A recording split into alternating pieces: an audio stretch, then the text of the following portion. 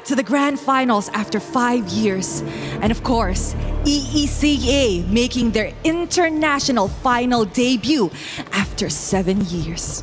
What a day for it then, ladies and gentlemen. Please join me in welcoming our MSC and EWC 2026 Grand Finalists, Yangon Galacticos and Team Spirit!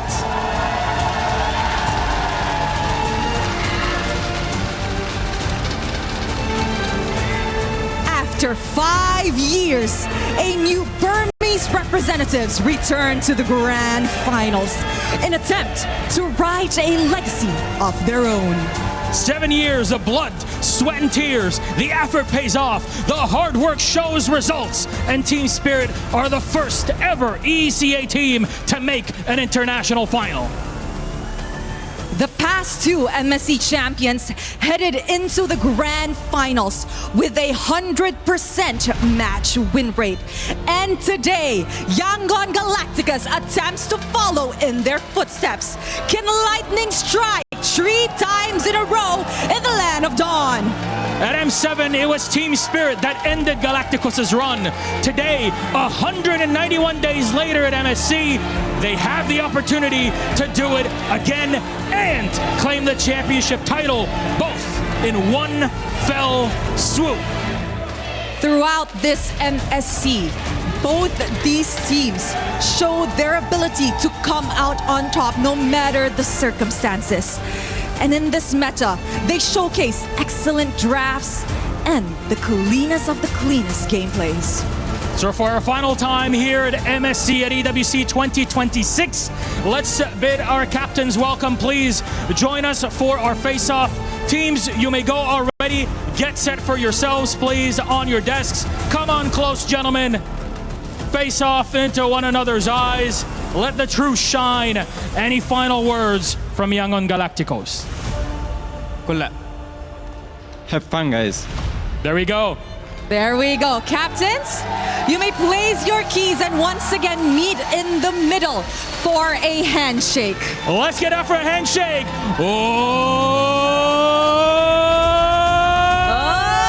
There we go! History is about to happen, ladies and gentlemen. It all comes down to this. What will unfold before you over the next few hours will go down in MSC history. Our promise is simple today. You're about to see some of the best MLBB you have ever seen. Enjoy. The final echo fills the land of dawn once again. It was pretty cool for our journey. In our first experience in MSC, we go to the grand final. Reaching the grand finals means a lot to the dreams of Myanmar. After seeing our flaws in M7, we are laser focused on what are the things that we need to adjust right away and understanding the meta and the patches. The good thing about the players are they are willing to understand things and they're willing to listen to what's really currently happening in every day. Yeah. From the ashes, the Burmese rise to claim the crown. Winning this MSC, we want to make a statement that we're not underdogs. The dragons of the north have proved it. They brought the Sky Kings to their fall. We had a rough start to the tournament, but we were able to bounce back. And now in playoffs, we're like in our true form. We overcome whatever problems we had. It's the first time we're going to play a grand final in the international scene. And that's why I think everybody is really happy and excited to play. I don't think there's going to be any pressure at all. The pressure is always on our opponent. For the first time ever, there will be no major regions. We are here to write our story. We are here to make the impression. We are here to win. No PH, no ID, no Malaysia. We expect us to win this finals and finally claim trophy for ECA region. Current against Team Spirit, we are very confident to beat them. We are going to revenge them because we lost M7. We give you all in, you give us the all in, we give us the best games that we can had. This is unfinished business. Looking forward to see them. Myanmar team, they improved a lot. They made this journey to the grand finals, and especially their win against the Falcons. Coach Marvs, he wished us luck to meet in the grand finals. He was also really hoping to meet us there, so it's the last step before we can lift the trophy.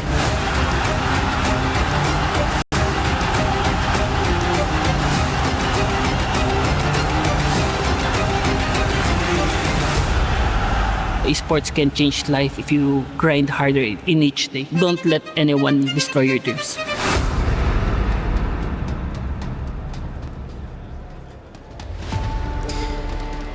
As it starts, sometimes the dreams, they feel out of place, out of reach.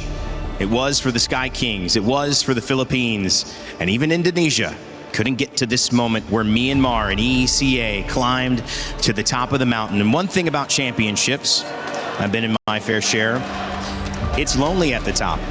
Everyone else has gone home. It's just you, what you've prepared, who you are, and especially who you are when the lights are bright, Lefel, because that's a different version of us that's asked from our game, from the world. When things matter most, and you can't shrug off defeat, when you have given it all and you've gotten here, how do you show up? Without doubts, without reservation. Yep. That's what these teams are set to answer in these 7-game series. To answer that, we got to look at the fans, man, because again, both Yangon Galacticos as well as Team Spirit, they're far away from their homes, and yet people made this sacrifice. People came here. You can hear the chants. They're giving their energy. For one team is giving their spirit. Because here's the thing, this reminds me of how I and a lot of Malaysians felt back in 2024 when no one expected us to go to the grand finals. But the moment that came true, so many tears were dropped, so much emotions evolved out of that. And now both these teams, the people that have been supporting them are feeling the same thing. Some have waited for 5 years. Some have waited for 6. And now, finally, it's paying off. And leading to this day, I feel like even just yesterday, these teams have already had a fair share of all these posts showing, extending support, passing through their own individual feeds. And I hope that is going to be enough boost, because whether we like it or not, we are indeed very far from their respective homes. And you can only count on so much to show up here on site. But the support you can and expect to receive from your very own regions, I'm pretty sure everyone's really paying attention to what's about to happen right now. It tells a bigger story, and maybe that story is still just a glimpse of what can happen here. The ripple effects of $1 million passing between the 6 or 7 people on either side of the stage with the coach and these 5 young men facing off. It will have implications for their grandchildren. It will have implication for their grandparents. It will have implications for life. And as we do that and we set the stage, we have to focus down now into the micro, the draft, how these two teams who are so good and have played different ways now come in and try to work that strategy to get the edge here in the draft. Well, right now we've got to talk about Yangon here. They're batting out the Valentina, very early ban, showcases that their first pick might be something that Valentina can, I would say, counter something like an Atlas, as well as I like this Harley band, because so far Team Spirit, when they do get that Harley, it enables them to play this double fighters. Something that I do have to look out for is that Barats, because again, when Kit Bomba gets the Barats, it's a little bit too much. So I don't know whether they're gonna answer that or they're gonna steal it away. And at the same time, I feel like they just really want to secure Kaize and his stability in mid, because I feel like the Harley will make things so much more difficult for him positioning wise. And he's been very fluent in heroes like the Eudora, Gord, heroes that would really just want to have an easier time finding position. Apart from that, it's maybe the juice in, but considering the amount of heroes that are actually open, I agree. But they actually take out the Atlas alongside the Valentina, so there could be a different game plan here for Yangon in first pick. I think they are opening up the draft just a little bit here. Either they're going to take away the Belleric, making it so that they have the only S-tier roamer there. But I like that you shout out the Zushin, because the Zushin might actually work out, considering that Team Spirit, they might still go for 4 melee heroes and just 1 range hero. So that's a good shout, Brick. Now, the Zushin gets banned out. Team Spirit was able to read out a draft. Yeah, so at this point, the Marcel is going to be left open for Yangon, which I feel is going to be real great if Spirit want to focus on their teamfight prowess. As the Poketo is actually still open for Hiko to pick up here in this part. We've seen Blink have, I mean, just one of the best performances on Rome that I can remember in my only 2 weeks of watching him LBB. But I do think that this Marcel is a different approach. We saw the depth of his ability to go to different stages and really force the Rome bans and make the other Rome on the other side uncomfortable. Now he's just taking the best one. And I feel like because there's a chance that Team Spirit is going to have 4 melee heroes, it does make it so that it's Marcel can actually get maximum value. There's a good chance, even if he doesn't catch all of them with the golden hour, even the Platinum Snapshot is just going to be good for that small stun. But now the Barats as well as the Hirara, Team Spirit is already starting off very strong in their ban. Yeah, I don't know if part of them is just really complacent that Yangon is likely not going to pull off a Paquito Gold anyway, because I don't think Sanji has ever gotten his hands on a fighter gold lane. So the possibility of them still getting that is very high, and you see it right now. Claude is going to be locked in by Yangon. So the Paquito possibility is again still available for Spirit if they want to lock in their side lanes right now.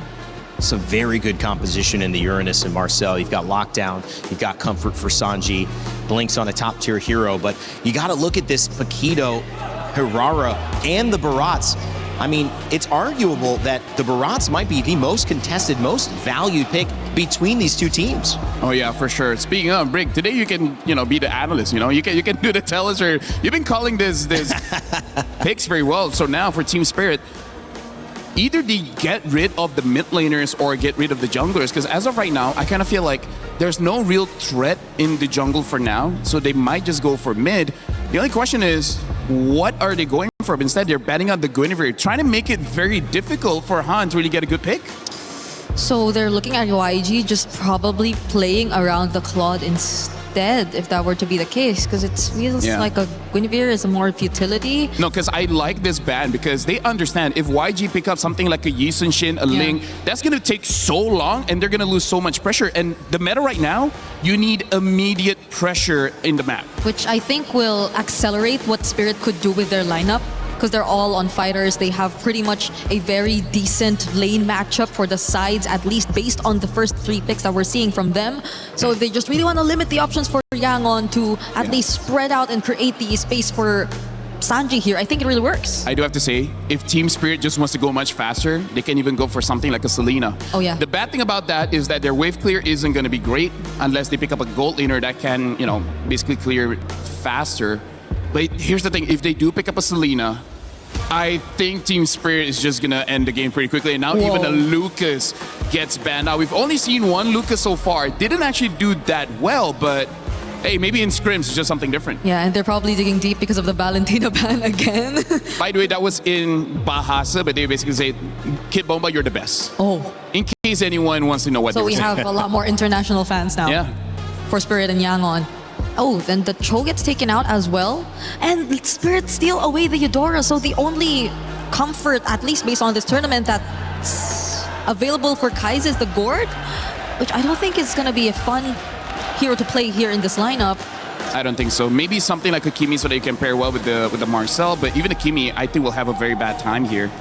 Do they want to play range? Because if they do, something like a Farsa might still be okay, because the Hirara can jump onto you, but hey, you cross that bridge when you get there. Yeah. But speaking of the Eudora pick, I'm 50-50 just because there is a Uranus there, so you can basically make it so that Eudora makes a mistake. But at the same time, you can time it whenever the Claw wants to go in and then just stun them up and then kill them very, very fast. I guess Spirit are just relying on their combo burst damage, because at this point they're looking at Eudora, Paquito, Hirara. They can pretty much deal with any tanky hero if they get to a point where they've scaled enough in the game. But they do indeed lock in the Gourd alongside a Suyo. Yangon, it's always a Suyo last pick that you feel is kind of just them being forced to pick it up, but if they make it work this time, that's a great start for Yangon. Well, here's the thing. As the draft progresses, we remember in the interview with Eterna where he could basically say that we have better drafts, and for now, I kind of got to agree with it. How do they get Barats, Paquito, Hirara in the first 3 picks, and then pick number 4, they still get the Eudora? Like, this is an insane draft to get for this current meta. This is like what Onyx got in the last game. In the last game against Falcons, yeah. And even we were like, wait, how did Onyx get that? That was no way another team is going to get that. But hey, c'est la vie, here we are. And then last pick is going to be Jin. Whoa. So talk about trying to accelerate the game. Okay. This is kind of like almost no range. Eudora has range, but it's mid-range. I'm liking Spirit's draft. This is the kind of draft that says like, you know what, Grand Finals, we're going all in. Yeah. I love it, guys. This is a big one. Marcel giving up. You see the Claude early pick, the Suyo, the Gourd for Kaize. Something that just feels familiar for YG. And if it ain't broke, don't fix it. And of course, Team Spirit say, we'll give you those. We got what we want. We're bombastic over here. Kid Bamba trying to lead them into a Game 1 win.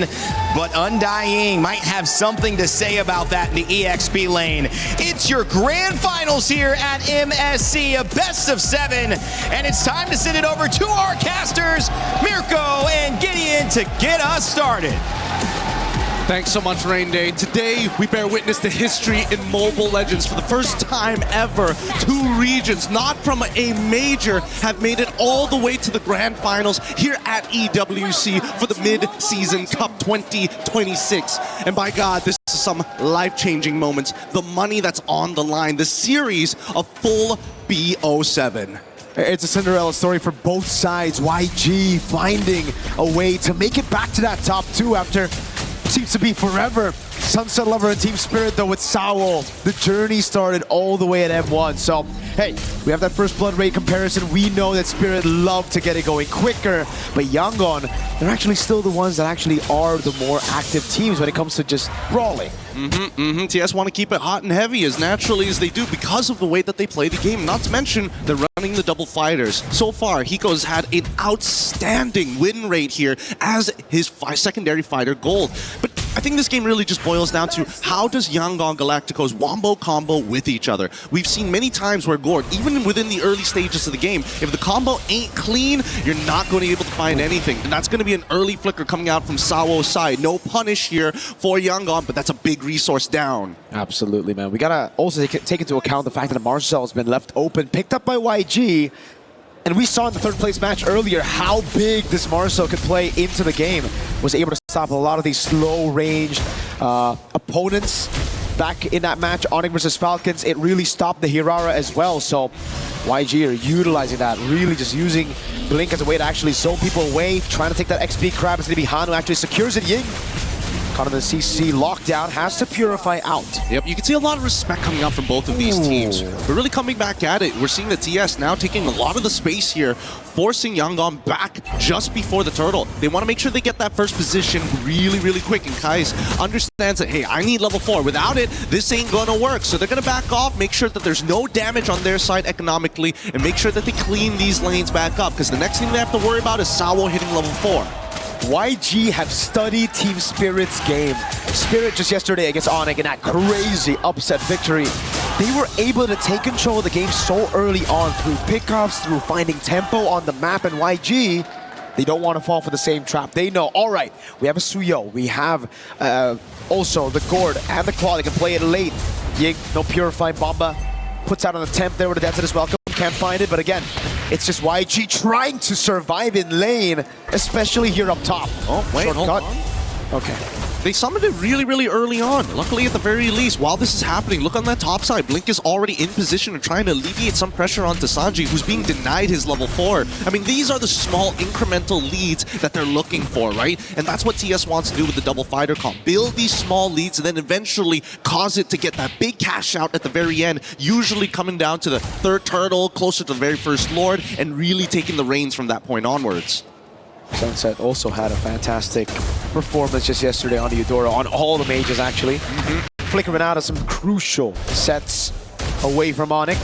YG, this is one of the first times we actually don't see a big setting to on Blink, right? Mainly because of the Marcel. So it's also going to be a big question mark because the only other time we've seen Blink on this Marcel was all the way in the group stage. It's been a while. It's true. If we're looking at it, you know, in boxing terms, I think the best way to describe it, it's Southpaw versus Orthodox, right? And Yangon, they understand where they need to play defensively. make sure that they don't set up potential dives to their gold laners. But in the meantime, because of their defense, now the dive. Purifier with the Blazing Duet actually gets away with the BMI as well. Now it's the Golden Hour plays down. I'm gonna go for the Blade Surge and the Soul 7, but it's misplaced because the Golden Hour blink. Taken low, is taken out. Straight up by Sunset Lover. Zaur's able to get the targetable dive frames, and he gets away in time as look at Sawo. No punish there. What could have been a really great combo, a good one-for-one trade, ended up falling into the hands of a profitable win for TS. They're doing it again! Shortcut of the Crash Course. Kaiser has to flicker out, and it's Team Spirit again with the early relentless pursuit on YG's jungle. That's the beautiful part about this composition, right? They're using that shortcut not as a means to just engage, but also control tempo. And now Ying is in a lot of trouble. He still has his Purify, but that's no consecration. Consecration, but it is early, even through the Purify. Sour picks up a kill, now goes straight into the neutral objective. That's going to be free for Team Spirit. Look, in the meantime, he's already trying to proxy this wave, and Sanji, he's well aware of this, right? Again, defensive against aggression, and Yangon understand that they have to play very, very defensively for the first couple of minutes of this game. Arguably now, with a 2-kill lead and the 2.3k deficit, that probably bought them an extra 4 more minutes on TS's side. So we're expecting probably around the 10th to 11th minute when Yangon get into position, unless we do see a huge turnover fight. That turret conversion down below. Bomba, man. Just like yesterday, Gideon, he's conditioning YG to see these misses, to see these whiffs, and then all of a sudden he's going to pull off a crazy dead center flicker. That's the beautiful part of it, right? Get the early conditioning down, because technically there's nothing to fight for on the map as they're trying to get Sanji out of this lane, but they can't seem to do so, especially with Hiko. He's playing this really, really well. He's pressuring life totals, he's maintaining control. Bait! Doesn't connect. Yeah. Good reaction on Sanji. Could have had his Purify out taken. Spirit definitely want to play around that now, and Sanji's going to recall. That means Hiko will again be able to find a tempo up top as now they look for a cut on mid. Kaize has the flicker back up in 3. Spirit will play it slow, and look at Bomba, They're playing so well, and now they want to collapse down on this mid-tier 1. If they don't get it, they might be able to contest for this purple buff, but I don't think they have it. As we look towards bottom side, even Zaur making sure that Sanji feels the pressure. Oh! Shortcut's going to be dropped down. Bomba. Okay. Goes for the chop. Purify out. Golden Hour catches 3. And the Mystic Gush. Not too sure about that. Bomba's going to take hit all the way through. He's going to soak it in. No problem. Yeah, we both saw this was going to be somewhat of a nothing fight here. No real commitment on either side, and more importantly, just not enough items to actually cut through all the base HP coming in from TS. They are still in the phase where it's their turn to play the game, and Yangon have to just defensively and honestly be really creative with these small little cheeses that Spirit have taken full advantage of, whether it's in-lane baits, the pressure that they apply, and also the information that they give has been immaculate. Free turtle take. Free everything. The first 2 kills were free. There was nothing to retaliate against it. The structures as well. And a mid lane blink bursted down. Oh God. The Marcellus looks so untouchable. Just being pick or ban every single time, and wins. Oh God. Even when we see it open, Gideon, when we see it pick, it dominates so early. But when you fall behind on it, especially against this burst comp, man, is he squishy. Yeah, they're taking everything into condition here, right? They're making sure that whoever opens the map gets punished. Adeptness welcome connected. Big chomp into Sunset Lever with the ball. Lightning straight up with the Thunderous Wrath as well. Killing Street picked up as Zaur's able to get the immobilization. The blink will be zoned away just by the shortcut. Another health bar to deal with at the bottom lane. It will be a minion wave to play with. Team Spirit converting on these objectives. And YG cannot respond. That's a 4-level lead. Almost. Han gets sent. They're just letting this happen, unfortunately. They're not using the Golden Hour as a creative tool to kind of retain some semblance of control over their waves. Zaur gonna go for the solo. Oh, under turret. Almost got it. Has to force Han away. Blink! Burst it down. That lethal ignition. Connects, and it's good. Sanji, he's in trouble. He has to use the Purify alongside with his Blazing Duet to stay alive. Detna's welcome connects again. Combo's good. Oh, wait! Good Mystic Gush and the shutdown. Finally, YG. It took him 8 minutes to get on the board. finally clapped down onto the backliners here. But at the end of the day, yeah, sure, it's a bit of a shutdown. It goes to Kai's, but that was going to be the main bullet anyways for Yangon. So TS don't mind this so much as we look at the items, right? It's a lightning truncheon in comparison to just a glowing wand. The item difference here allowing TS to actually be stronger in the majority of the scenarios. But not to mention, if we start looking down towards everybody else and that lead coming from Zaur, that is ridiculous. He's going to get that VOD in no time. Wow. He might be 5 levels ahead by the time he clears out his jungle. 9 minutes in, he might be able to get that record again. Oh man, it's going to be the fastest level 15 we've seen in a while. And the Lord is up, but look at TS. They're not rushing it straight away. Nope. Not only denying information, he's 15, but they're setting up like a great net on the side lanes. Oh, Sunset instant flicker away from Blink. Take a look at Sawo up top as well. It's free. They can't react to it unless the golden hour gets placed down, but Zaur's able to get it, and now into the Deathless Welcome. The big chop over it, straight to Zaur with a BOD. Yeah, the combo not exactly landing, but it's good enough. They've zoned Yangon completely away from their neutral. With this Lord take, I want to see how much they can actually get off of it, because this is where it gets scary, right? As much as Zaur can dive underneath the turret, most of the time, if a composition like this wants to get an inhibitor against a full 5 on the opposite side, despite the 8.2k lead, it does come with its risks. A lot of it just comes down to juggling the aggro from the turret to make sure that everybody can absorb the damage and spread it out evenly rather than one person just taking it. But worse yet, it's about Kid Bomba landing the Detonator's Welcome to really set the tone. Big chomp down again. Purify's still available though, he's just trying to bait it out, but Ying stays patient with it. Pops into Consecration, Sunset Lever coming in as well, the Golden Hour will be able to find it. Blink slow, Hiko goes in, a flicker out from Blink. And Ying's just trying to hold. Holy Shield already depleted now as Zaur walks up to zone. Turret gonna go down, up top. Purify as well, baited out by Ying. Yeah, they're getting everything out of them. And unfortunately, every single time that Ying gets hit by the Detonator's Welcome, it almost trades ult for ult, and they don't mind this. This is actually good. Hey. Oh! There's the gush on Bomba. He's taking that 2 damage. Blink goes down. Bomba stays alive. It's Sawo now with a crash course and a shortcut in the mid lane. Sawo taking low. Flickers out of the way, but Hiko is making quick work of that turret. Up below, Sanji! He's done it. He's already turned this around at least. He's taken something back at the bare minimum, but they can still chase this actually. Ying making sure that Hiko can't close the distance. He's forced to flicker back out, and Zaur now there. He's waiting just in case they need a secondary disengage. Considering everything that has happened in this game, yes, it is a bit of a shutdown, going over to the right targets, in this case, Sanji, but the lead is already too wide. 8.9k, now turning into a 9k lead, 11 minutes into this game. This could be a make it or break it on Lord side, and with 2 missing inhibitors on both side lanes, there's just no way, not even the spawning of the Lord RNG will work into the favor of Yangon. It's going to be very difficult. We've seen so many forced mistakes here. But YG were able to get a few things, right? They got a kill. It's not enough, I agree. I mean, that's for sure a win for Team Spirit. It's a top lane and bottom lane base turret. They're gonna have far lane on top of that. But it's something to work with. It's a Sky Piercer stack as well for Han. So we have to take that into account right now. It's 1 stack though. It is. Unless we see and the he's next... 3 levels down. He is 3 levels down. Like, we know for a fact that this Lord is pretty much impossible to take, so they have to play for the fight. And if they are going to play for the fight, I'm looking at Blink and Kai's here to make a combo play. Whoa, they use the Mystic Gush. Chomp down, doesn't land on anybody. Kaize gets away from the missiles just in time as the bottom lane comes pushing in. Sanji sent down below to deal with it as the Lord spawns up in 7 seconds. It's gonna be, the pullback, the Purify out already.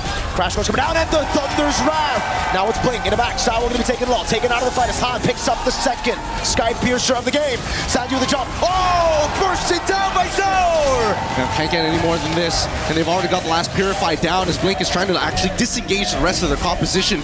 But Team Spirit played that well, and unfortunately for Ying, just a little too early on that Purify. If he held it just a little bit longer, he might have survived it, but it's a difficult composition to deal with right now. Just look at this, right? As everybody's able to get their damage down, as soon as that Purify is timed out, that's when Sunset Lover is going to let that ball lightning rip. The rest of the composition here also very ready for Sanji's re-engagement as well. So TS, they've covered all their bases. They are playing very good game 1. So clean. And YG, you can clearly see they're getting desperate. They're making these plays happen. They think they have their power spike, which is true. But the thing is, Team Spirit with the 10,000 gold lead, they kind of built past that power spike, the initial power spike. Yeah, and the worst part about it is the frontliners have opted to go for the Chastised Pauldron to ensure that it's really, really difficult to actually chunk them out in key critical moments here. And now they've got that lore pushing on that top side. They're synchronizing the waves as well, and they want to have a delayed wave down on bot side. TS now on the attack. Into the mid lane they go. Sour knows there's no Purify on Ying. 8 seconds for it to come back as the Rose Gold beater gets built up by Sour. The winner crown is ready. Hiko with jumping forward. Sanji doing some damage over on Hiko. Bomba's still there. Golden Hour catches Sunset Lover just in the brink of it now as the Mystic Gush comes around. It's good, and they want to go for a little bit further. Hiko wants to get right on top of Han, but they cleared the waves already. They need to reset. They have one more opportunity and one more wave to deal with. Massive Mystic projectile landed on Sunset and Bomba. But luckily for Spirit, Sanji did not have anything to capitalize on it. Team Spirit, though, again, classic Spirit, classic EECA, that discipline, playing around these structures, objectives, backing away straight up, and then slowing the game down again. They're never letting YG touch their comfortable tempo. Yep, but they've also got one more opportunity with their 10k gold lead, right? By the time we see Yangon hit 42k, we're expecting both Han alongside with Sanji, arguably 3 to 4 items onto Kai's at this stage of the game to be complete. They really, really need these items. And Sanji finally gets the extra range with the Malefic gun. He needs that crown, unfortunately. We've seen many places where he actually gets really deep with the Blazing Duet onto multiple targets, but without that winner crown, he is going to trade himself off, which is not something Yangon can accept right now. And to win the crown from Kaize as well there. Picked up for him. Radiant armor for Ying. So a little bit more defense, but you could clearly see that big diff in gold between the XP laners. Bomba is just a big chunky boy. He's thick. He is thick. And he's also taking the winner crown as well, just in case a scenario like that happens again, right? They gotta be careful, because at the end of the day, it's still going to be up to Kai's to land that Mystic Projectile. If it hits on multiple targets, that's great, but the setup really just comes down to Blink. Han, at this stage of the game, has to be the finisher, and Ying needs to start peeling, but we see every single time the sequence is the same. TS will start to target Ying first, get his ult out. Maybe if he doesn't have the Chastised Pauldron ready to go, even better. Then immediately start moving towards Kai's position. Disrupt the anchor. Once the anchor has unhooked from the bottom of the ocean, the whole ship is going to start going out of whack. Still going to be difficult, though, again, for... Wait a second, Blink. No. There's a projectile thrown out as well. YG, they really got to get control over this top side. TS have done such a good job at denying it away from them, and now it really just seems like Team Spirit will be able to take this one for free with Sanji showing up in the top lane. They're trying to punish this. Uh-oh, Blink. With the conceal in the back, is able to find two with the golden hour. Now the chomp down comes in, the shortcut in the back line is able to get Sour in a good place. Hiko with the jump, Bomba with a crown. Blazing coming around, and Sour is able to get the targetable 2 iframes as Hiko walks up again. And now Ying trying to at least delay them. Sanji is on the run, but Han should be able to go down. Here is Sour in the 1v1 and wins it out. He gets immortality, still able to chase away right now. Can he get Sanji down? He walks up, base the BMI back again, and Sanji's thrown away from the base. Team Spirit secure game number 1. Woo! Clean, tactical, all beautiful plays coming out for the side of TS Yangon in the southpaw stance. Cannot just play defensive against them. I don't know. It might be a moment where their drafting has to force a scramble. They have to. It seems like the only way Yangon Galacticos can actually start to get the tempo and start falling into these positions, because if they are going to be playing for really difficult wombo combos and power spikes against a team like TS and what we've been seeing so far, either you disrupt them on that red side, take it away from them, or you're going to have to keep it real simple. And it's as LaFell said in the panel, right? He mentioned it already. How are you going to give the Barats, Irara, and Paquito all to Spirit in the first phase? They need to be able to take some of these heroes away. I understand, the Marcel's Prio. Yup. But that's where you have to go back to the drafts again and the bans. YG, I think, put too much respect on Team Spirit's picks that beat Onyx. Valentina was banned out. The Atlas and even the Harley, they need to try to open up some of these picks. Yes, those picks are great, but I think there are picks to deal with it. Absolutely. And let's also not forget that second half of the ban. It's very telling for both of these teams what they are genuinely worried about. They're genuinely worried for the side of Team Spirit. Hey, we're getting rid of things like Cho, things that can force us to change our battle spells. We want to always have flickers in our double fighter composition so that nobody feel safe at any point in the game. And as we see these combos get dropped down, that shortcut really allowed them, giving them multiple access points into these fights. But we'll let our panel break it down for y'all here for game number 1. Thank you, Gideon. Mirko, that was a game that set the tone for what this best of 7 could look like. And not only did it showcase how valuable it is to have seen these semifinals and seen the way these teams came into it. Team Spirit with a 3-0, continuing now 4 games in a row that they have won. It also shows where maybe Yangon Galacticos' heads were, trying to over-predict, trying to see the things that worked or didn't work against Onyx and see if they could shut those down right away. But it ended up giving too much too early to EECA's representative, and now they are in the deficit, having to claw themselves back. Still plenty of time to do so. Rain Day, Brigida, and LaFell to break this one down on the panel. Brig, what'd you see? I still cannot get over the fact that we saw the Paquito Hirara, and why are you copying me? You always copy me. Why can't I copy you? Okay, you can. The Hirara, Paquito, and everything else. Even the chip came in as a surprise, but it complemented the idea of the lineup so well. It took time. It took time for Yangon to actually hit their spikes, and at this point, if this keeps going, it might be Spirit with a much cleaner record in the knockouts finishing off this tournament. I mean, honestly, this is a good showcase of the new and old, because what Spirit is showing is the new meta, the current meta.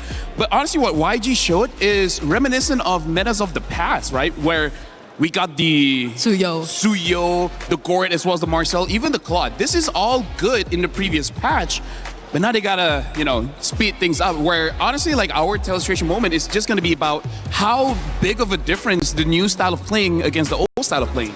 Well, sometimes the Marcel shows up and it's, whoa, you let us get Marcel. And sometimes it shows up and it says, well, you get Marcel, we get Paquito and Barats and Hirara. And, at this point, it doesn't even matter that you have Marcel. And that's what happened in this game. I would say the draft that YG has a very bad relationship with Team Spirit. It looks like Team Spirit, they got like abusive parents, and then Yangon, they just got the abused kids. Oh my God. That's how mismatch it was. That's one way to put it. Wouldn't be my metaphor off the top of my head. It wasn't the first one that I came up with, but it's the funniest one. Okay, yeah, it is funny. Again, not the first word I used to describe that. It wouldn't be I off think the you gotta top change of my your head. description for it. It's the one that grabs people's attention. Okay. I wouldn't mention grabbing after that as well, because that feels like you can get into the same. This is just the story of my life, everything I say. Damn. Okay, so guys, you have a lot to break down. Game 1 gave us a lot of answers on the side of Team Spirit. They're the real deal. Zauer, Egoist, Kid Bamba, you mentioned Sunset Lover and Sawo, of course, Hiko, trying to make a statement here. LaFell, what was the statement you saw that was made by Team Spirit in Game 1? Now, hold it. You could do it if you want. Yeah. Bawaski. All right, thank you very much. It's nice that you understand Malay now. So we got to look at the draft, because there's a whole lot wrong here. And let me explain as well, first things first, what I mean by having bad relationships with each other. Because we're going to start with one of the more important picks here, which is the Suyo. The Suyo being the jungler is definitely one of those picks where it's going to move the map. It's going to move the tempo, right? Now, one of the problems is Suyo has been adjusted before, where he had armor as well as magic resist when he is in his immortal form, but they removed the magic resist. Now, the problem is we got one of the best mage bursters here, which is the Eudora. It makes it so that if he goes in, he dies. That's why we don't see him really do much. And it's honestly the same with the Claude. The Claude goes up against the Eudora. Also, he goes in, gets stunned, and then the damage is just going to be too much, and then he's gone. And that's not over yet. We got to talk about the Marcel. I play the Marcel. Here's the thing. He gets stronger when the Thunderbelt stacks actually gets to stack up. But before that, he don't want to deal with burst. He don't want to deal with anyone that can stop him. Now let's look at how many people can do that. So Eudora could do that. Probably just Paquito one. could do that. Barats could do that. So there's three members that can deal with the Marcel. One of the reasons why they don't really mind letting the Marcel go. So right now, it does seem that Team Spirit, they just get all of the answers before some of the problems even existed, right? Because Suyo came out late. And then, well, the Marcel's first, but again, they were able to answer that. So let's see how it translates in game. And in this current meta, it's all about map pressure. Let's look at what happens when there's no map pressure here. We're going to be seeing, this is, by the way, look at this, it's 243 in the game. This is fairly early on. And we can see that the gold lane here, Hiko is winning by a lot. And then we're going to go to the EXP lane, and look, three members of Team Spirit is already in the jungle, and it's already like, look at this. This is the second tier turret of Yangon, and they're able to go in. This is 2 minutes, right? This shows how much domination they got with the Barats as well as the Paquito, which, by the way, I feel like Barats is #1 EXP laner, and I would say Paquito is sharing that spot with Freya in terms of the best gold leader right now. And then we'll be looking at what one of the problem is here, where we see that Team Spirit, they overcommit, and yet there's not enough damage, there's not enough instant crowd control, and that's part of the problem that we have if we look at the draft here coming in from YG, where Ying can be a frontline, that's great, but not immediately. He needs time to set it up. Kaize can kind of stun, but only if he hits his skill shot. And then Blink kind of stun, but here's the thing. In the golden hour, some abilities go through, some don't. And we're going to be looking at this clip here, how it has been stunned up, and then Hun tries to attack, but the guy's frozen, so no damage is going through. So this draft honestly doesn't really harmonize together all that well. I guess the clips that I also... Yeah, Okay, speaking of harmonizing. We are trying to harmonize right now. I guess the clips that I also picked up are just to further complement the idea that we're trying to put out about the bad relationship. I still don't completely understand the metaphor that he put out, by the way. Yeah, me neither. I think it's deep in his past. Yeah, but I think this will really kind of establish how within the team and within the lineup, it hasn't been really that great. And at the same time, against these opponents, against this lineup, it hasn't been as great. So where's the play button? Oh, there. Okay. So I chose this clip in particular. Was it this one? Or I chose this clip in particular because I think it was just very brief.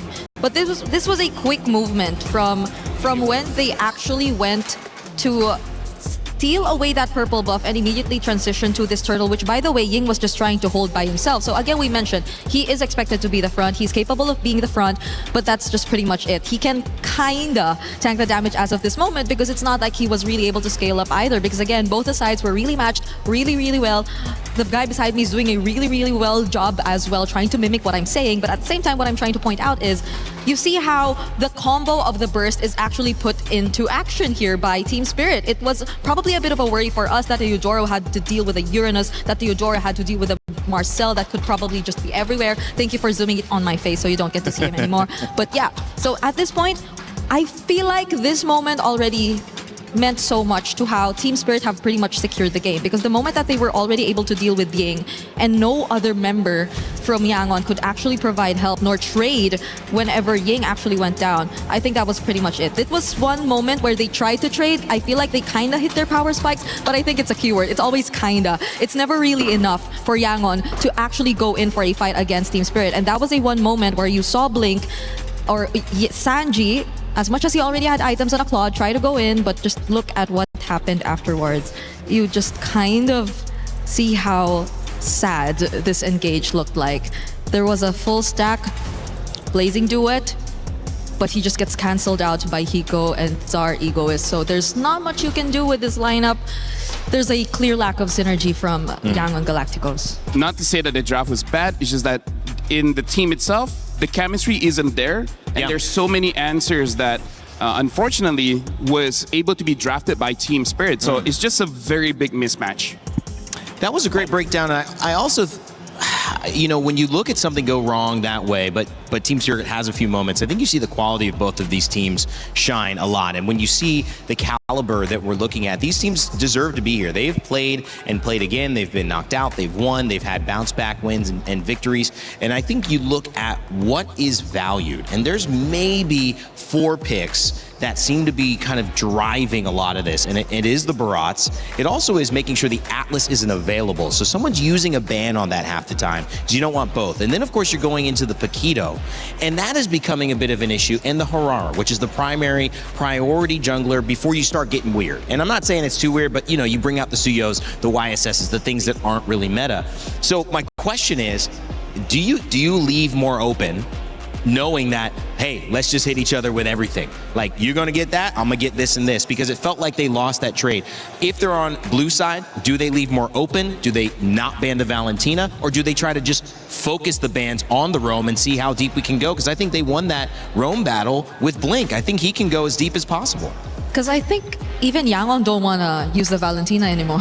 Like, based on their game yesterday, so they just probably took it out. Well, it does kind of tell you something about how they want to draft.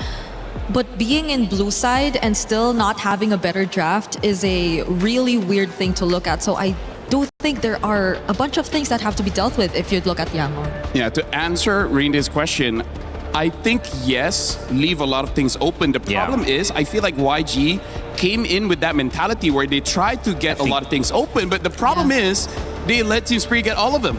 I actually agree with you. I think that's why we saw the Valentina. I think they actually left Valentina, Harley, as well as Atlas. I think they were trying to make sure they could get Atlas and Barats, or at least get something like that. But they just, I don't know, they were late to the game. Maybe they just need another crack at it. I feel like if they try that again, maybe don't first pick the Marcel. Yeah. I feel like Marcel that's probably is strong, what it is. but not enough. Yeah. I feel like Barats or Paquito, both of these are probably like the highest prio now. Or not in terms of the Yangon play style. Because I don't think Marcel will just really enable the kind of play style that they've been wanting to play based on the previous matches. Because I think even though in previous matches where they had much better drafts, or hero synergies to be exact, they've been doing things individually and they just layered together so well. But in this scenario, it just really requires you to follow a certain sequence, which I don't think they really would want to go for if they want to play fast, especially against like a team like Team Spirit. Yeah, they need something for the early game. They need to deny it. They need to match it. They need to keep tempo. So now they're back to the drawing board. Team Spirit have done something well, and they know exactly why it works. Can Yangon make an adjustment to tie us back up? So far in our sets, we have not seen many teams go 1-1. We've seen the 2-0 and then 2-2, which means we are in a heavy momentum swing for this meta. I think it also means that generally, LaFell, some team figures it out a little bit earlier, a little bit faster, and it takes a minute to figure out how to handle that. I feel like game number one, it's kind of how Yangon want to test the waters, right? Because we even heard in the interview with Eterna where their coach said that they're going to be aggressive. But that was the kind of draft that was not aggressive, right? So maybe they just want to test the waters, and now Yangon, they just ban out the Barats as well as the Paquito, because I think even they agree with that. That's too much of a problem. Let's get rid of both of them. Yeah, the question was, do you leave everything open or do you take everything away? And it's clear that YG said, we are going to take away the Paquito. We are going to take away the Atlas. We are going to take away the Barats. And now we're going to be on a more even playing field, because in this situation, we're getting one of the two that we think are the most valuable. But I like this too, because we're just going deeper into those frontliners, those fighters, those roams. I think this works for YG. We've seen it work. Yeah. Eudora gets banned. I feel like Hirara should be the top prio here. Marcel can kind of work, I guess, but I don't know, man. Hirara's been like one of the faces of MSC. I'm thinking between Hirara or Jusen for Yangon. I think you Hirara. Yeah, same. If it's just about what really works, I just think if Yangon have been drafting according to comfort, then that could have been a consideration. But now that will remain open. Honestly, to Spirit, I think there's even the Belleric Paquito that are available. Paquito's banned. Never mind. So yeah, I think like there's a chance that they could actually steal the Zushin away as well, because again, the Eudora has been banned out, so you need someone else to control during the fight. In terms of Belleric, I think it is an okay pick for Sao, but Sao does show quite a lot of heroes so far in MSC, so that might also be something that they want to play around. And with the Paquito as well as the Barats banned, I think Hiko is just going to get a marksman here. Like some kind of marksman. The Esmeralda gets picked up as well as the Belleric. So now Team Spirit has already established they have a front line and they have a counter-engage hero in the Belleric. I almost think we've seen Sora picked up, right? And he's done okay. I like that maybe going deeper into an EXP lane. Remember, Phoveus was available last time. You had some interesting matchups. Lapu, I think you go Claude. Sanji's very comfortable there. And now Kaise can get his Zushin. I think he really should get a Zushin, unless there's a prior roamer that, I don't know, I want to try. I don't know about that though. Because Glue is counterable either with the carry or mids like the Vexanas. Yeah, so it's a good hero, it's just counterable. So the Harley picked back up, and that's something they banned earlier on, Brig.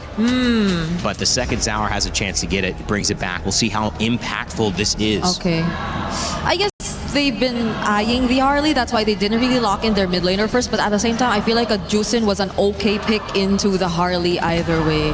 Because you had the Crimson Beacon, you had like escape tools to just really keep yourself safe.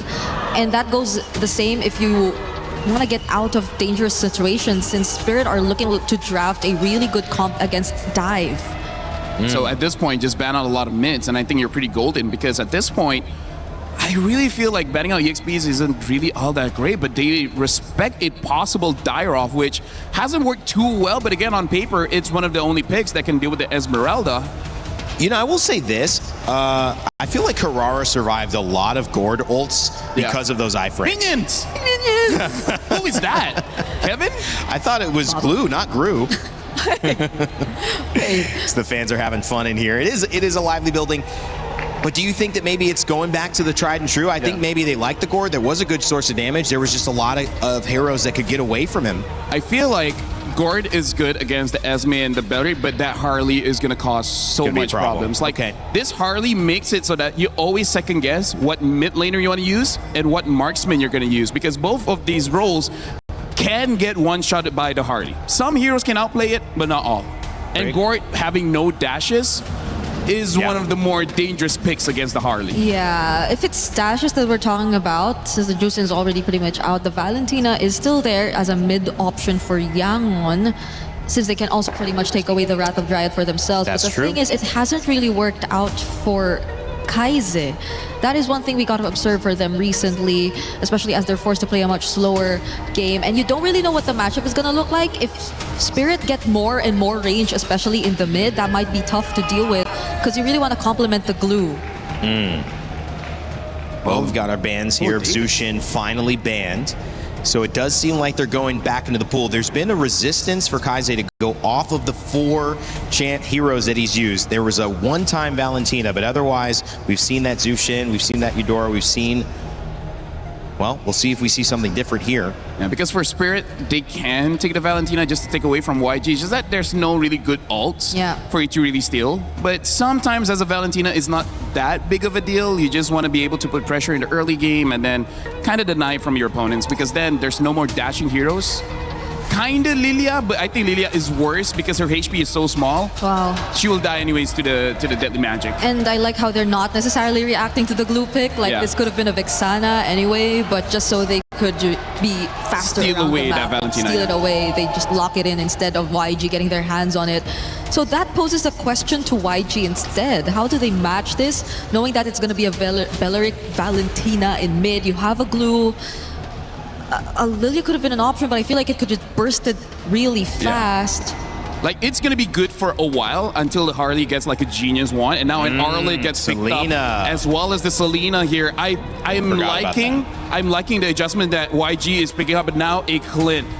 A good matchup in the gold lane possibly can burst down multiple members of YG as long as Team Spirit gives in a good early game. What do you guys feel about these drafts? I think it's more equal compared to game number 1. Yeah, I'm liking how proactive Yangon are this time. They have a lot of setups. It's not like they're gonna wait for Spirit to start it every single time.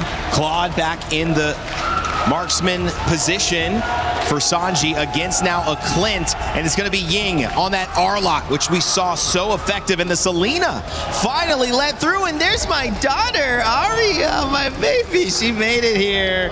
All right, having a lot of fun. Let's hit it over game 2 and get us started here in our grand finals. So sorry, Rain Day. I don't know if your daughter needs to watch this next game here, because it's going to be an absolute bloodbath. It might be above the age limit for this one, because we are expecting an absolute brawl. Huge contestation for both roaming supports here. Glue is an amazing pick into this lineup, but the big issue is, are you going to be able to build the right items at the right time? There's a lot of magic damage on the side of TS for this early game, and eventually that Clint is going to be a bigger problem. Absolutely. It's also about how do you cut through, right? Against this composition, you need to win in the early game, and that's why the Selena pick is going to end up being massive if utilized properly. Can they utilize it though? That's the question. The Esmeralda almost holds a complete monopoly up top when it comes to tempo. It is, and that's the thing, right? We're going to see how this game has to progress because there's also counterplay to a lot of the different problems that we're going to experience. If you look at the emblems, at least looks pretty standard all the way through. Season Hunter, at least for this lead. And now First Blood going to be achieved here as Kais finds the kill. And now, with this lead, this is what we're expecting, right? This is why I was talking about the support so often. Those deaths, they're kind of the only people who can walk up and do what they can do, but Blink is a lot more expendable in comparison to Sao because they need that Wrath of the Dryad. That's the tempo we were talking about, though, yeah. For Team Spirit, they're going to have to wait a lot. I think compared to game number 1 especially, you're going to really have to wait for that Wrath of the Dryad, like you mentioned, Gideon. And for YG, it's all about fighting level 1 to 3, finding those slam passes. And with the Hirara, the Glue, and even the Arlet here, you're going to have so many resets. That's why Zaur wants to take Ying out of the equation. This is how they get back into that turtle fight after Sao got picked off. Yep, it looks like they're not going to be able to contest the very first turtle here. It's going to be level 3 to level, well, actually, pretty close to 4 for Kid Bomba. He should be able to hit it first no matter what. And they're going to use that pressure to start zoning out the rest of the Yangon members to allow TS to hit 4 on time. However, Sunset Lover, not there yet. Do they need to walk up to get the EXP? No, they're going to rush this. It's such a good decision for them. Now, retreat battle is still going to be Zaur. Han was close to it, but it's such a good decision at the end of the day right now because they know there's no big ultimates to take anyway. So why do we need Sunset Lover on 4? We're just going to get tempo in mid, take that main win condition away from YG, and get that turtle. It's abusing the timers. Ying was not level 4 at the right time. Han wants the contest, but unfortunately, even Kai's hitting level 4 doesn't make the difference in these moments. They need Blink to be level 4. They also need to make sure that everybody is ready to fight at the right time. So now with the off-tempo play, they steal it away. Great decision coming in from TS, but where is the rest of the conversion, right? As we go back to the neutral states, you can see that even Kid Bomba is still making Ying's life very difficult, despite Han purposefully showing himself. He's dominating the lane right now, dude. And they're able to... Whoa, that's so wild. There are no other ults to take. To be fair, it's either that or the final slash, right? Yeah. You're not going to take the Blazing Duet. Well, honestly, we don't know. Yeah, maybe later in the game when you're desperate and you need to be able to kind of peel away from Sanji already on top of you, then maybe. But even so, at least with the battle spell, Sanji understands that he's got the Purify to work with. I just don't know how this lane is going to go for him. He's playing the lane well, right? But Hiko's got this freeze on him for this point, at this point of time. And until Hiko gets his first item, that's when he really starts to dominate the matchup. One thing I will say about Team Spirit and how they're able to actually just gain control of the map when nothing is happening is I think they're the best team at playing the neutral game. When there's nothing happening on the map, they are so good at maximizing all these small little trades on the map. Like even here, Bomba is getting a trade over on Kaize, giving Sunset Lover more pressure in the lane and stopping Kaize from putting those trap downs, you know? It's just such a small win, but it builds up, and that's why Team Spirit now, even though they're down a kill, are the ones up in tempo, in map pressure, and everything. Exactly. Here, because by the time the turtle actually spawns, Kid Bomba in about roughly 6 or so seconds after the spawn, he's going to get his ult back, so they understand how these timers work. And you can see that Ying, as soon as Bomba shows up, he's like, oh man, I gotta try and forcefully clear this wave. We trade ults again. We're going to come back down to the turtle, and I think it's going to be that constant dance. I want to see what TS's decision is here, because now they can't sneak away this neutral objective, but I think they want to extend their lead. Oh, Bomba, he's got the proxy. And Sunset, that's the reason he stole that Abyss form. Man, Sunset with the Flicker out from the stun as well. It's a proxy up top now. Did they go for the retreat? Sao with the Flicker and the Wrath of the Dryad in the backline as well. It's going to be the jump on Sunset now with the steal on the slam side of the pass as Sao gets away in time. He's going to be taken low though. Sanji with the Blazing Duet takes him low, takes him out with Ying. They want to punch it even further here. They're not done just yet. The arrow lands over on Hiko, and it's Ying with a punish on the Vengeance. That's what you want to see. Just continuous CC after CC just to give that extra bit of bonus damage coming in from Ying. Beautiful stuff all the way through, but at the same time, the game is not over just yet. At least the tempo has fallen back into Yangon's favor, but in the mid lane, just notice that Ying, now, he doesn't really want to be stuck in this lane any longer. But let's look at this replay one more time, right? Sao so close to dying here. Sanji clearly doesn't have the items, but as soon as the Purify is out and Kais is able to find an off angle on any of the priority targets, there's nothing you can do. Zara almost getting a sneaky little assassination there, but Han with the iframes, a bit too hard to kill. I think what we need to talk about, Gideon, is the fact that Team Spirit intentionally took that fight a bit long. Kid Bomba, though, the final slash lands on him, but Ying doesn't have the Vengeance again. Bomba now able to get the shielding in time. Han cannot take him out. That's got to be frustrating. It's now 3 series days in a row where he just can't kill Bomba. It's annoying because you can tell that Ying, he was thinking about jumping this, and Han was like, no, give me the kill, sir. Please, please, I need this right now. You're already 2-0. I'm 0-2. Just give me a little bit of gold, and it could make the difference here. And that might have just costed them a lot more than they would have imagined here. But you're absolutely right.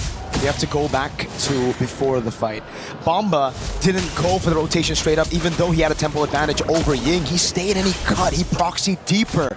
So it was almost as if Team Spirit knew they weren't going to take that fight. They were just trying to prolong it so that YG can't get their early snowball in time. And not to mention that they're utilizing their threats, like Sawa walking up and faking the movements, trying to throw as many feints just to get YG to react.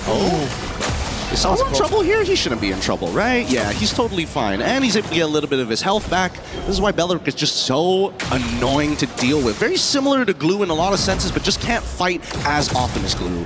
Bomba opening up again. This time around, it's going to be Team Spirit with a man advantage.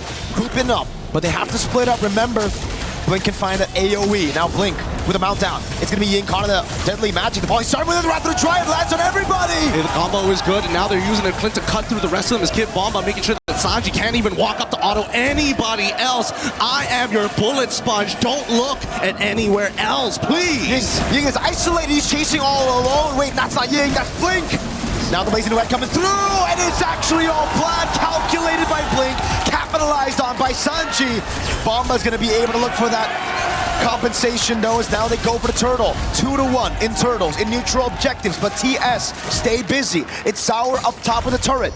Man, this is a tough matchup. I was wondering whether Hiko on this Clint was a good option. They wanted to win the lane, which technically they sort of got, but they still can't deal with Blink. If Blink gets on top of Hiko, it's kind of over for his life. Even if he does actually have the flicker, he's got to time it perfectly. For the rest of the team, at least for TS, it's about peeling, and even so, they don't have the correct answers, right? I don't think Kid Bomba or Zara Egoist or Sunset Lover wants to be the one getting pulled away, but that's the thing, right? Yangon, they're trying to keep it tricky. Blink getting on top of Sawo initially, pretty good idea, but unfortunately, where do you pull him to? Blink with a walk up again, stun over. Sawo gets caught by the arrow, the final slash lands on Bomba. He's trying to capitalize now with a fast pass, brings him all the way back to Han, and he gets the Sky Piercer stack. Better target priority. That's exactly what we want to see from the Yangon Galacticos here. You don't want to pull Sawo into your team, but Kid Bomba, you know what? Without Purify, let's do it. How the heck is the lead?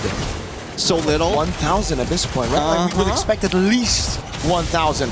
Another arrow in mid. Kaiser with the flicker out. Blink was looking for that slam. Finds it on Sawo. Again, chained together with the Abyssal arrow. Sawo hasn't moved in a good 5 seconds. The Living Ward, the Living Sentinel, the Living Tree is still holding strong. But Sanji also now realizing he can't waste any more time. As much as we've commended TS for actually not only dragging out games, but they are so good at being efficient with their time. Yangon are starting to pick up steam at this stage of the game. First helm already complete from Glue. Berserker's Fury finally on top of the endless battle. Not sure if the rapid boost is going to keep Hiko alive, but man, this mid-tier 1, you can see that both sides, they really want to crack it open. And Spirit are trying to play on the other side of the map every time, reacting to YG really well. Sanji using the BMI, the deadly magic does land in the end. Now as Han's going to be isolated from the rest of the team. Sawo able to get the taunt down on Blink as Bomba goes in, but it's going to be the final slash landing on Sunset Lover. Caught by Ying, taken out by Han. The Abyssal arrow goes wide as Han goes in again. Is able to escape, and YG will utilize this man advantage to rotate straight into the neutral objective. Oh, the red herring here. Ying showing that final slash to Kid Bomba as if, yeah, I'm looking for you. No, I'm going to go for somebody else. And they've got 10 seconds worth of tempo here. Sawo, he can try and delay with the Wrath of the Dryads, but this is First Lord. This is really important for either side. Sawo has a position, goes in with a poker trick onto Blink. Oh, arrow lands again, baits out the Purify from Bomba as Blink gets the pass. Now, that's a Swift Trinity completed by Sanji. Very quick at 10 minutes. Honestly, not a bad idea for Bomba to actually absorb the arrow early on, predestined to fight, knowing that Sunset Lover is coming back up and he has that Purify, because you can see that Yangon, they want to react to this. And these deadly magics from Zaur, man, he's using it more as a poke tool than to finish people off, right? He's just coming in, space escape into a deadly magic. Doesn't even matter if he lands the poker trick or not. Yeah, no, it's so true, because again, they don't have the sustainability. This is a crazy Lord Dance Blink. Able to jump on Sawo. He's able to sustain back up. Bomba no Purify for another 48 seconds. He's holding on this position. And Zaur's too far. Han with the red tree, securing the neutral objective. The Sunset Lover's Howl goes with the rest of Dryad, but he's going to be all alone. And now it's the rest of the team who's going to take him out. Oh man, the Minesweepers just wasn't enough. Oh, the final slash! Lands on Sunset, it's Han on a killing spree. And he's able to buy some time now. Up top, it was Blink who got the solo against Zaur. Oh my goodness, this is not going well for Team Spirit's Yangon. Now looking for some revenge after game number 1. Fine, technical prowess you can take, but we know how to fight, and they are fighting hella good. No Purify, final slash into the arrow. And Sanji picks up another kill. Double Holy Shielding down. What a statement here from Yangon that they are not going to lose confidence just because they dropped a singular game because they weren't able to fight. Now, because denied of that fight, they're getting extra messy. They're going to reach further than what TS expected. Can they actually get this? No, they don't have the minions. Cleared it out just in time by Team Spirit, but remember, that siege was YG without the Lord. They got the Lord, but they chose to just push in forward. Oh, it's a pretty big attempt here. If they can get an inhibitor, that would be great. But at the same time, see that TS, as much as they want to engage, they kind of need their flickers, and they know that Zaur's flicker is coming up in 45 seconds. So at this point, how else can they look to delay this? They might have to sacrifice at least one of these inhibs. Yeah, it seems like they're going to have to sacrifice the top side, man. They're not even going to be sending all their members there. Protecting the far lane and the bottom lane, I think it's a wise decision. But still, for YG, they'll take what they can get. That's a Melfic gun now for Sanji. 12 minutes. He's strong, but the big game changer here really has been Kai'Sa as well as Ying. Those arrows have been perfect, okay? Almost immobilization. Sanji with a Melfic gun, abusing it and able to find a turret in the mid lane. So that's 2 with the first Lord. Interesting, interesting. So Sunset Lover has been stealing away the ult coming in from Kai's just because it technically works as a morph. So when you have morph, you actually get access to the rest of the abilities, like the arrow, like the trap. So they've been trading back and forth here. But I think the big issue is the fact that Yangon has set the minefield every single time. In the previous Lord take, Zaur couldn't even get in on the typical angles or off angles onto the Lord pit because of how many abyssal traps reveal this position.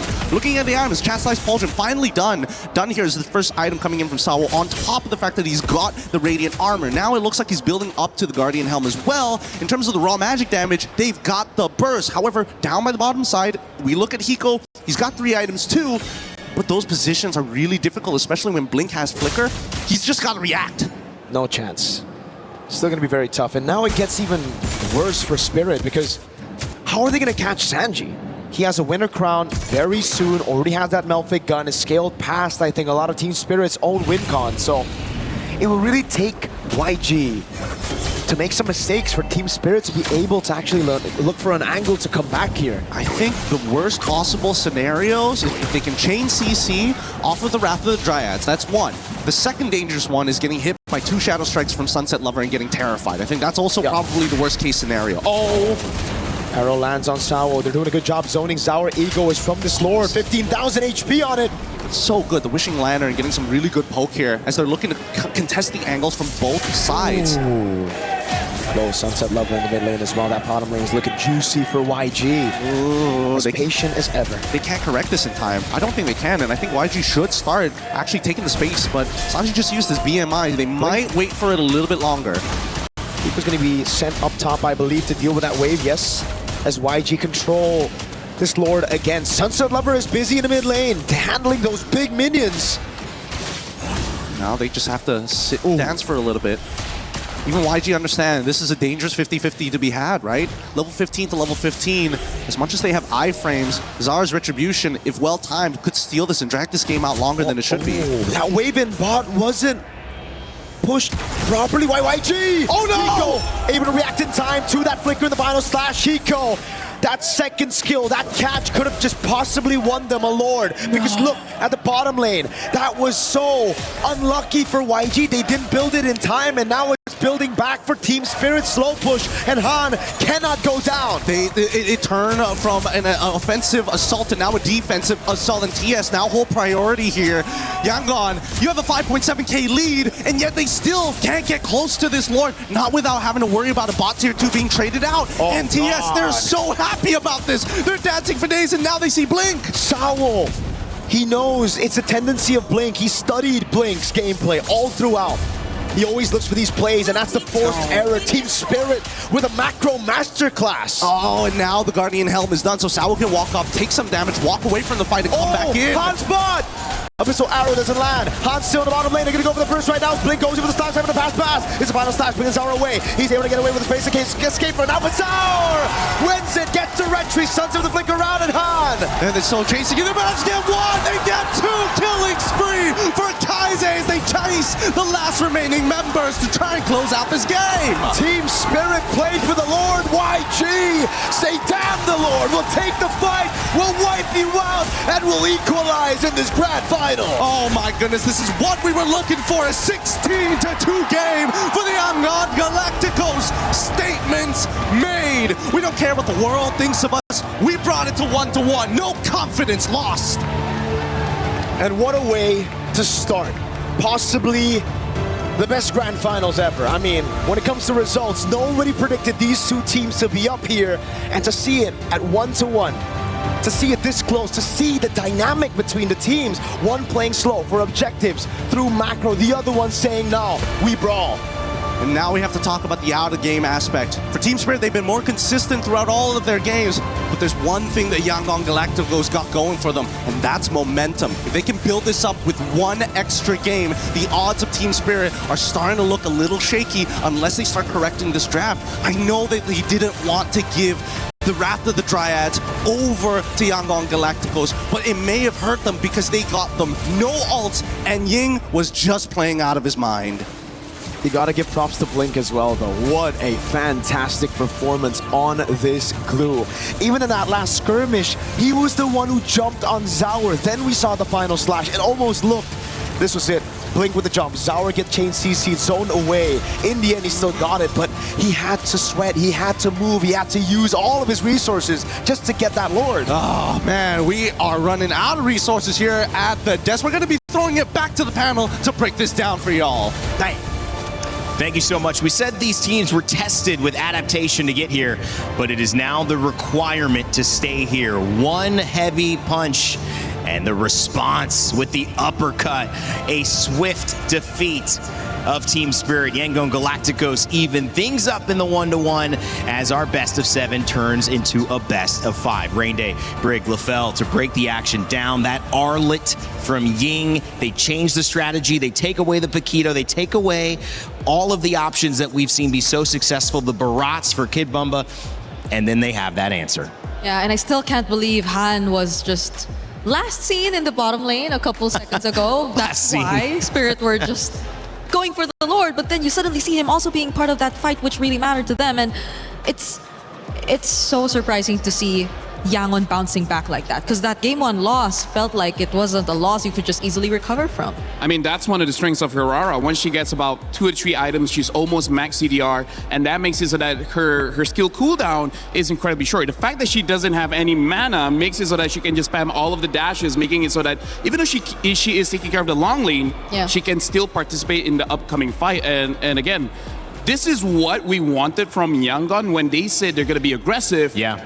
This is the aggression that we want to see. It started out with Hirara as the conversation against Ling. Ling has dropped out, but Hirara, I mentioned the iframes. I thought that Gord, and when you look at Kaise, could have gotten several kills, wasn't able to do it, but that might have just been the hero. And taking this hero now into the hands of Han, what can Zaur Egoist do? We talk about the implications of damage from Harley, but you still now have Kaise back on the Selena feeling comfortable. The Ying can make plays. The Esmeralda's good in lane. Kimbamba likes to get aggressive. But guys, when you look at these stats, what went so right?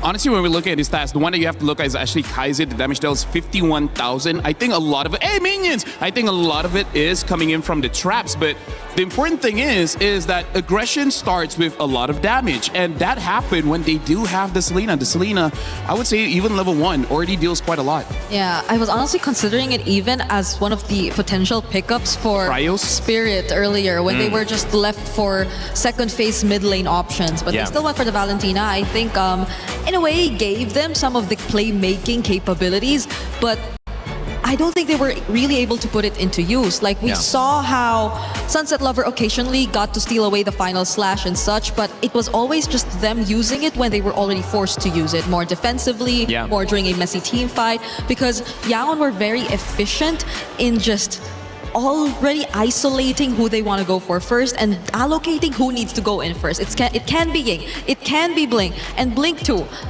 On this glue. You were questioning the glue. We thought, like, is this enough? But it was. I mean, like, we questioned it because he could get countered, but he didn't, right? No bad heroes for glue was picked up, and Blink, man, like, that guy is amazing. Yeah, he's playing great. LaFell, you got another telestrator for us? Let's check out what you have to say. So I'm going to be pretty quick for this one, but I feel like most of the MLBB community will agree with me on this one, where a lot of attention is in the jungle, being like the primary mover of the map, main damage dealer and everything. But throughout this MSC rain day, I personally feel like the biggest conversation is the front line, right? Yeah, absolutely. And even in American football, the line has to be strong enough to either protect the pocket or create space for a good running play. And that's what we see here in MLBB, where in game number 1, we saw both Kid Bomba as well as Hiko really helping out whenever they do get these two heroes, right? The Paquito as well as the Barras. They're amazing playmakers,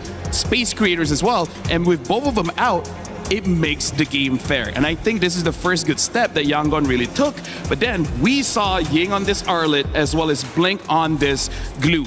I really feel like for all of the games in this best of 7, who has the better playmaking frontliner, the potential of winning is much higher. So we're going to be looking that in the draft later on. And in terms of the clips here, I would say this just shows when you have a very strong frontliner, you're able to actually space everyone out for the opponents, making it so that it's easier for your team to really contest the Lord. Because as we see here, what we're going to be seeing is really just the positions of all the members of Team Spirit. They're spread out. They want to make sure that they don't get caught, especially by Ying using the Arlet here.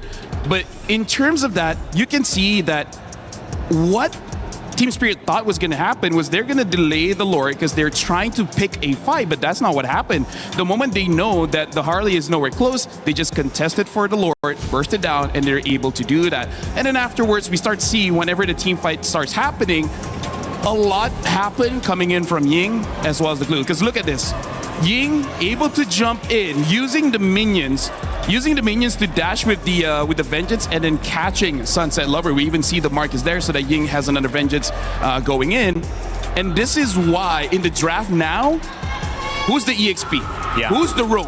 Is it a fighter gold lane? If it is, what is going to be that fighter gold lane? Because who can create the opportunities will win the game. I think that's what it's been about, right, Brig? I mean, who can create more opportunities? This game, it was more on Ying than it was Kid Bumba. Yeah, he had to live up to the Ying name here. Well, why? We thought it was good. No, it's bad and good at the same time. It is good. I love it. I think it's good. Right? I just was trying to hear you say it too. Yeah, because at this point, or at least in this game, yes, he did get taken down once, but it's not like that's what really mattered. It's his presence who feels like he's someone you just could not consider for pickoffs at all, because he had a very high mobility hero. Again, it was the Arlot with a Vengeance, and he was the guy that they really had to be wary of whenever they sensed that a team fight was actually gonna break out, because you could maybe look at Blink, but he's more there to just mess things up. He already presents himself there once the team fight has broken out, but Ying has been the pace dictator, at least for this game. And I just like the draft in general. I think the response was to deal with the problems, and obviously Paquito early, but when you don't have the Paquito, you allow Sanji to be that much more effective and comfortable on the Claude that he wants to actually play. Guys, there's a lot that's occurred here. We're going to take a quick one, and in the meantime, check out Mobile Legends Adventure. On the flip side, we'll have Game 3.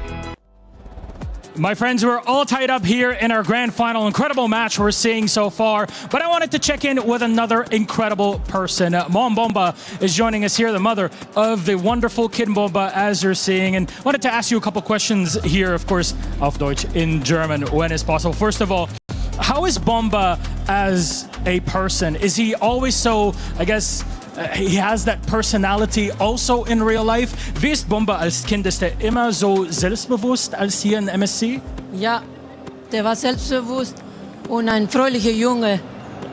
Yeah, this is how he is. He is very confident and he's a very happy young man. And that's exactly what we're seeing here out of him on the screen as well. Our second question, the entire community so far has been reacting so positively, which is wonderful to see, especially given your support for Bomba as his mother. Do you have anything for kind of words of comfort for maybe parents out there that want to help their sons, their kids that want to become professional players? Die ganze Community reagiert so positiv auf deine Unterstützung für Kid Bomba als seine Mutter. Haben Sie eine Botschaft für andere Eltern, dass sie auch deren Kinder in E-Sports antreten wollen? Ja, natürlich. Die sollen ihre Kinder einfach ihre Träume ermöglichen, freilassen. Of course, it's very simple, really. Let your kids really play out their dreams and help them, support them to actually make that happen. Mama Bomba, danke schön. Danke auch. Thank you very much. Let's check in what's happening with our next game. Well, Mom Bomba, I love the way that flows. Mom Bomba. Mom Bomba. Feels like we're speaking another language. Milos on his 7th language or something at this point. I don't know. The man speaks Arabic, French, English, German. What can't he do? Speak Lefelian? Minion language. That's what I said, Mignonese. Yeah, Mignonese. Only a few people. How does that sound? I promise by the next tournament, I'll figure out the language. Yes. Okay, all right. I'll hold you to it. Yes. What did you want to say? No, I was just so happy to see that. I mean, like, where else can we go with this conversation? Really? Probably nowhere. I'm hoping you guys drop it. The only continues, and Zushin, Atlas, Fanny Band this time around for Team Spirit. It's Bakito, Barats again, and Freya for Yangon Galacticos, who are on red side and respond with the Ying and the Eudora. First pick, Harara, stolen away, and is going to go back in the hands of Zauer Egoist. Yeah, but I think Yangon are still very happy with this, considering that they've stuck with the pattern of taking out the Bakito and securing one of their power picks, their comfort picks for Sanji. I think they're in a good spot, at least for now, in the base of the draft. One other thing that I like as well is they took away that Eudora so that just in case they want to use that Suyo, then they can. It's not immediately punished. Sure, this Lina is there, also have a lot of burst damage, but the thing is, it's not as easy as Eudora. And I like this too. I think, again, as we see this third pick, Brig, do you enjoy the approach of maybe saving Rome till Red 3 or even saving Rome until the second phase? If it's teams like YG and Spirit, yes, because we see even Carmillas, even Chips being played on the map. But this is a really good response, I feel, from YG. They're sticking with the glue, and I think it's just so much better in this composition where you have to body block so much.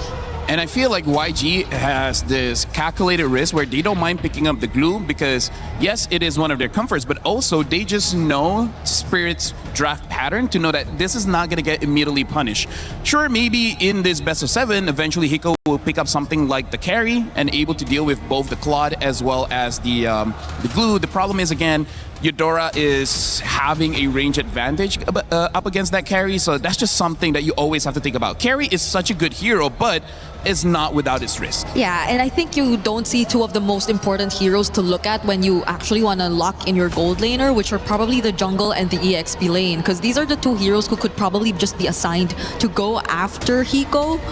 And considering that we have so much less in terms of fighter options in the gold lane, then there might be so much more consideration put into that. Because I feel like even looking at what's left in terms of that, I don't think you see an assassin, or you could just predict an assassin to come through immediately for YG just to lock in a Ruby, which is more commonly a response towards that kind of jungler. So sticking with the marksman is still something that's probably going to come out from Team Spirit, but they took out one of the least wanted ones against their lineup, which is the Melissa. Gold and EXP being looked for on the side of Team Spirit. And when you come to YG, still looking for that EXP as well. And they're going to find their jungle pick. The Arlott taken away. So again, a ban towards the EXP. The Phoveus also, but that still leaves a couple of things open. You still have the Uranus and the Esmeralda that can go toe-to-toe in the EXP lane. Both teams, are they content with that?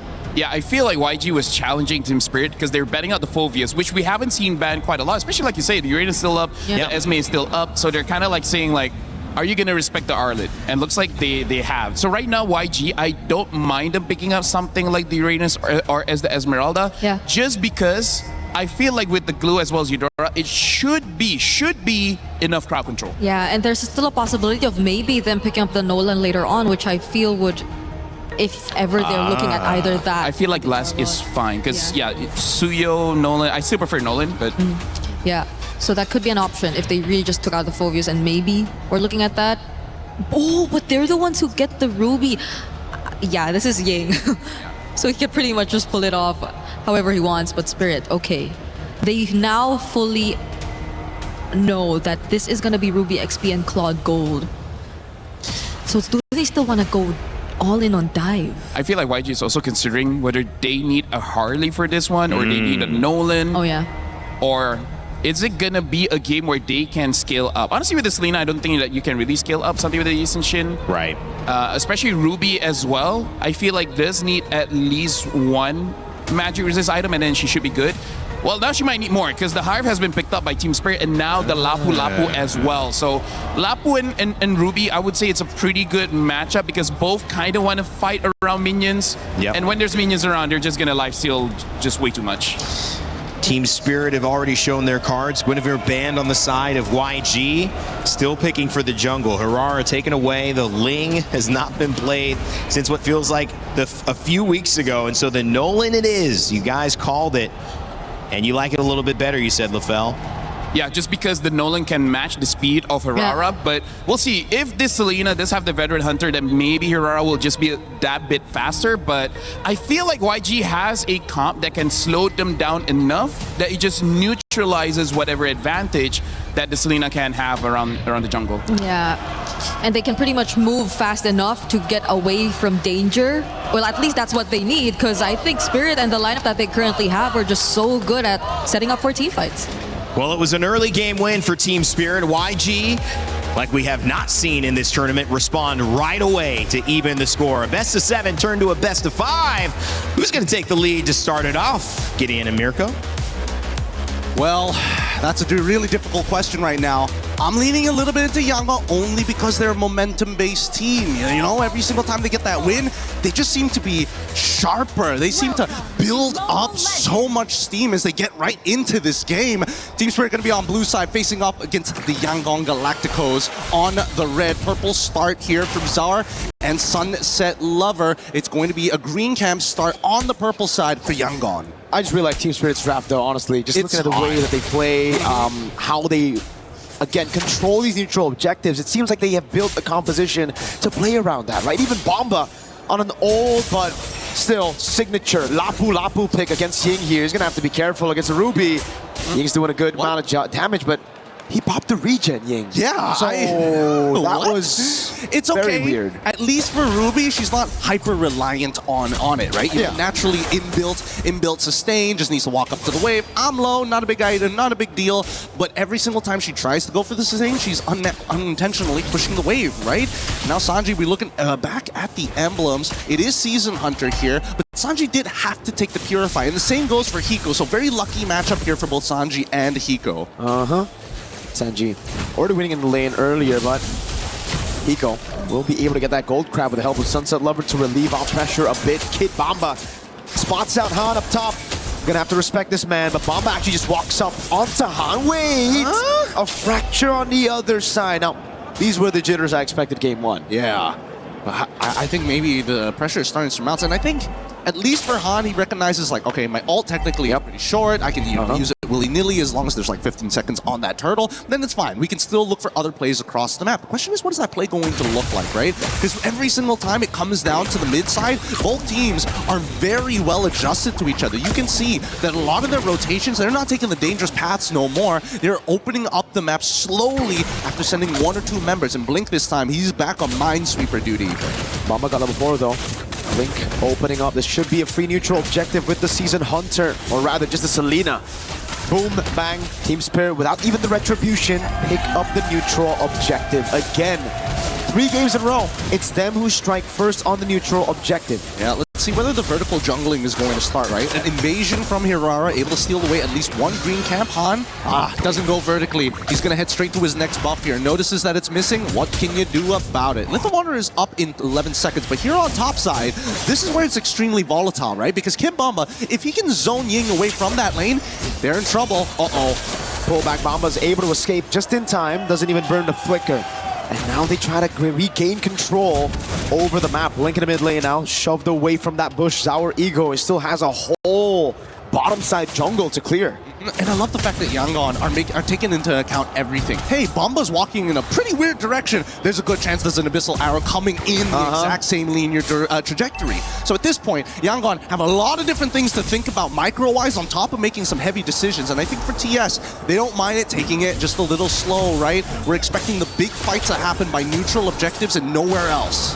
This is where it gets really good for the Harith, you know. Early on, level 1 to 3, the Claw's gonna have an advantage, you know, able to get away from the Synchro Fission. But the thing about the Harith is, as long as he's able to survive that level 1 to 3, he gets complete monopoly over the gold crabs, and that's going to give him such a big lead later on, obviously, if it continues here. So, YG, I think they gotta have to try sending some of those members down below to just take the gold crab away. It doesn't even matter if Sanji doesn't get it, as long as it's not on the hands of Hiko. Yep, they just have to deny it. And let's not forget about the lane matchup. There still is a kill angle for Hiko onto Sanji, assuming that Sanji has no BMI and happens to get caught by, whether it's the edge, ideally in the middle of that Zaman Force. The movement speed reduction, really a pain in the butt in the early stages of the game. Okay. Wow! Untargetable into the immobilization. The Imofanic comes around right now. Sunset didn't land the Abyssal Arrow. TS will call it off. Great composure coming in from Ying.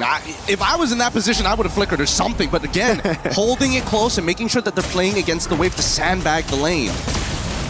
Now the Abyssal Arrow again, not landing. It's you with a flicker, that's why he saved it all the time. Zaur's still able to get the retreat in time as Ying. He had the composure, but it's the all-in onto him as Zaur is waiting for the untargetable. Goes under tournament, is able to go back and forth. Oh my god! Outplays him with the iframe. Zaur does it perfectly. I really thought that maybe he should die there, and he still survived. He's got the combo points. The Wonder Boy of ECA, Sour Egoist. First it was Blink, second attempt was Han. Both failed, and Baba takes the XP crab away. Now, this is a very similar rotation that we saw in game number 2 coming in from the Yangon Galacticos. Sunset Lover finds the punish, chunks Han out and says, you better go back to base. That orange buff, you're not going to get anywhere near it. And Sunset Lover is walking up to ensure that it's... Oh, hold on.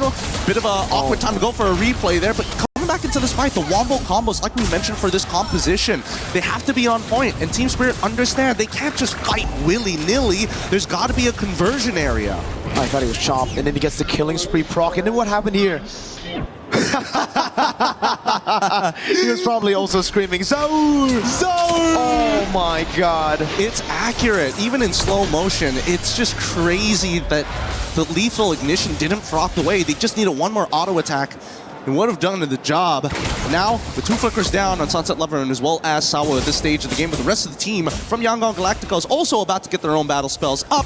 The major advantage really comes on to the multiple members of TS. From EXP all the way down to gold, everybody has found a slight advantage. Hiko is really becoming a problem though, right? He already held a monopoly over that gold crab. Now, he's taking the XP crab, putting him in a great position for Turtle 3. he's just a little itchy for these crabs, you know? Oh, Sour. Hey, hold on now. Hey, he's going to proxy the wave very early on here, and look at the coverage coming in from the rest of TS, right? Han, if he can find this, that would be insane. Sour's so smart. Every single time, he never uses both the proxy, only just uses one to clear it out. That's why Han can't go in now. He's going to be spotted. Sour with the walk up again. He's going to go with the retribution, and he wins it 50-50 as the missile arrow lands on Han, and now the rest of the team goes in. Sour, Wrath of the Dryad, change CC Ying, taken low, but not down just yet. Bomba walks up forward, gets the last hit. Now it's Sanji on Bomba, but Sour playing a great position, holding it. Amazing mechanics, really amazing mechanics. Can they get a little bit more here? Because now, this is the position that Yangon always find themselves. Mid-tier 1 threatened, and Han has to give up his life for it too. Double immobilization from Sour. Han cannot be walking like that. Sunset with the capitalization, and now Kaiser. It's going to be so difficult for him to find burst. Bomba's just taking it like a champ. Yep, and now from this point onwards, we're expecting TS to just skyrocket. Their stonks are getting bigger and bigger. The gold lead and deficit here for Yangon spreads very thin. Abyssal Owl connects here, but look at Sour. He wants to go in, and I'm pretty sure Sour's telling him, relax. I think Sour knows exactly what he was doing there, man. He just wanted to bait out the flicker. That was really good CC immune by Bomba. Now the Wrath of the Dryad and the taunt over. That's going to completely lock down on Blink. Taking out a Sunset is going to be taken low, but is able to get away for a bit, baiting out some resources. Sour gets away from Ying. And it's TS who are just showing how good they can be with the mechanics as well. They trade out Sunset Lover for Blink. Ideal, it's not ideal, of course, but they got the battle spell out of Kaizen. No flicker for him. They're making sure, let's look at the items real quick. 2 to 1.5. For the comparison between Sanji as well as Hiko. Cheaper items as per usual, but even so, no big items like Lightning Truncheons for the extra burst. We do see a Chastised Pauldron being purchased by Sao, so again, it's still a little difficult to take him out when he goes for those big flicker plays on top of the Wrath of the Dryads. Overall, the biggest problem right now is the fact that Zara can basically fight whenever alongside with Sunset Lover. With that War Axe, doesn't matter how low he gets chunked out, he will be able to heal back to full as long as there's a wave, there's a camp somewhere. Uh-oh, careful. Sanji. Bomba with the Bravest Fighter jumps in with the flicker as well. Now he's going to the blazing weapon. He's going to get bursted down now with the Purify. It don't matter when Bomba knocks. You just got to react in time. Blake gets caught in the stun and the Dryad. The fight was already over before it even began. I mean, he's going to try, but they're going to get him here. Zara executes him underneath the turret like it was nothing. Fallen Maple, baby.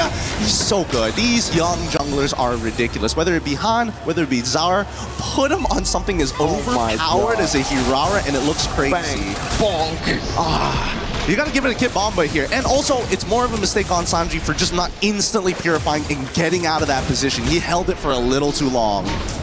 And now it's a free neutral objective, 10-1. 6.4k gold lead. Bomba on the Lapu Lapu with Sunset stealing away camps, but you know, Hansa has retribution. Still able to secure it. Fracture on the green camp, not giving anything away. But man, wait, Sara got a kill off camera on Kaise. Oh, during the replay.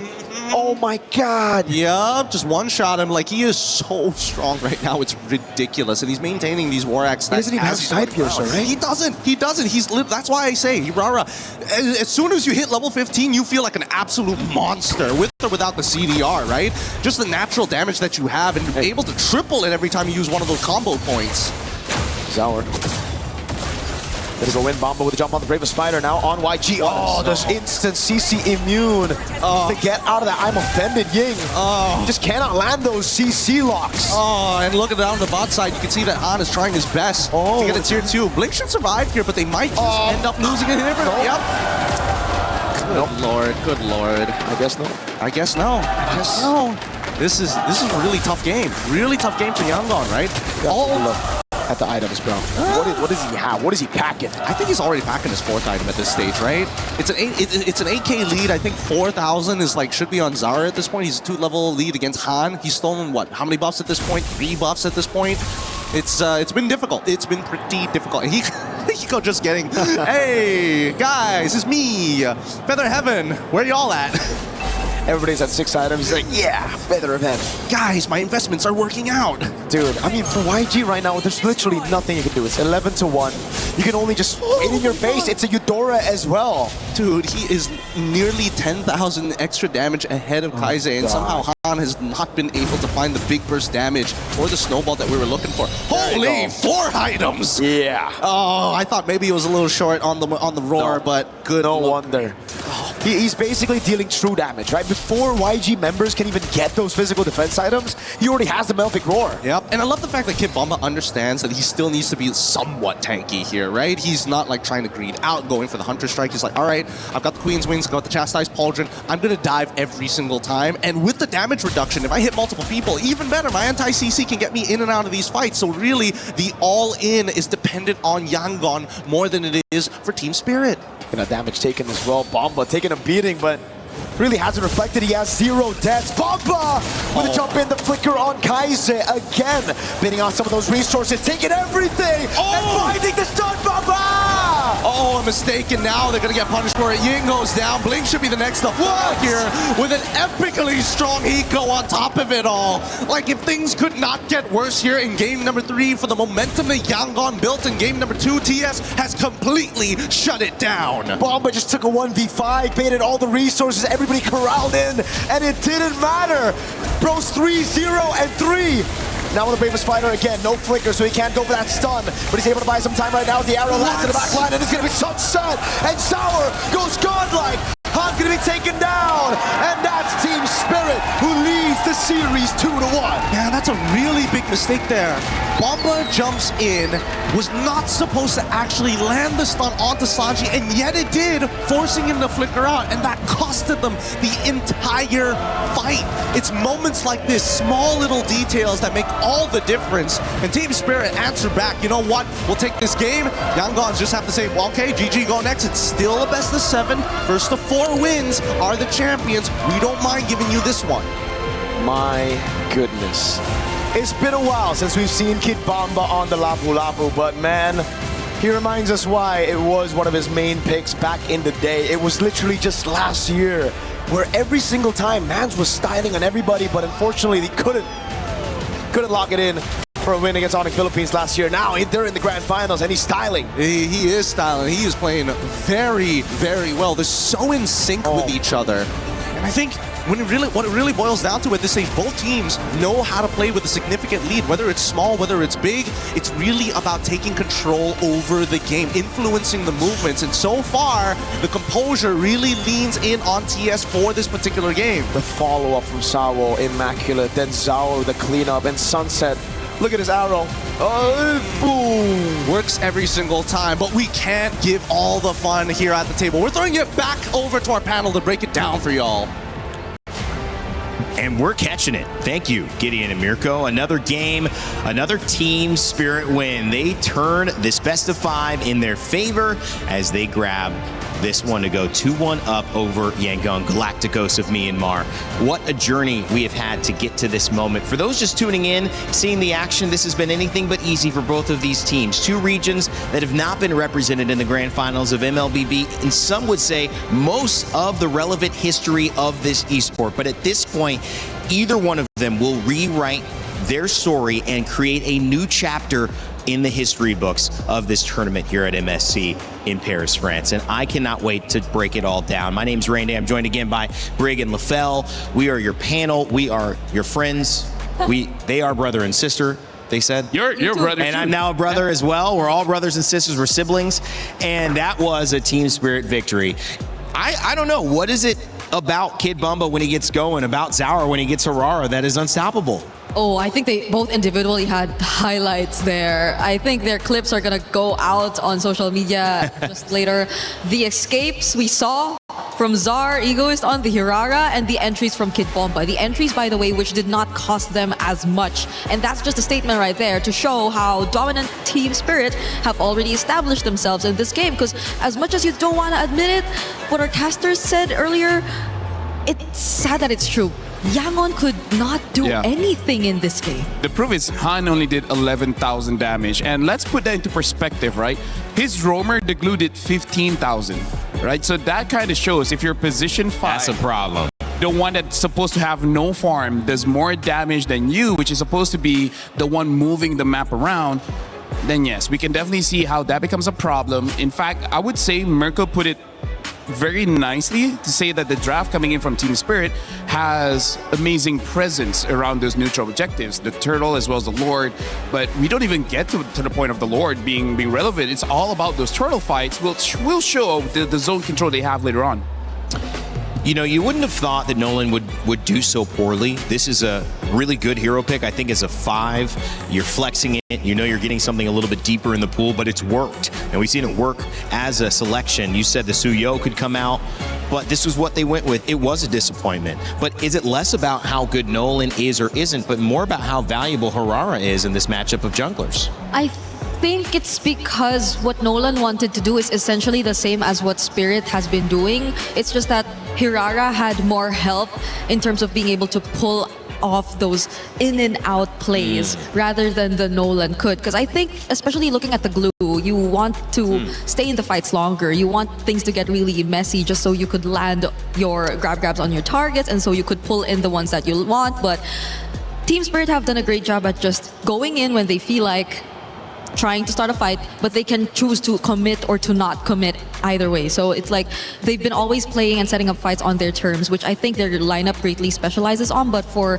Yangon, you want to just keep the fight going so then Han could go and find the pickups that he wants, but he's not really given the opportunity to do so because, again, Spirit have just engaged whenever they like and they just don't fight when they don't feel like it.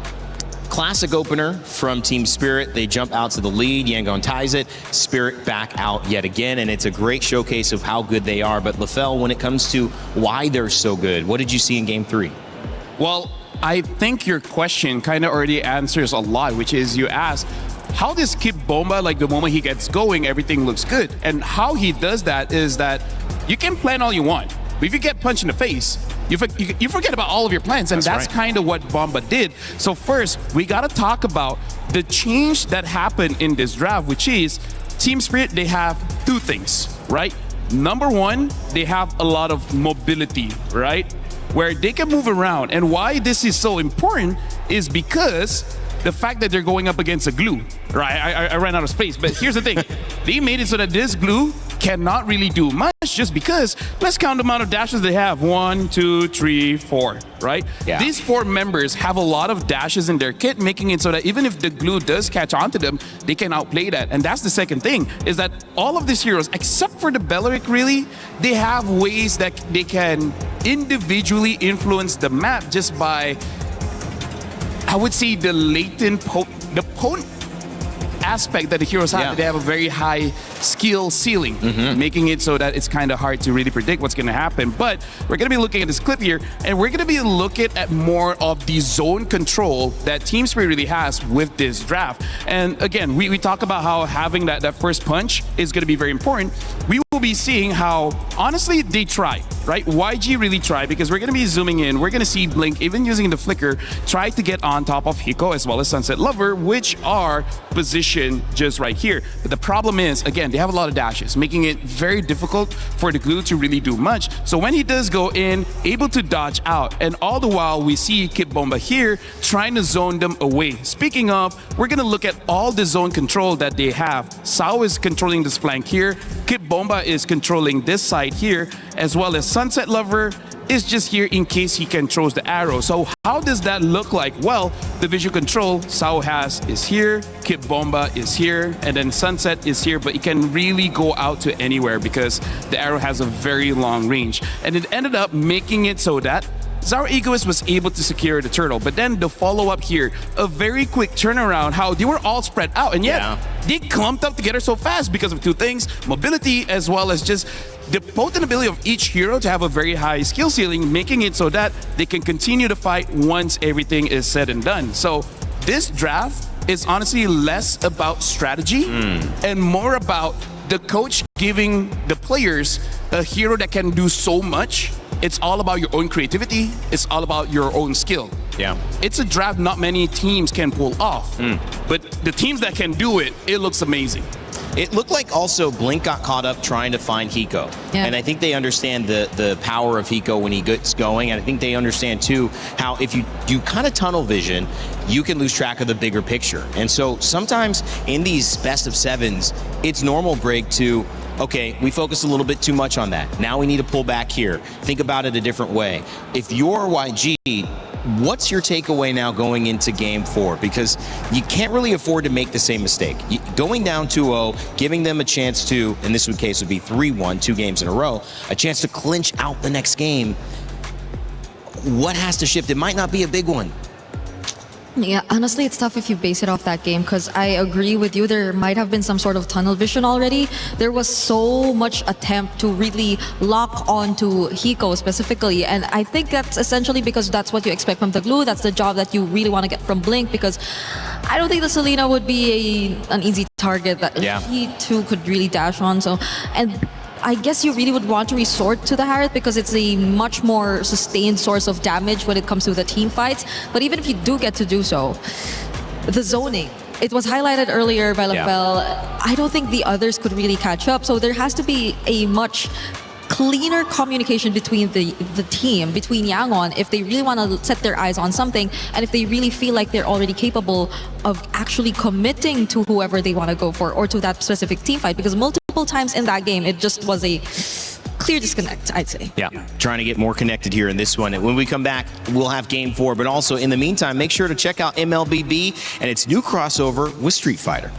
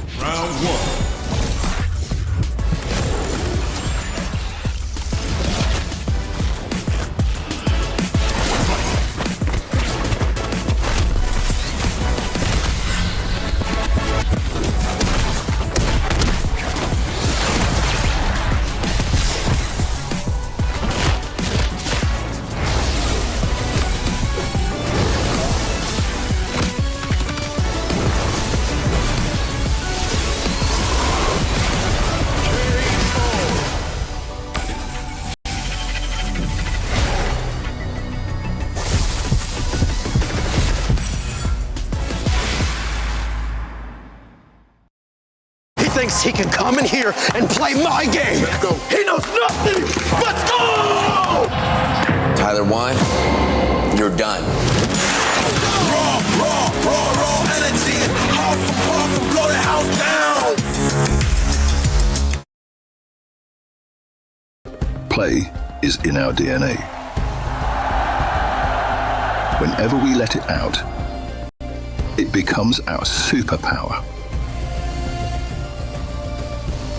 Now imagine an entire city being built to supercharge it. Kadir City, powered by play. Well, the stage is set for history here in MLBB. MSC has given us a tournament to remember, maybe one of the best of all time. And we know that now that deserves a final that is worthy of your attention. But this one is all about the little things, the details yet again, because the drafts have kept this game pretty close. Yeah. It's really balanced on a knife's edge, LaFell, and now it's Yangon Galacticos' chance to respond after Team Spirit again take the upper hand. For me, if they want to win, they got to get first pick. They got to get onto blue side, because at that point, they can first pick the Harara or force Team Spirit to actually ban out the Harara, opening up the draft even more. Because I really feel like that's one of the big difference in game number 3 is that they're on the second pick. They have more picks, able to get the Claude. But again, letting go of that Harara does seem, honestly, quite punishing. Yeah, especially as we've seen how the mastery from Czar has been exceptional in this series. Yeah. That last game, dude, I'm still not over how he actually got away. He still remained alive. During the purple buff During attempt, the purple buff sequence. It was a bit too much to handle, I feel. It could be very... It could really affect the morale. Yeah, and it's just in the flow, and it's a positive effect for Team Spirit. It's a negative effect knowing you got to deal with that again. There's going to be moments that he just escapes, and it's 2 games in a row he's had too much of that. And on the other side, I think you have to consider that maybe this is Zaur's story. Maybe this is the story of a young jungler who's 16 and starts out his international career on a big stage like this and lifts a trophy, LaFell, because as much as Myanmar wants this, as much as they deserve it, ECA has also brought the heat. I mean, like, if we're going to talk about story, since the very beginning, Sunset, Lover, as well as Sao, since as early as M1, they basically made through every international. They might have missed one or two, but the majority, it's always them. And then the lineup upgraded by bringing in Kid Bomba, a lot of personality, but talking to the guy one-on-one, he's very clever in the game, especially about how the laning phase is supposed to be, and then eventually getting Hiko Mania. One of the, I think one of the highest counts of Savages in international tournament, and now completing this lineup, Zaur Egoist. I gotta say, all 5 members have been through a lot, and they're creating history every single time they go to any international stage. I agree. That might just be a really good way to look at it, especially considering that if they do get to secure the championship here, that means that Zaur Egoist was eventually the key to the breakthrough that Team Spirit has been longing to achieve for the longest time of them being part here in the competitive MLBB scene. But let's see, because there have been certain adjustments as well, especially in this draft. No more Hiraras coming through. And you know, I think that is respect on the hero. I think it's respect on the hero, what she can do. I think it's respect on the opponents.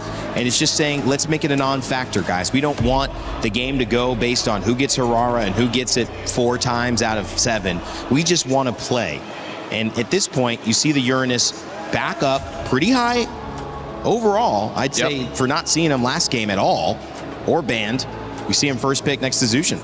Yeah, honestly, very high winner here. YG, they might respond with the Esmeralda, but again, having that Zushin, the Zushin really makes it so that YG might have a difficult time here, because Zushin is incredible in the sense that she can manipulate the team fight, and she's very hard to catch. Just those 2 combos make it very difficult for any team to fight against Zushin. Yeah, and my only concern is that that will provide for less playmaking for Yangon, which I feel like is an essential if they just really want to speed things up. So they don't really secure their XP lane matchup just yet. They already know that it's going to be against the Uranus, but this is what changes things. My goodness. But this shows that there's a chance that we're going to be playing double fighters. Or even if it is a marksman, it might be something that influenced the game early, like a Harif again. Harif, Granger, the likes.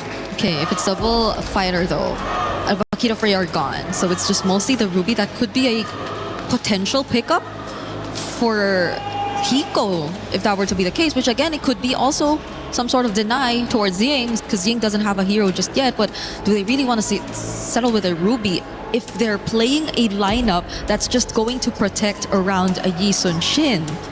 I mean, I don't mind Team Spirit having at least one other hero that has the crowd control, because the good thing about Uranus, he's hard to kill. The bad thing is he has 0 crowd control. So I feel like Team Spirit, especially when they want to go into the team fights with Yangon, they might need at least one more, and then Zaur Egoist will be perfectly fine on this Yi Sun Shin. Okay.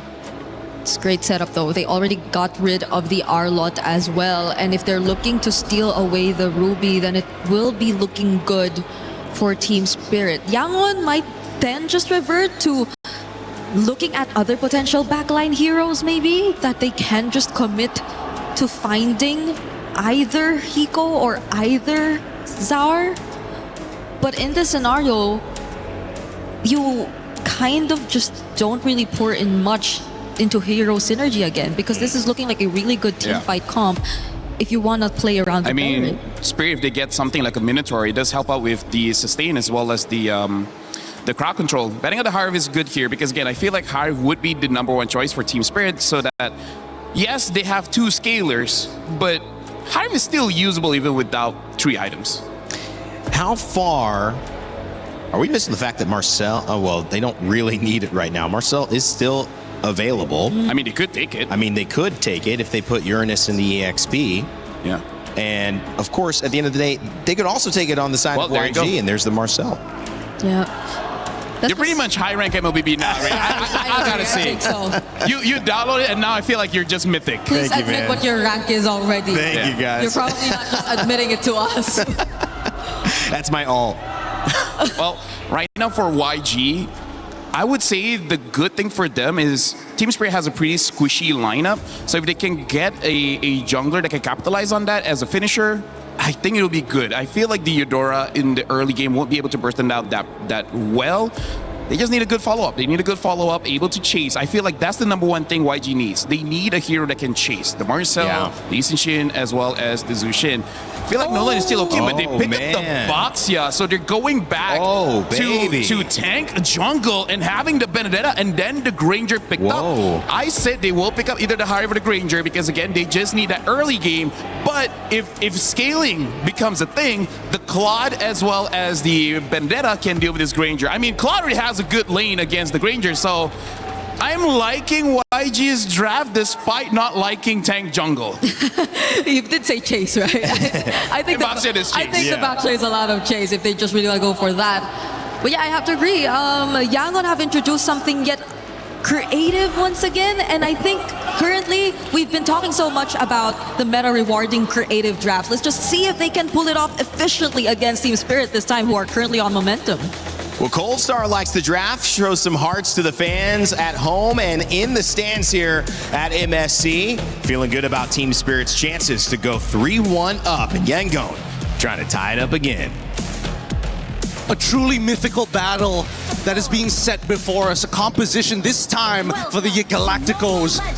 They've got Ying on a playmaker with a Petrify in hand, and Hiko says, you know what? I'm not purifying this. I will win the lane. I will combo with my boy Sawo, and we will close this out. I have to see how this is going to play out because we've seen many, many times in these matchups where the Boxia generally takes the early game pressure away from a Yi Shin. That's the thing, but it was in a different meta entirely. A meta where the jungle didn't give too much gold. Now with the Yi Shin being able to farm really quickly, able to get those items quickly as well.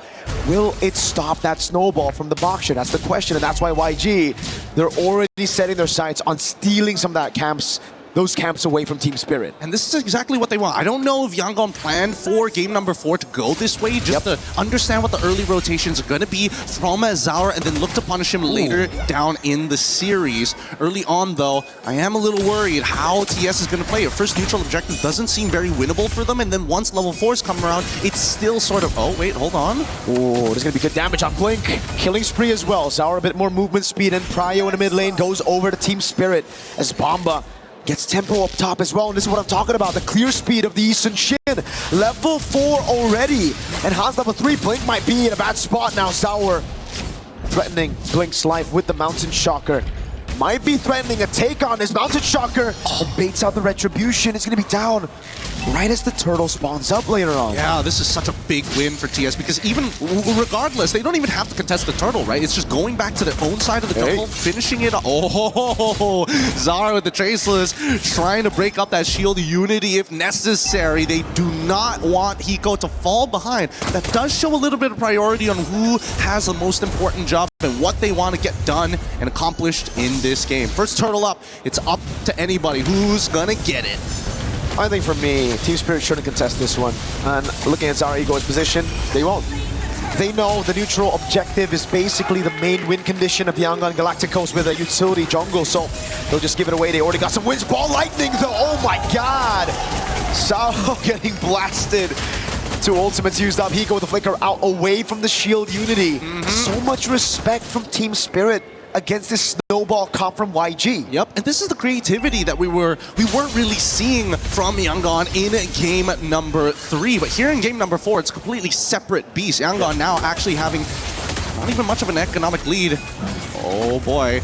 But they want to make sure that every moment matters here. At the end of the day, still, it's going to be up to Sanji finding that big play at the end to try and chase them down. And I think as long as they are, trying to set up this unstoppable force into this immovable object, they can force anything out. Beautifully done by Han. Yep. Good move. The Crimson Beacon now down. YG can be looking for plays around the map, but again, the big question mark for YG is still, is this enough? Because I don't think it is, Gideon, right?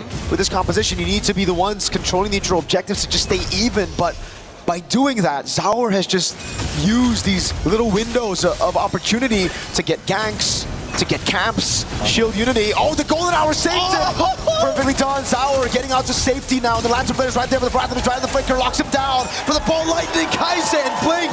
They got the punish with the enhanced, empowered, super conducted Fork Lightning. And Sanji, while this was all going down, that early rotation coming in from Hiko, he's gonna take all the gold in the world. Now we are starting to see the leads. The only unfortunate part is the fact that Blink has been taking these kills. But other than that, really, at this stage of the game, with how much money is on the line, the pressure and the pride of regions as well, Yangon, doesn't matter. As long as we get the kills, we're fine. Hiko with a rotation in mid, getting caught. I agree, Gideon. But YG now they're a step closer to, again, pushing that lead to a spot where this composition should be able to get by this point of the game. But Team Spirit seems like they are confident that they have reached some of the power spikes as well to go for the contest. Bomba in the midst of it all now, pops to the consecration, able to buy some time right now as Blink walks up to the back. Sour Ego is mounted, Shocker, and the Red Tree win! And now they keep on moving forward. They've already found one into Blink, and can they chase off the Han? Yes, they can, and they find it like the final blow! Big bomb by Kaiser and the final blow to take Sao down, but the rest of Spirit stay calm and composed. It's a trade in the bottom lane as YG are able to get a turret. We look through this again, fight, and it was the Mountain Shocker and the level advantage from Sour Ego is that forced Han to use the Red Tree a bit earlier. Yeah, I mean, they managed to get one trade, but it's so unfortunate that especially for Ying, who actually was in great position with the Electro Final Ball and Petrify, just didn't catch Hiko at the very end, who shows up at the last second to take him out. So with Skypiercer stacks already involved here, Yangon have to recognize trading may not necessarily be the answer if those kills are going to get funneled over to Hiko's side. We've seen how devastating it was in our third place match between Falcons alongside... Oh, wait, hold on. Wow, a bit of a strange contestant here, especially for mid-priority. It doesn't seem necessary. Blink might be in some trouble. Oh, that's all they want. They want to just bait out the Wrath of the Dryad at the bottom lane. The flicker out from Hiko, away from Han. So it's Wrath of the Dryad in mid, baited out for the flicker in the bottom lane. And I mean, yeah, that Granger, third place match, 10-minute end. Kelra was a beast there. Hiko's not a 7-0 Granger just yet, but it is going to build up. And the question is again for YG, whether or not they can stop this snowball from happening to a scale composition. Hey, speaking of that snowball here, so far, using the Golden Hour underneath the Tier 1 with no waves whatsoever, both sides are willing to start throwing resources at each other just to make something happen here. And luckily, they're doing it before the turtle actually spawns. However, that Golden Hour, a little dangerous. And of course, Zaur coming up with a 1.3k lead on his side. He's got the advantage. Question is, will he get the space? 3-level advantage. If the Red Trees were already tough to win in a 50-50 when you had the level, again, I mean, if you had the same level, now it's going to be very tough. They try to blitz the turtle, but they just don't have the enough damage. Can see on the bottom lane all the way here. Zaur making his way over, rather than try and lock them down as Han is able to get the retribution, but Blink's going to get shredded down. Zaur throws him out of Shocker. That's going to be Sache! What a play! The superconductor and Yangon Galacticos are able to find a couple of kills, but they're on the run now. They traded 2 for 2, and it's not as even as we thought as Kimbamba takes one back. They used everything to get the turtle, everything to get Hiko. And Spirit capitalize on the long fights. It's Bomba again.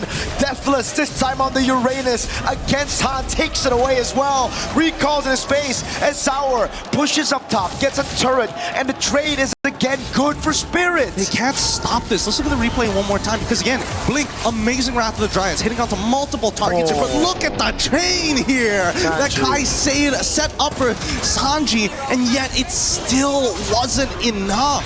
Those frontliners are a huge problem right now. And Bomba waiting in the BMI and being the assassin on Uranus.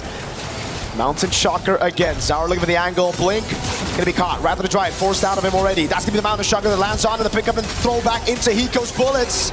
Good block. Good not body enough block. Damage. Yep, not enough damage, but look at this. This was a 4v5, and honestly, it's a big win for Yangon, getting some pressure on the opposite side. Now that they have an EXP laner who not only clears waves ultra fast, but also has incredible movement, they're not going to be put in the same scenarios like they did in the previous couple of games where, oh, we got to worry about our side lanes. Oh, we won't be able to get there in time. No. It's a different story this time, and I think that TS recognized it. It's all about building these waves. It's all about scaling at this point, right? YG, yeah, they have a snowball comp, but they have been able to find those clutch moments even in the late game with these kind of compositions before. That game 5 against Falcons, one of the best examples of that. So YG can never be counted out, even after they've been outscaled. Yep, and I think the scariest part is the fact that YG have two incredibly fast rotating heroes. And I don't know if they're going to get the punish on this one. Still, Ying using his eye for an eye was thinking that maybe he was going to get hit by the turtle, but yo, Sanji. Real dangerous here, using BMI so aggressively. We'll see whether or not TS has the information. Oh god, it's about to be a 4-level lead between the junglers. Blake's gonna get poked down. Rhapsody and the Dead Sonata, that's gonna be the shield unit landing on Sunset 11, but a good golden hour to stop them. A shot from Zaur, killing spree as well. Zaur looking for the opening right now, goes in, but how's gonna win the retreat battle? Rather than try out of the blazing away coming from Sanjay! And he's looking for as many cleanups as he can. Hiko flickers 4, gets 1, gets 2, triple, and a maniac instantaneously! Out of nowhere! Hiko finds the shots, thread the needle, and now it's just Han. Team Spirit played such a good game. It was Han with the retreat. YG, that looked like they had the AoE, but Team Spirit are now the ones knocking on YG's door. Holy cow, holy cow. Hiko, something unlocked in him. He just suddenly became Neo from the Matrix all of a sudden. What the heck happened? Because this was an incredible play, right? They just first zoned them out. Blazing Duet comes on through, and Hiko said, you know what? Doesn't matter. You're standing too close to each other. As soon as I land it, you are gone. Bomba's feeling it. Team Spirit are feeling it. It's something in the air. Hiko's popping off. Sunset, Samo, Zaur, Bomba, everyone. You know, while before the cast, before we even got to the draft, we got to see Mama Bomba walk by. And there was one thing that she said that is really stuck. Today is the day. They really feel it. They put so much heart into it. 54 stacks already built up onto Hiko. How can he not feel like he is him right now as they basically unlock the architecture of Yangon? They're looking for a T2 at this stage, and they're going to double confirm with the help of the Turtle Bow. They've got the vision, but at the same time, they know Ying is nowhere close. And now it's YG. They got to dig deep. Yangon Galacticos again find themselves far behind, and unlike in game number 2 where they were able to equalize with their own lead, they went for this composition, the early one. They got 2 out of 3 neutral objectives, but they just couldn't capitalize on those team fights. It's been very, very difficult, but at least the Guardian Helm is purchased by Han. So again, he can walk up forward as long as he doesn't get picked up and thrown backwards into a chain CC combination from TS. He will be able to retain his position with the rest of the team during these Lord dances. And I think that's the scary part right now. Both sides understand that not... Oh, hold on. We're seeing that TS proactively trying to get something out of Yangon. It's the consistent push and pull, and like LaFell said, it's how creative you can actually get. You've got set plays, but of course, how do you make it all line up? I guess it's through YG finding a big combo, but that's so hard to achieve as well. I think it's a little bit more than that. 2 Purifiers are revitalized as well. That's now a BOD on Hiko. He is massive, and they need to be able to cut those stacks in half. Half the problem is actually just finding Hiko. Exactly. And I think even Ying understands, it's like, man, around these neutral pits, they ring around and rosy us. And even if they do, Gideon, Zaur is still there as the secondary carry, the man that's been targeted, that has given Hiko space. If you go for Hiko, you give space to Zaur. They get the Mountain Chakra, they see Sanji up top, they go for the burst on the Lord, and it is not going to be contested. Han is way too far behind, 3 levels under. This is fine, They still have some decent wave clear on their side. They might have to sacrifice an inhibitor, but honestly, at this stage of the game, you got to sacrifice more than just that. So much heart has been put into these games, such a big difference, and there you go, flicker out from Sanji. The autopilot might have costed him this next push. And now for Team Spirit, it's about building that lead again. It's about going back to basics, playing around the fundamentals that they've relied on their entire careers. Making it to this point, and again, winning through it. Small leads, building up. Now bot wave and the top wave coming down as well. Sanji, you gotta be careful, buddy. You got no flicker. And now the siege begins. The ball lightning has already been thrown out. That's guaranteed to at least get 1 inhibitor here.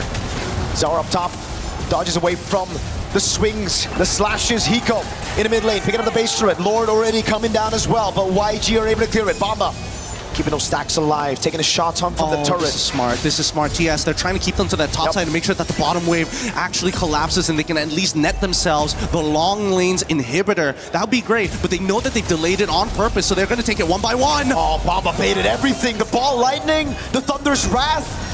They got no resources now. It's all up to Ying and Blink. This is immaculate wave control from Team Spirit. They're going to get this too, unless YG want to die for it. Winds of Nature purchased by Hiko, and I think that's the final nail that they were looking for. We've had Lord Dance before. We've had some of these terms that we've seen. But Gideon, that was a Dragon Siege, that's for sure. Oh my goodness. They've already climbed over the walls. And as everybody here, they burned the walls down. It's gone. They flew by. It's pure devastation on a macro level. Malefic gun purchased by Sanji. I don't even know if that's going to be enough, but he probably won't lose his Flicker to Sunset Lover again if that is the case. If he can kite him out, he can maintain his stacks. He knows the Flicker was still down if he caught him. Hey, he's got BMI. Sanji ain't gonna make mistakes like that, I hope. I hope and pray. We never know in these types of games, man. The pressure eventually gets to some of these players, and we'll either see them rise or fall. And now we have to take a look at this goal difference. 11,000. Sanji, he was the main man to try to get on Hiko. Zaur as well, but now the Wind of Nature is built for Hiko. You can't even do that. Ying as well. What is that damage?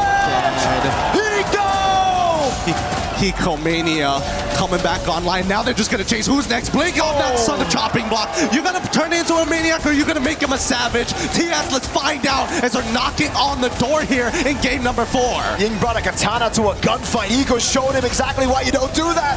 Golden Hour. Sanji able to flicker out of the Golden Hour. Pops in the blazing duet already. But Hiko's gone like Zaur walks up. It's Hiko with the shots again. He finds another. And Team Spirit secure match point. And you can see nobody on the side of Team Spirit. They're not jumping for joy just yet. They know that there is only one more game to become a champion. They've achieved match point. To quote Sunset Lover after securing grand finals, job's not done. And it truly isn't done yet. Yangon Galacticos, they've been able to dig deep before. They've been able to come back before. Now 3-1. What do they need to pull it back? Man, I want to say comfort picks. Most teams, they got it. The Baksha was there.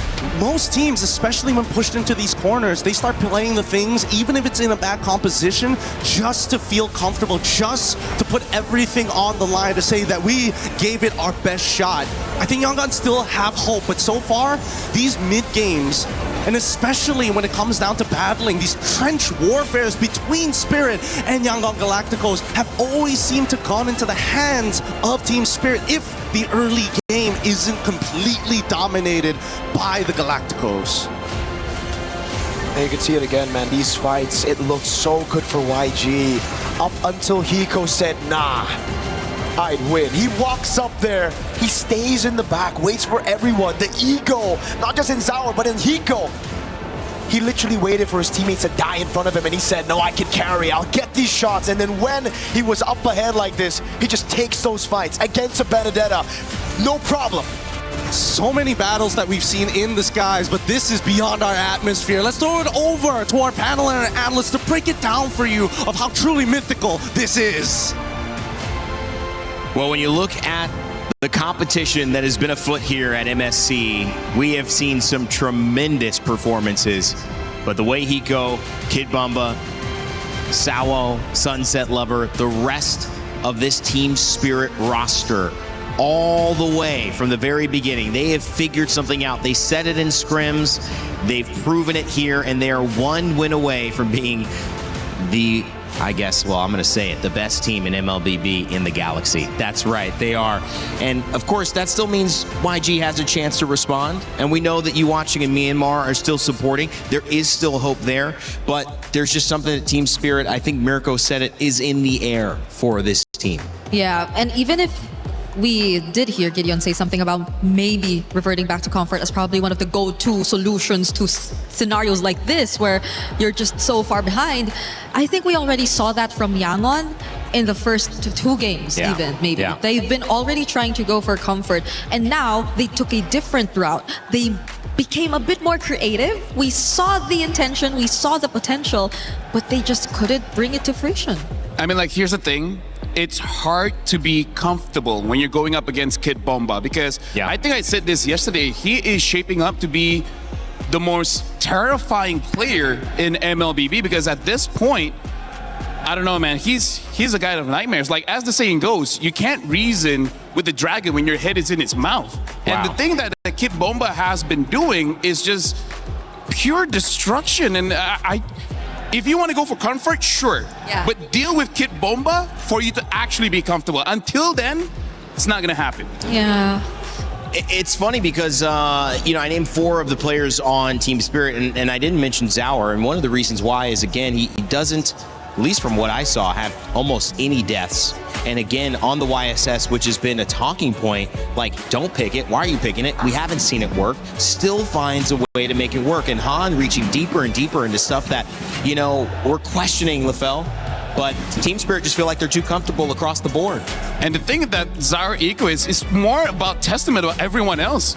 Everyone does so much that he's like, anything for me? Hello? Eco just goes in, gets maniacs, you know, gets a double, gets a triple, and he's like, I mean, sure. I mean, as long as we win, I guess. Yeah, Hiko Mania is back. He came back in this game, especially. We didn't see a Savage. He was close to getting one. I think a couple times we saw a Maniac from him as well, but the way that he managed this even on a Ranger too. So that's something, right? That's something for Spirit, because they went in this game with a lineup with 2 heroes that you're just not so used to seeing anymore, especially in the current meta, but they find ways to make it work. And the Baksha, the Benedetta coming out at the very end for YG. It didn't prove successful, but it did prove that they were willing to change things up. They know they need to do something different. And sometimes, LaFell, once you do get that answer, it could turn its head on a swivel. This could be a very fast 3-2 into a 3-3 and send us to a Game 7. But of course, you know, they've got to fix some of the stuff that you guys have pointed out on the desk, and obviously you pointed out within game that you want to bring up to our attention. Yeah, I mean, here's the thing. It's not that YG didn't try, right? YG, even with the draft, they tried to deal with the Uranus of Kid Bomba, but it's, I don't know, at this point, Kid Bomba feels inevitable, because here's the thing. He's Thanos, man. They already have this Baxia, where Baxia reduces the healing as well as the shield that the Uranus has. And yet, even with a very bursty, you know, always chasing kind of EXP laner, they still weren't able to do it. So I think this might just stump YG just a little bit, because it's not that they didn't have the idea of shutting down Kid Bomba. They invested 2 heroes into it. And yet it's still not enough, because as we're going to be looking at the clips here, again, like, one thing that I do have to say that is consistent with all of Team Spirit's wins is the fact that, you know about resources, right? You know, like abilities, ults, and all those kind of things. One other resource is HP. And we see that YG sacrificed a lot of the HP to get these neutral objectives. But when you're going up against a team with a Sky Piercer, that's going to be pretty difficult, because as we see here, the thing that I want everyone to see throughout all the clips is just the amount of HP that YG is willing to give throughout the poke that we're going to be seeing here. The poke coming in from the Yisun Shin, Sunset Lover, as well as Hiko. There are 3 members coming in from Team Spirit that can deal damage without putting themselves in harm's way. And even though this one, Zauer got it, but I feel like there's still a chance that Han was able to get it. But this is also another thing. This is not okay, Rain Day, which is after getting a neutral objective, go for the fight. A lot of teams do this, usually get punished.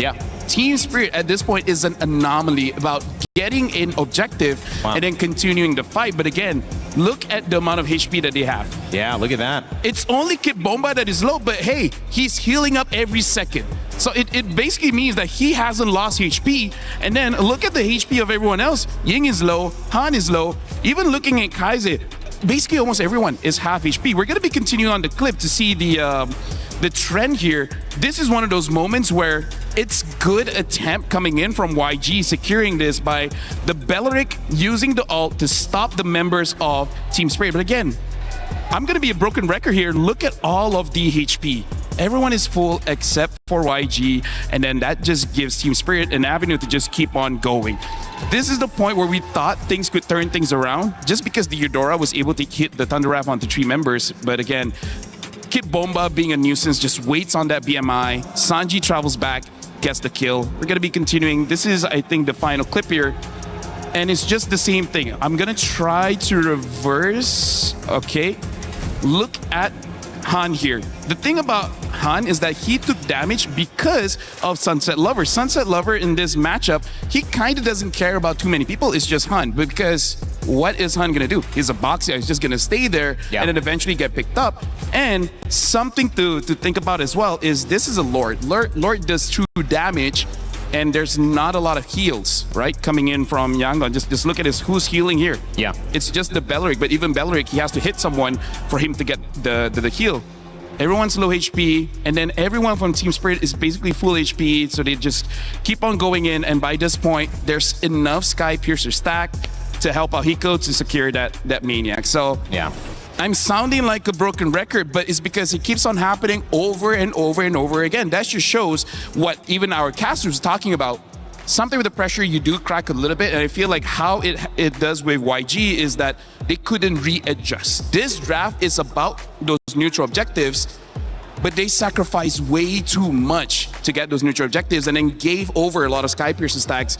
That's the reason they lost. Yeah, a lot of times the game-changing plays, the game-dictating plays really happen during these objectives. It's sad to think that they may have had tools to deal with members one at a time, but the members that they really wanted to deal with the most were members that were out of reach. And it was only really Bomba who was making all of this possible. He's too much. He is too much. He is, as he said, inevitable.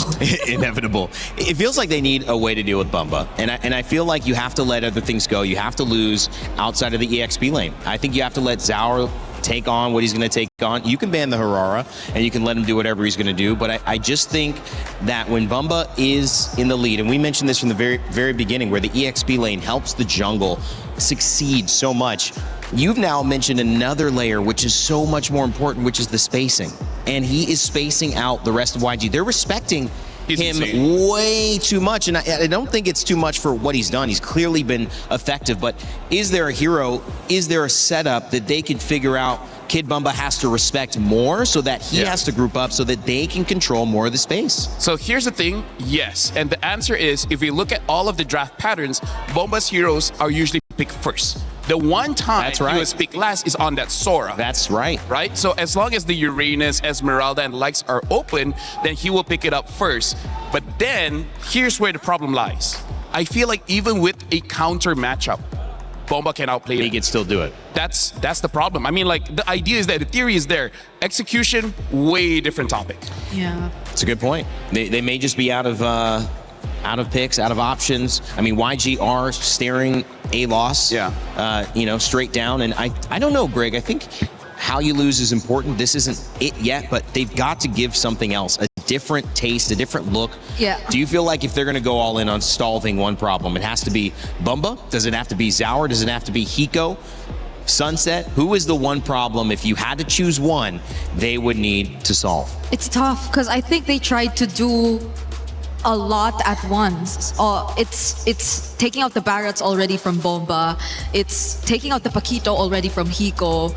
It's taking out whatever they can, especially if they're on, let's say... Second pick, they have to take out a Freya. Yeah, so I think they've tried to deal with the most difficult ones, but more and more problems just keep coming out. But do you then need to go away from taking Claude early and need to prioritize something in the desperation for, okay, we need a better mid laner. If we don't, it's going to get banned out. Like, they're getting Zushins, Eudoras, they're getting picks like that without really working hard for them. So maybe they just need to say, let's let the Claude go. Sanji, you're going to have to pick up a little bit of the slack here. And we're going to force them to say, hey, you want to pick up Bombas? You're going to lose big time in mid. Brigida as well as Rain Day, this kind of shows the strength that Team Spirit has, where if there are more bans, it will hurt YG more than Team Spirit. Because here's the thing, imagine if YG bans out 5 EXP laners. Bomba still has something up his sleeve. Like the Lapu isn't contested.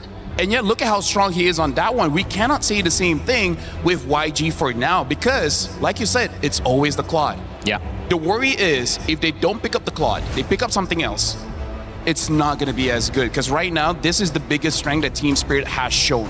It really doesn't matter what you ban. Our book of heroes is just way more than you.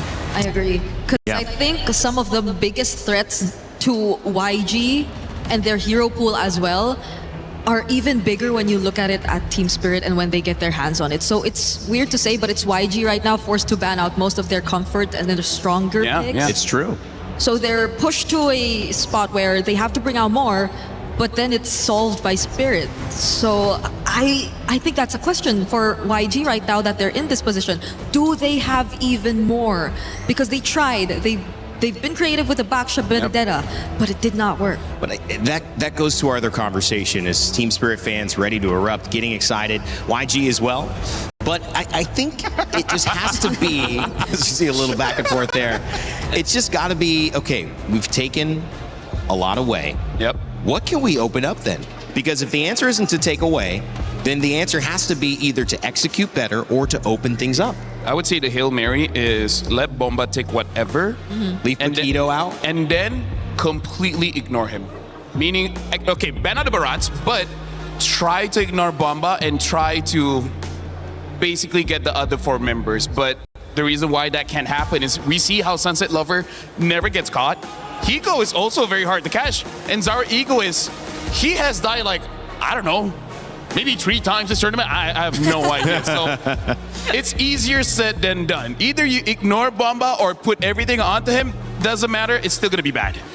Well, Zushin picked up, and I think for YG, that's got to spell a little sense of comfort heading their way, even though there's nothing exciting about seeing Kid Bumba and Zauer Egoist in those first 2 pick positions for Team Spirit.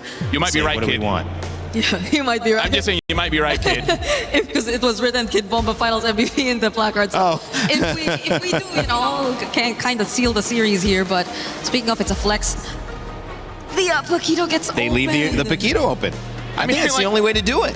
Damn if you do, damn if you don't, right? No matter what you ban out, something is let through that you're like, come on, man. Come on. Why does it have to be like this? Yeah, which I feel like is still a flex, but maybe they might be a bit more cautious about this because the Juicin showing up would mean that YG might be a bit more okay to dealing the fighters in the lineup. So Guinevere picked up here as well. Okay, they changed. They changed the sequence. Because Guinevere and keeps the getting Arlet, banned. so they don't go for the Claude anymore. Good luck on finding a job. We're praying for you, buddy.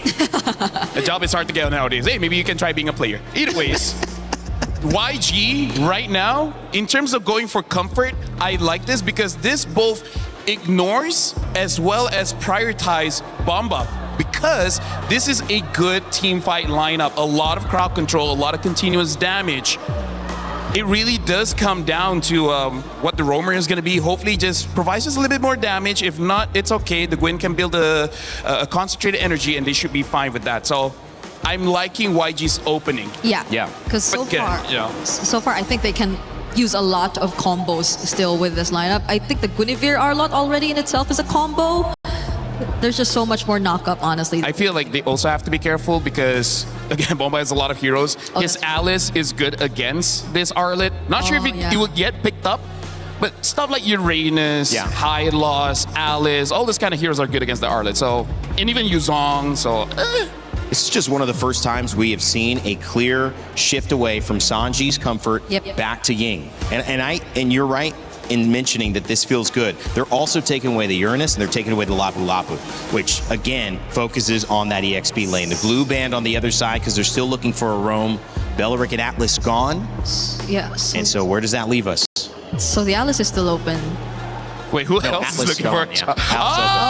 He's a cameraman now. Oh my gosh. Hey, that's good for you, man. EWC is a good event for you to work on. There you go. Shout out to this guy. I was doing a good job though, because if he was terrible, then hey, work for 2 hours, get fired. Yeah. Oh. A Fovi. Again, there's so many counters towards the Arlet, so yeah. But hey, at least they have a Zushin. The Zushin can fight against the Phovius, same as the Gwyn, so it's not all doom and gloom just yet. There's nothing else you could have taken away though at this point. They've banned EXP lane and Kid Bumba specials as much as they could without letting an Atlas through. So it's like, I feel like YG's saying this is all we can do. Now the problem is they know it's going to be a Paquito gold. Yeah. So what do they pick up that don't lose immediately? They pick up the Brody as well as the Badang here. This is basically going all in team fight. One of the worries is that only the Gwyn can handle the long lane, but hey, if you win all the team fights and the game by 11, it's good anyways. How's the spacing on this? Does this solve that problem of the zone that we've been seeing Team Spirit create with Kid Bumba? I still feel like it's going to favor Spirit more. That's a Phobius and a Paquito who can independently just find and create the openings, and they finish off with a Selena. Okay, so that's, I think, a keyword for at least this matchup. Spirit can be more individual.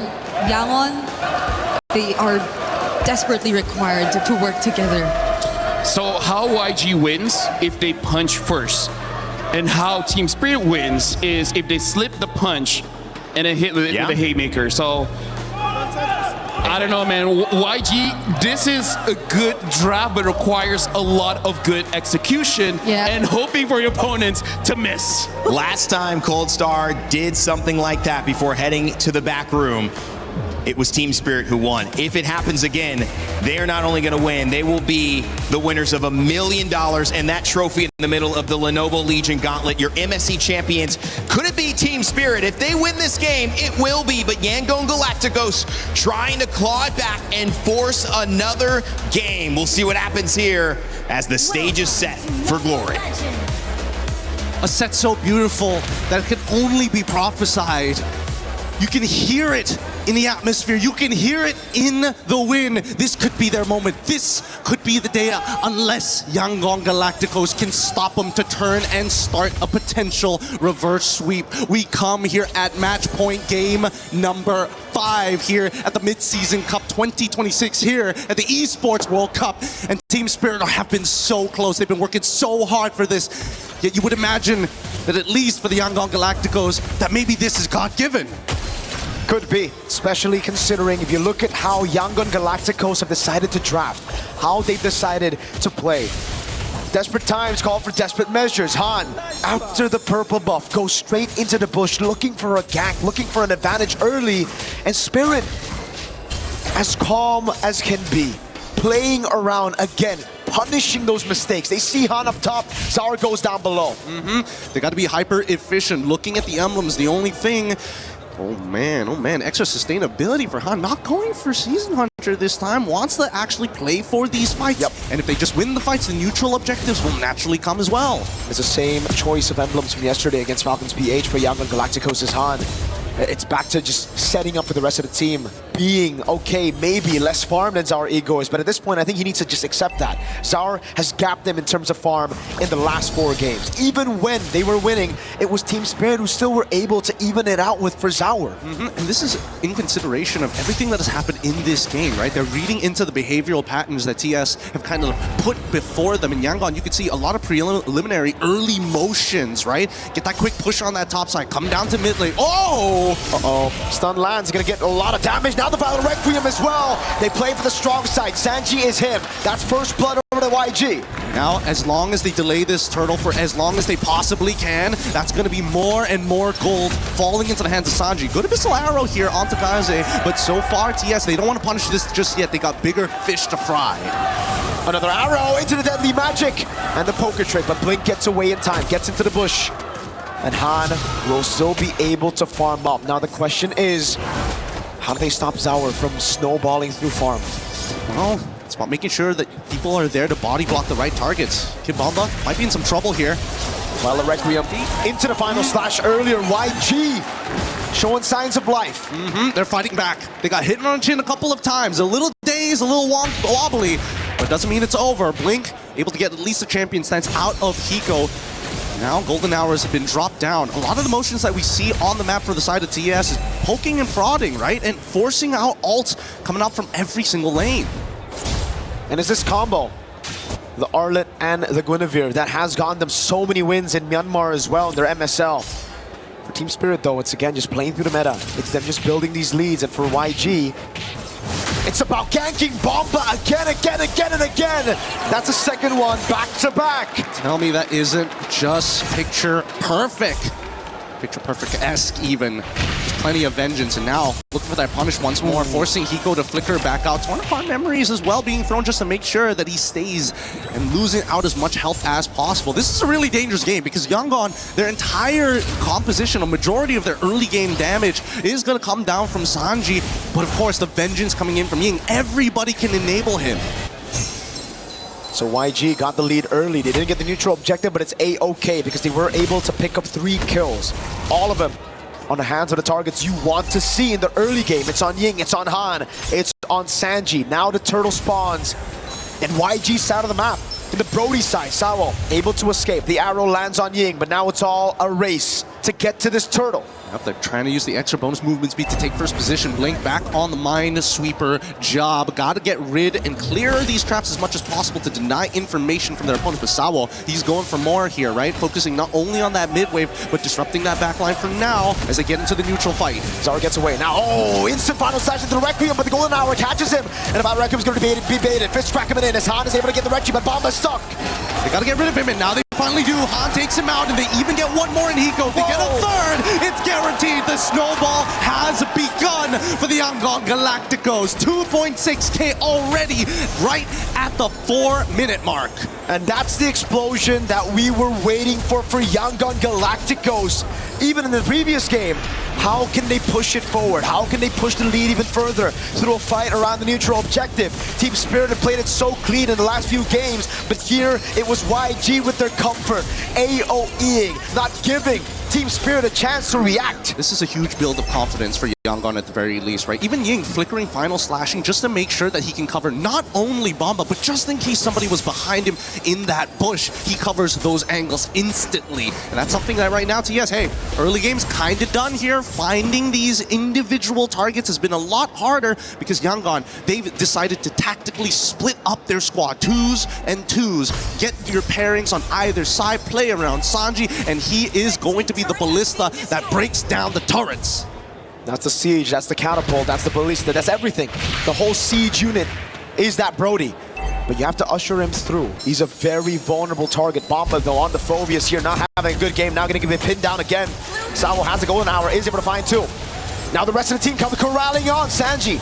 Flickering out to safety, but Bomba's going to be caught in the stun. Now Ying with the final slash into the spatial migration. Beautiful stuff, beautiful stuff. This combination between Ying and Han has been ridiculous. And if you think that's not the end of it, well, guess what? The truth is it isn't. They still have Kaiser and as well as Blink as major follow-up tools or engagement tools. It really doesn't matter who shows up first as long as Ying is nearby.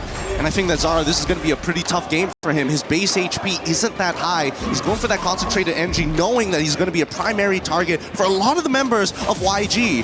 And here we go, once again, they find a combo! Oh, spatial migration and the Violet Requiem. Sao's gonna be taken out, and now it's Sao. Double, they want a triple! Spatial migration lands again, Bomba's low! And Ying picks up the mega kill. Team Spirit can only just look for a trade in the bottom lane. Yep, chain CC perfectly. Hit Bomba, unfortunately unable to start using his ult to dodge abilities. Just it wasn't given the space, the time, and more importantly, it just wasn't a free frame for him. I bet he was spamming it at some point in that fight, but he knows that unless it's underneath his turret, it's the only way to keep him safe. And even then, Bomba decided, no, not yet, not like this. We'll take the trade. That's all it's going to be. Sawo a little disappointed, of course, but hey, this is match point. Hey. It was never going to be that easy.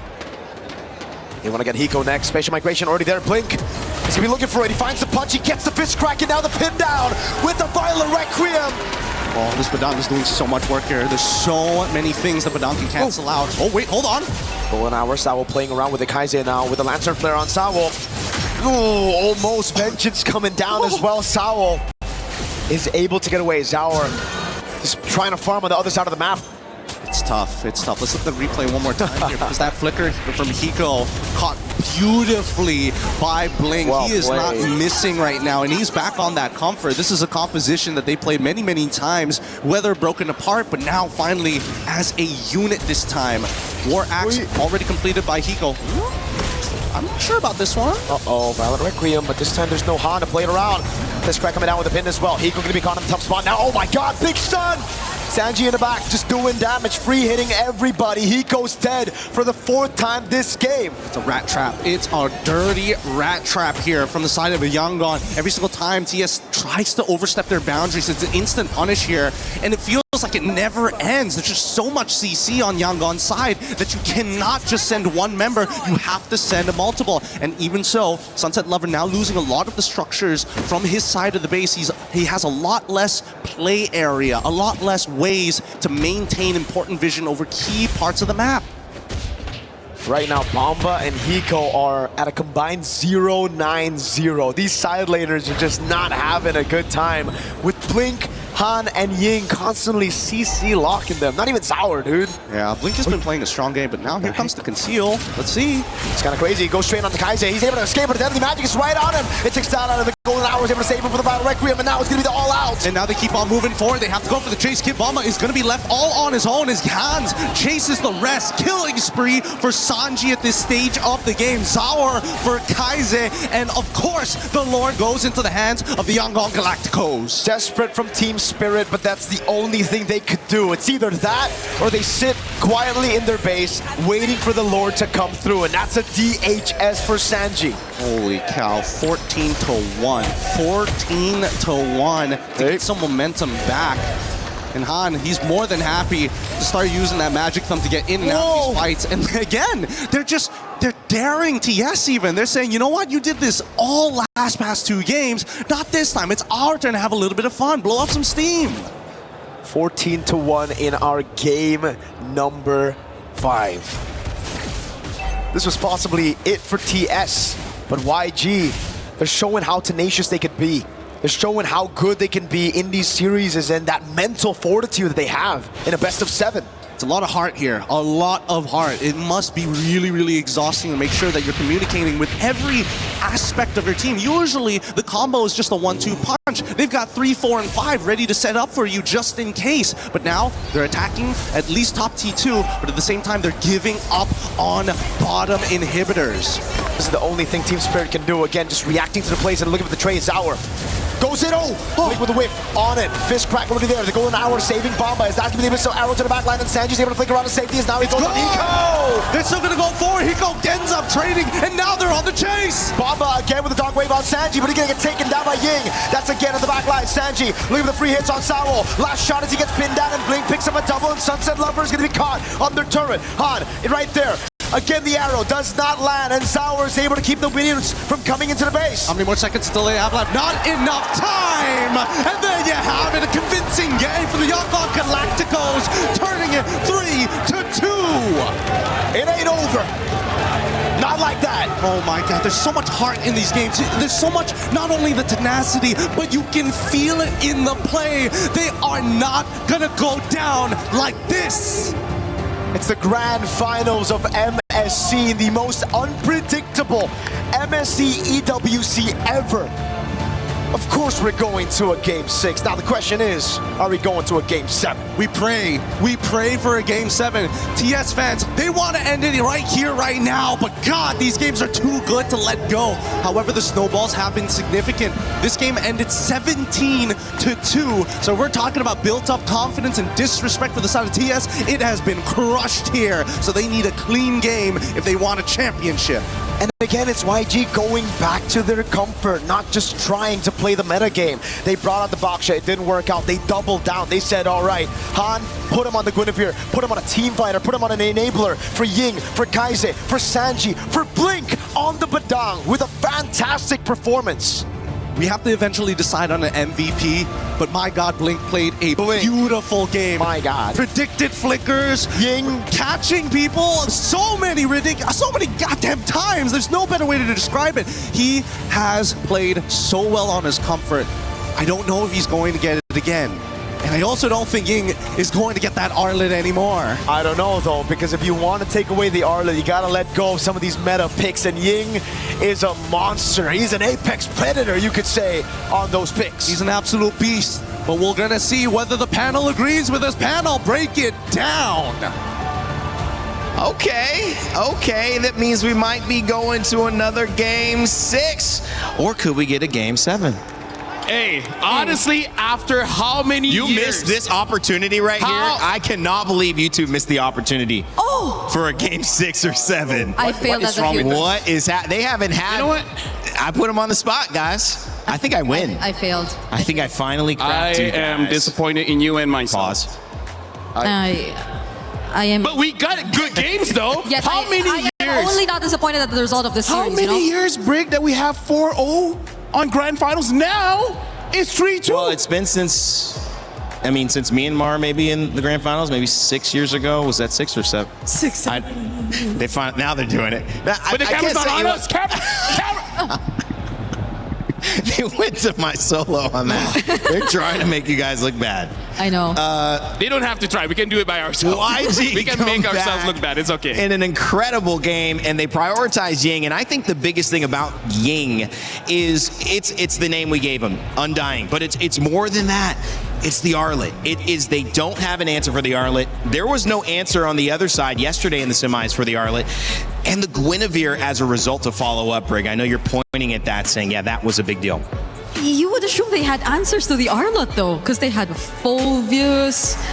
Not Ying's Arlet. I mean, like, Phoveus does have a bad time against, let's see here, but Dung, Zushin, and in a way, Guinevere as well. Yeah, that's true. So at least for the laning, you would think that they did, but everything else, Ying was Undying. He was free. Wait, speaking of, I remember one other time Kibomba used the Phoveus. Yeah. And it was this as well. I think it was against Vamos, where Vamos used Zushin and Hylos. Yeah, pretty good memory. I'm impressed with myself. Same. He has very impressive memory. I can't remember most people's names, but I can remember draft picks. It's true, it's true. He has impressive memory. That is a pretty good memory, Only with MLBB. Only with MLBB. Okay, that's it. But you remembered it was Rhino Day, right? It's been Rhino How Day could you for forget? 3 weeks. How can Rhino Day be 3 weeks? Guys, this is actually interesting because I think the energy, and especially when you are at home watching and you're looking at this set, you see the 3-1, I think you start to slip into, well, it's looking like team spirit. And then bam, Yangon Galacticos answer back, but not just quickly and not just with this Arlet, but convincingly across the board with everyone. And it doesn't look like the same matchup anymore. And that's what we hope from a grand final, Brig. How were they able to, and I know LaFell, you've got some clips as well, turn this around so convincingly? Have they solved something? I think they got back to what we said about the front lines being just as terrifying as they should be.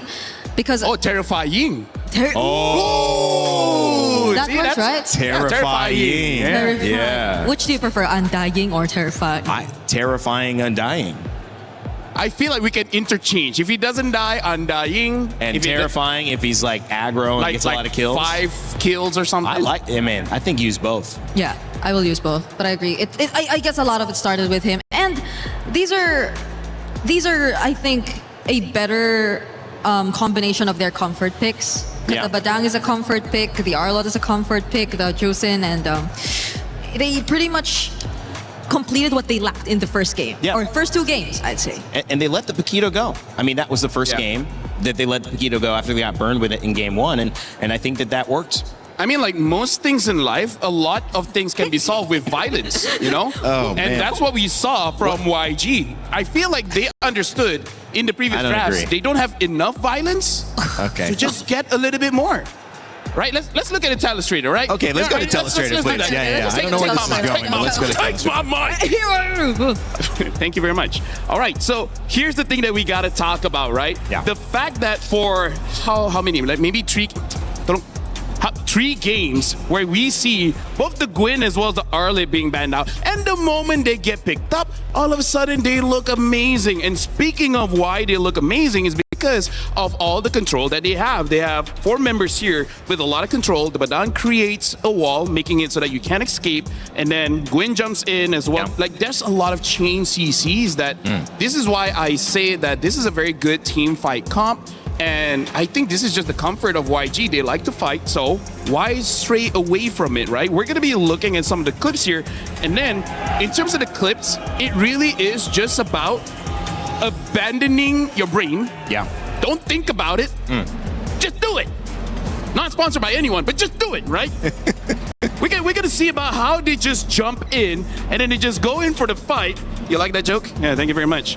We're gonna see that this Badang make it so that they can't run away, and then at that point, it's easy pickings for Han as well as Ying, right? I mean, like, Han did his job. His duty where...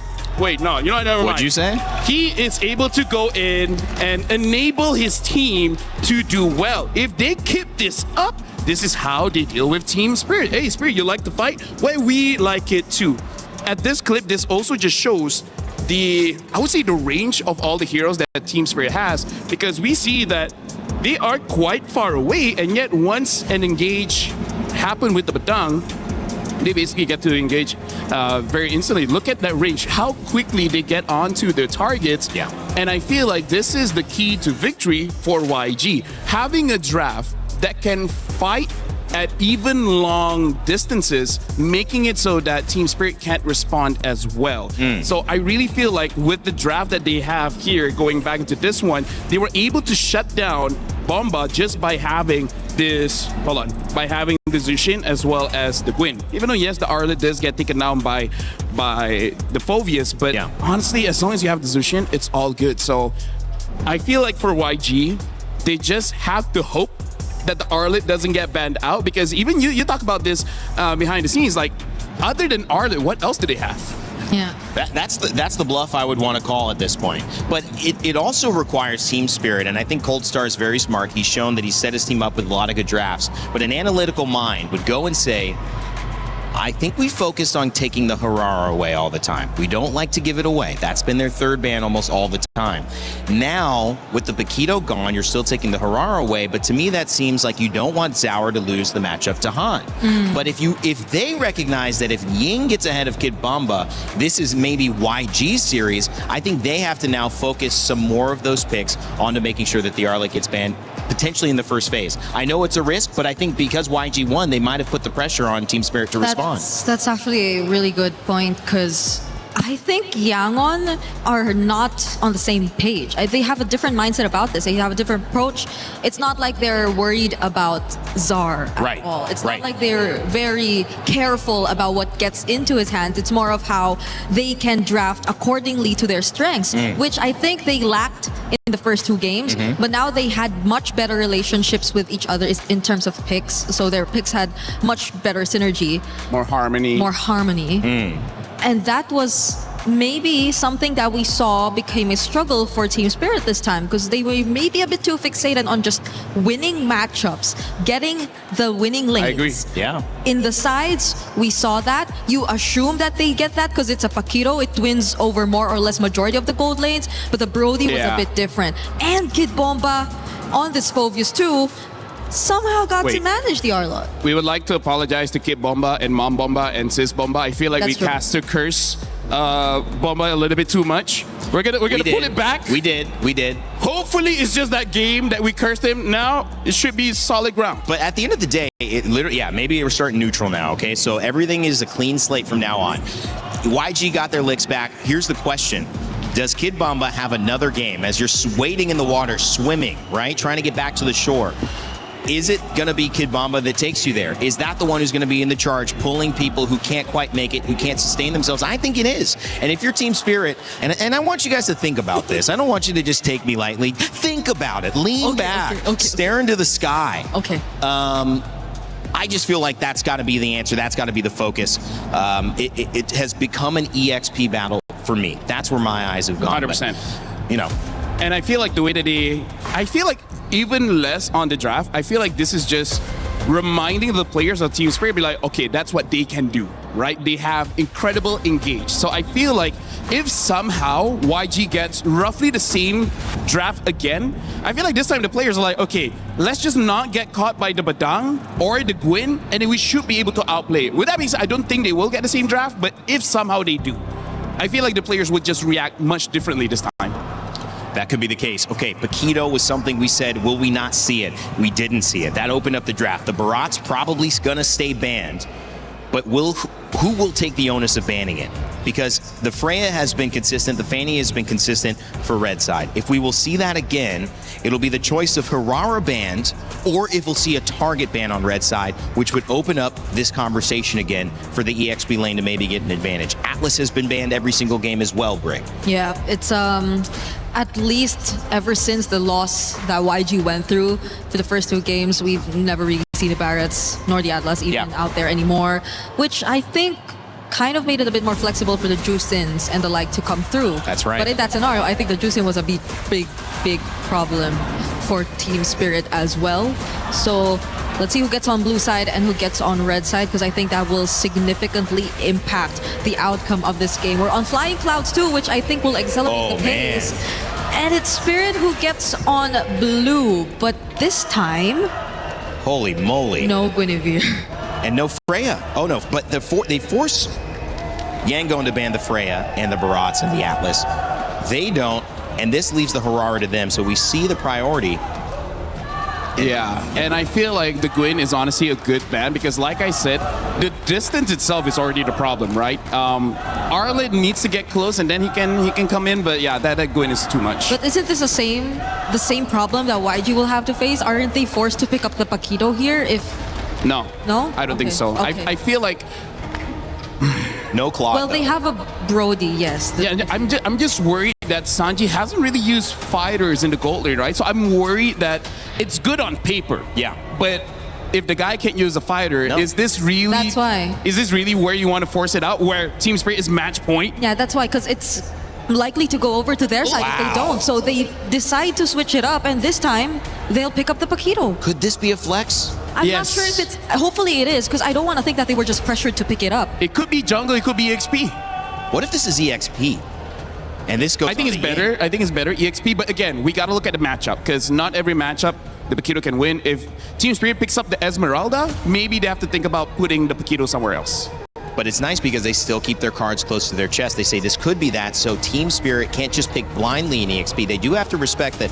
What happens if we're going up against Paquito? Do we need a winning matchup for that specifically? Yeah, because I don't think Yangon has really ever utilized the Paquito in gold. Wow. In EXP, I don't think so too. So this is a new hero pick that they will be picking up. It's a clear attempt to adjust from Yangon's side. Honestly, that's why I feel like this might be jungle. Might. Just because they are a team that likes to win those neutral objectives, and Paquito is one of those that has quite good burst damage with the red tree, so maybe they can take it. Which, by the way, Melissa has been banned quite a few times by YG, and this time Team Spirit picks it up. Let's talk about why this is important. Yeah. YG wants to dive, wants to win the fights. Yep. What are you going to do when she uses the go away? So I feel like this is the response that Team Spirit has. If you want to come in, try. We already have an answer for that. Go ahead. Which I feel is something they have to resolve through their mid lane. So I agree. The Eudora Gord options are still there, but since they prioritized gold and revealed that it is either jungle or Paquito XP, they might lose out on more options in the mid lane later on. They keep their EXP open though, and that you know, and again, Paquito can still flex. We know that we still have the Claude going in, so he's not going gold, but they are still focusing on trying to see if they can get Ying an advantage. And even though Esmeralda is out, and that's a great EXP lane, with the Eudora ban, it seems like they're also focusing on limiting the options that Sunset Lover can play.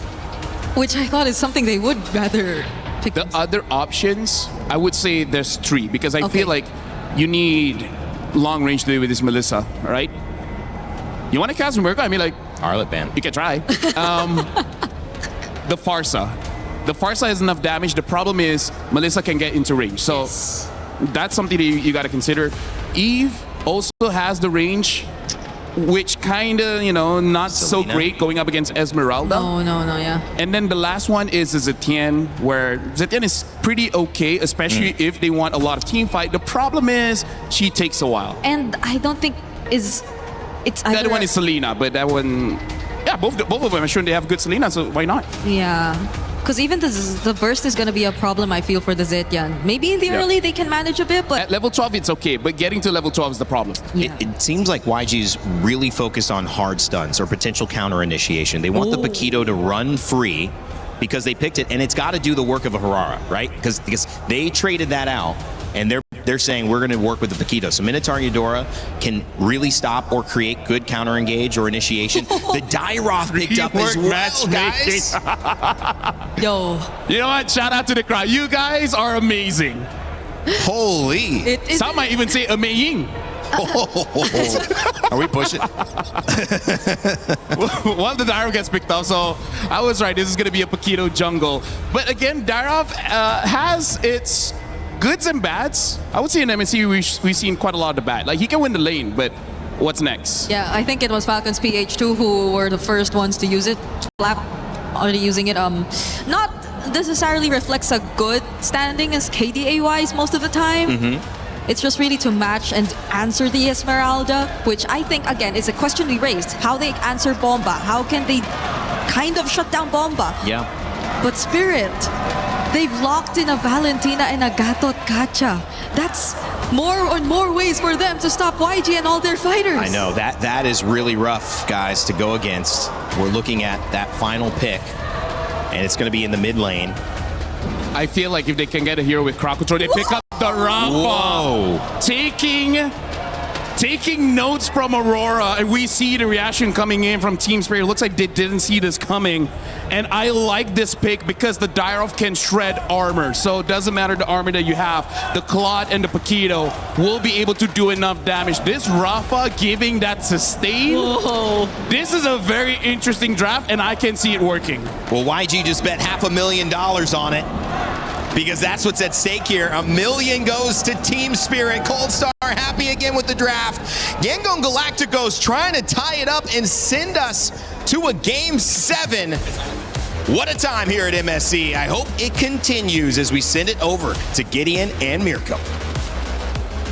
I agree. Everybody needs to start praying at this point. Everybody is looking for their team to make it to the very end. Here at match point, the pressure is still on Yangon, and they basically have come up with a more interesting draft, a different sign, a different means to attack this potential championship point. We come down to game number 6, and by God, if this isn't a marathon, and almost immediately Sawo starts off with a pretty good taunt here at level 1, just to make sure that Yangon, they can't walk freely. They gotta. YG, their main win condition is playing through these fighters and just going all in with the healing, trying to out-sustain Team Spirit, so they gotta try to establish some lane dominance at the start of the game. Yeah, not to mention they were also getting Pull Yourself Togethers from Sunset Lover as well. He wants to make super plays of his own, either stealing away some pretty good ults, but most likely going to be that Wrath of the Dryads. First invasion here, it's going to be a little difficult. Han is on level 4, but still has plenty of damage, and Sawo zones him away. Ooh, Sawo with the Rectory able to pick it up. Han trying to deal a little bit more damage, but it only lands on Sawo, so that ends up just being a win straight up for Spirit. And maybe this could be the answer that they were looking for, right? Sanjin as well as Hiko, it's still going to be a little tough between the two at the bare minimum. Both going for Quantum Charge here. Down by, oh, hold on, first blood achieved. Oh, maybe, oh, Blink gets out of there. Clutch flicker from Blink to get away, to evade from a possible first blood, to send Team Spirit into that spiral of snowball. Man, this game has got me, even me, antsy. I don't know when the next big play is going to come, but at least we know. Uh-oh, Kai's in a bit late. Oh my God, it's gonna be the regen, the last hit, the flicker out.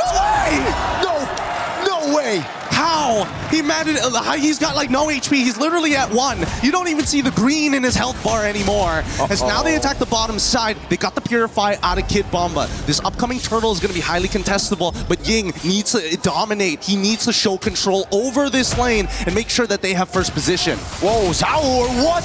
Face check in the bush against a Dairoth, gets insta-bursted down. Now it's Sawo with Revitalize, able to get the taunt as well, but the rest of the team comes around, and Ying gets a double.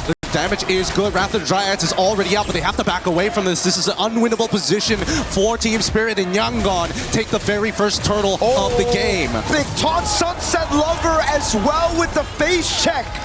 Team Spirit getting a bit too impatient with these openings. Is it impatient or was it necessary? I don't know. It's a tough call here because now they're going once again attacking onto Kit Bomba's side. And I think it's just a little bit of disrespect coming in from Sawo. Wasn't really expecting to get knocked up out of his taunt by Han. But at the end of the day, it happens. But it's not the end of the world. The lead is still very minute. We haven't gotten to the dangerous 2K territory, but we're basically a quarter to halfway there. With 10 more seconds left on the clock before that orange buff alongside with the Lethal Wanderer. Let's see how TS is going to play, because again, at this stage, you might as well invade that top side, steal away one green camp, probably omit the next objective, and try to set up to get Sanji's Purify. Oh, they're trying to corral over Han. Taunt doesn't land. Now they're all in over. Knockout strike as well.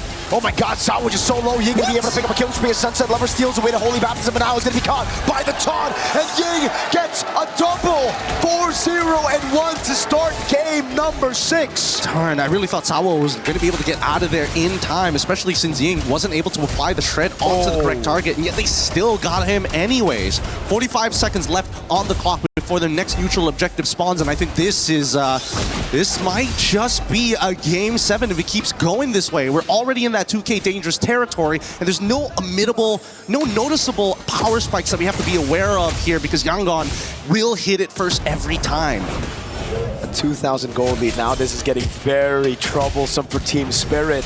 Yeah, and lead is on Ying on the Dairoth. This guy's gonna start bursting people down, and not to mention, again, the fact that he should actually just be the support in this game. He should just be the support for Han to get those knockout strikes. Yeah, but that's the truth of it all. That's really the truth. I mean, he could technically be like a cleanup crew at the end because he has his flicker and the ult, but now that he's 4-0-1, you might as well take full control.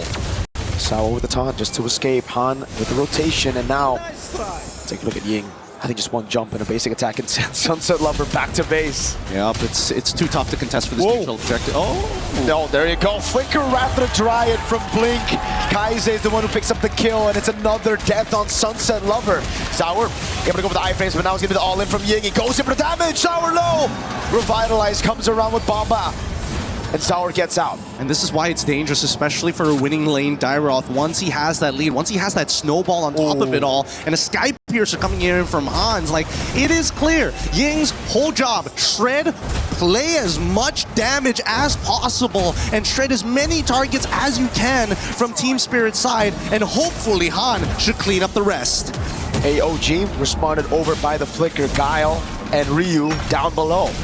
Yeah, I mean, the Street Fighter gang looking for a T2 down on that bot side. It's forcing a reaction coming out from Team Spirit. Hey, wait a second. They with the dash, Cyclone Eye, bringing him to a place that you shouldn't want to be, but they get out. They have to burn a flicker, but, you know, they get out. It's not bad. It's not bad. Yangon were definitely in Team Spirit's basement there for a while, but they managed to sneak their way back out. And for now, TS, it's all about scaling at this stage. Zara, I don't think he can really contest it at this stage, not until he gets the War Axe, and even then, I feel like it might just delay his overall power spike. But then nobody else has much of a lead. Even Hiko doesn't have much of a lead. Yep. But the thing is, whenever you have a Melissa, you can still just play in the late game, right? We saw that from Vitality as well against Falcons when they were down, what, 5,000-6,000 gold in the early game. They could still just wait for the Melissa to scale, then play front to back. Then it's all about Zaur looking for those angles, but look at this lead. 1,200 gold lead in between the XP laners. Then it's just everybody who's up ahead, 500, 600. Yeah, they're just stacking up as much of the lead as they possibly can here. They might find something else. His Blink, he's looking for an opportunity. Good taunt of disengage, but Zaur's still going to be caught. Oh, he doesn't even have the iframes. It was on cooldown. Zaur trying to save him now. He puts himself in 1v5. It's a double for Han, and he has a Sky Piercer. Man, that was a bad direction to actually go for the dashes. He double dashed away from Sawo when he should have gone around Sawo back into his own territory. That probably should have been it. Without the combo points, without the iframes, he just can't get out. He just doesn't have the cooldowns yet to be able to make these super plays like he has done earlier in the series. At this stage, it's starting to get a little dangerous because Yangon, we've seen them with a 5.5k lead. They are looking for everything across the map, every tier 1. 6,000 gold ahead. Hiko.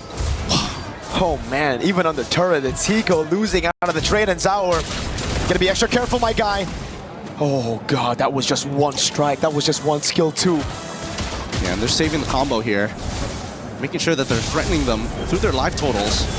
But just the raw sustain coming up from Yangon's, it's becoming really, really difficult to keep on contesting, because as much as you want to wait for your cooldowns to come back off, it doesn't matter if you're not getting yourself that net profit. And now let's look at the items real quick, because Sawo smartly enough decides to go at least to get the Chastised Pauldron. The War Axe is still underway here. Okay, Sawo should be fine, but they don't get the AOG out of him just yet.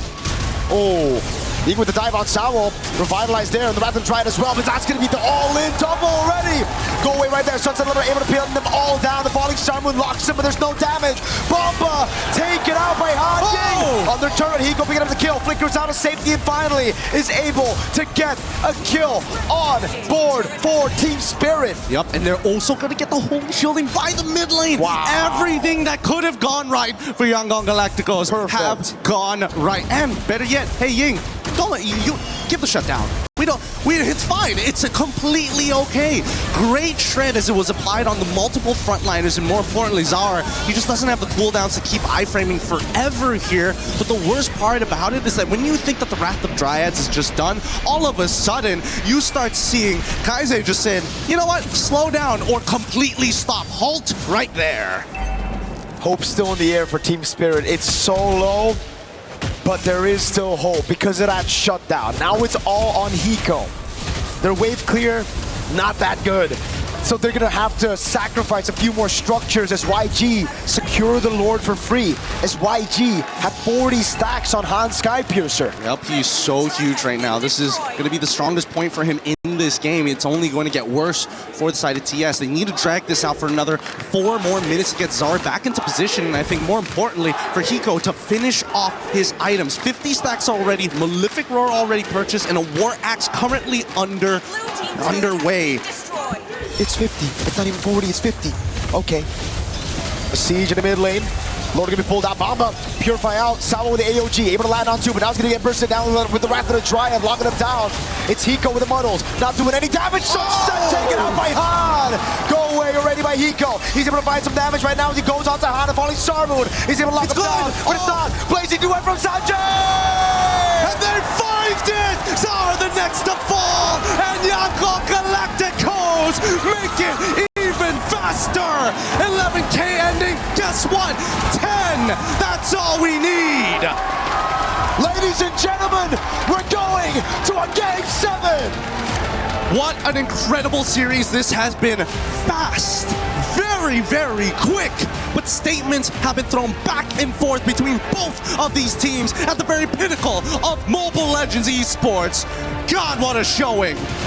Of course, it had to be a best of 7 going all the way. Of course, MSC EWC 2026 continues to surprise, continues to shock everybody who's watching. And man, what a show. Sure, it's not the closest of games to get us to Game 7. It's been Stomp 1, then Yangon with a Stomp, then Spirit with a Stomp. It's just going back and forth, but now, finally, it's back-to-back for YG. Yup, finally they've evened up this score somehow. I thought maybe with the draft order, the TS was going to find something else, but Yangon still have some soul left in them. Team Spirit, they gotta pull it together here. They're getting a little nervous. They gotta even understand that the momentum is starting to build up for the Galacticos. I have no words. Could they have written a better story here today? We're gonna bask in just the thought of that as we throw it back over to our analysts and, of course, Rain Day. Bang, bang.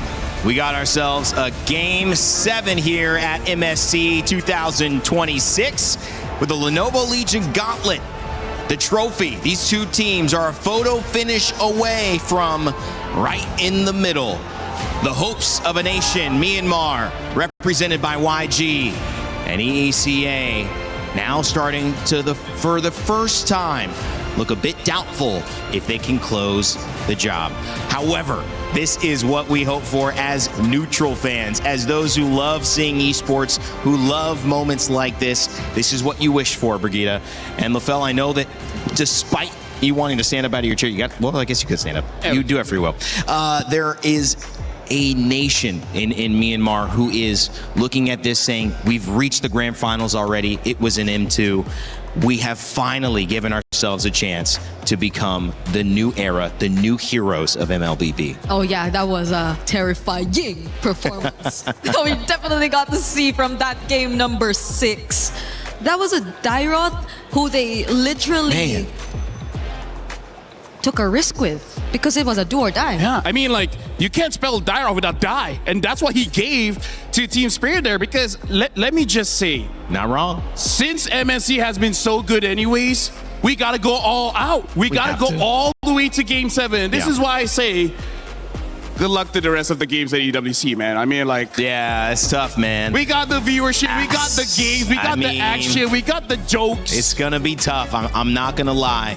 Been some great games, great competitions across the board, but this one certainly has got to be up there with the best of the best. Heck, it's one of the best in MLBB international history.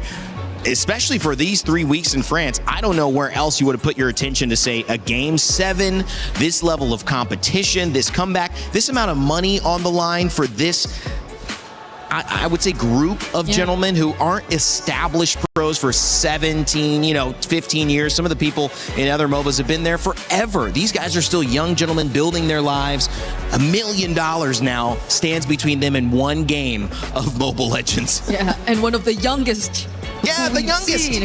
Part of this tournament, Zar Egoist, that was painful to watch. That was painful for him. It was a game where he could barely do anything, and you could see it even the post-game stats. He only got like, what, 2 orange buffs towards his side, and the rest were just all over to Yangon. He was clearly denied of the kind of performance that we've seen from him time and time again throughout this best of 7. Well, Ying has given us so many now nicknames. I'm sure online you guys have already started coming up with new nicknames for Ying, whether it's Undying, whether it's Terrifying. He's defying expectations. Whether it's defying, and I think expectations versus reality was a little bit of a theme earlier. We saw it's not Indonesia, it's not the Philippines, it's Myanmar and EECA. They have given us the show that we were hoping for. Yangon Galacticos on the Arlet, on the Dairoth. Ying has been special regardless, LaFell. I mean, like, honestly, at this point, I mean, we've been setting this up, I think even like day 3 of MSC, where the EXP laners, they are providing so much for the team. In this case, Ying is special because game number 1 is a lot of chase and crowd control. And game number 2 is a lot of chase as well as damage. Like, this guy, having that Dairoth is risky in the sense that if you lose your lane, there's not much you can do. So it's a good thing that he won the lane and then expanded it to all across the map. Yeah. You talk about taking that risk in Game 7. You talk about what was on the line, in Game 6. It leads us to a Game 7. But how did they do it? How was it so successful? Under 11 minutes that they won that game. Walk us through it, LaFell. Well, I'm going to let my partner do this one because... Did you say partner? Briggs is amazing analyst. America. I'm just a chair. Hey, okay, I think I can hold my mic. She did. I mean, if you want me to, I can. But it's okay. All right. Well, now I know where I stand. About draft? Do you want to say anything about draft, or do we just it's all you. It's all you. Okay, let's just move on. The only thing is they gave homage to Rosa and Midnight, so shout out on that. Okay, I'm gonna press that. Shout out on the Rafa pick. Yeah. Rafaela. But I think, at least in this game, you left us with a question of how they were able to accomplish this. Yes. 11-minute win. And it sucks to say, but I think it was mostly really off of a huge error that started this game from Team Spirit. Because you take a look at this clip that we're looking at right now. Mind you, this was right before Sunset Lover and Sao were actually rotating from mid, and they had full information that no one was there, that their matchup wasn't there, that probably Blink and Kaize were elsewhere, and they still decided to go for this rotation. If you take a look at where Zar Egoist was trying to move, you sure you don't want me to hold the mic? Where's the zoom in? Where's the zoom in? Oh, here. If you take a look at how Zar Ego... This is not working. She took it from you so well too, and now she needs you. Okay, come on. Let's go. Let's split it back. So, if you take a look at how Zar Ego still decided to utilize that information, I think prior that he already saw Han. And he probably went into that thinking that it was just Han. But it was clear that it wasn't just Han. So you see how the game or how the team fight actually turned. Eventually, it was a first blood over to Undying, and he didn't just get one kill off of that. He also got Sao, who just really wanted to help. And this was the beginning of a snowball. I feel like if you were the Rafaela at this point, you could just immediately switch your attention towards, let's just keep on building up Ying, because he's already taken a huge part of the early game, and that's where they've just decided to continue and proceed with the snowball. We have another clip here, which I think is just an emphasis on how Ying was just a huge problem here, and I will be giving it over to my partner for this one. I mean, you don't have to. Okay, thank you very much. So this is where we see the draft really shines because of that Rafaela. Rafaela is really a big piece here, because the thing that we have to look at is the fact that Ying is fearless in this one, where he can engage into the fight. Because again, looking at the positions coming in from the rest of Yangon Galacticos, is we really got to highlight how Sanji is basically untouched on this Claude, and all the while, look at Kaize. Kaize's positioning is he is in the middle of everyone, right? He is in optimal position to provide heal as well as slow down the enemy team. And this is why having that Rafaela in the mid really makes very fast games, because it makes it so that it's hard for you to make a mistake. Like you have to overextend so hard that you somehow die and give the advantage over to your opponent. So this is one of the strengths when you get I would say, a very offensive draft, having two fighters. Doesn't matter if it's EXP Gold or Jungle, EXP, whatever. As long as you have the Rafaela there, you can keep on fighting, extend the lead, and end the game before 12. Which is very unfortunate. Honestly, we didn't really see Kaize being as efficient. Oh, sorry. You're pressing it. You're still pressing it. Because at least before that face check we got to see from Zar, you saw how aggressive Spirit were. They were just forcing flickers out of even the Rafaela from Kaize. They were constantly going for the invades. And I guess it was a bit too much aggression. Maybe. That led them to this spot. And I think that might have been something that Cold Star was mentioning. You saw the reaction when you see the Rafaela. He mentioned something very quickly, very intensely to his team. It might have just been, rah, go ahead, get a win. But it could have also been, guys, we got to make sure this Rafaela does not get off to a good lead. We need to force pressure onto the Dairoth. We can't let this happen. And maybe that's why, because Zaur doesn't make those early mistakes like that very often. We got to look at the numbers here. 32,000 heal, that's actually quite a lot, and also just shows how much fighting that they had. I mean, like, about 14 of the fights is involved with Kaize, 82% kill participation, but this is a support, and he dealt 23,000 damage, so it's not like he did nothing when it comes to chipping the HP of Team Spirit. But with that being said, this is match point, and now we got to look at Kip Bomba as well as Ying. Whoever wins the lane wins the game. And at this point, that's not surprising. I see what you did there. Did you see what surprise? Listen, I'm trying to add a little bit more, guys. You know, I love the way that this game has shifted. I love you. And I love you too. But it's been a little bit like quicksand for some teams. They've fallen into the pit, and then they couldn't get out. But sometimes the real way to actually get out of quicksand is to move very slowly, and it's to shift your weight. And so in my opinion, what happened was the weight was falling onto Sanji a lot. They were picking Claude early, and then they shifted the weight back onto Ying, and they said, Ying, do what you do best. Do what got you the nickname. Do what got us here. And now I feel like they're out. They're even. They're flat.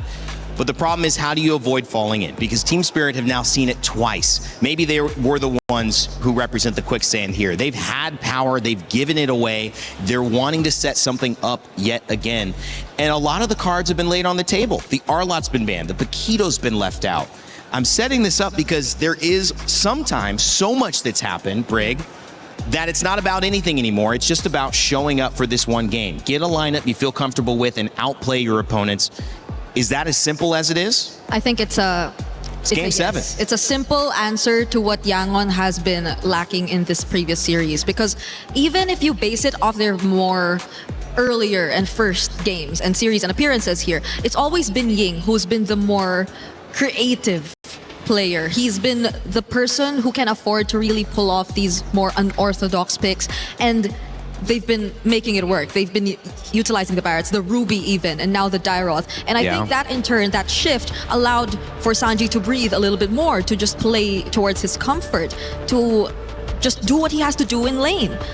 But that will just hopefully not become too much pressure on Ying, because there's just so much that he has to do, especially in this crucial Game 7. Well, gentlemen, and yes, Brigitte, you're also a gentleman.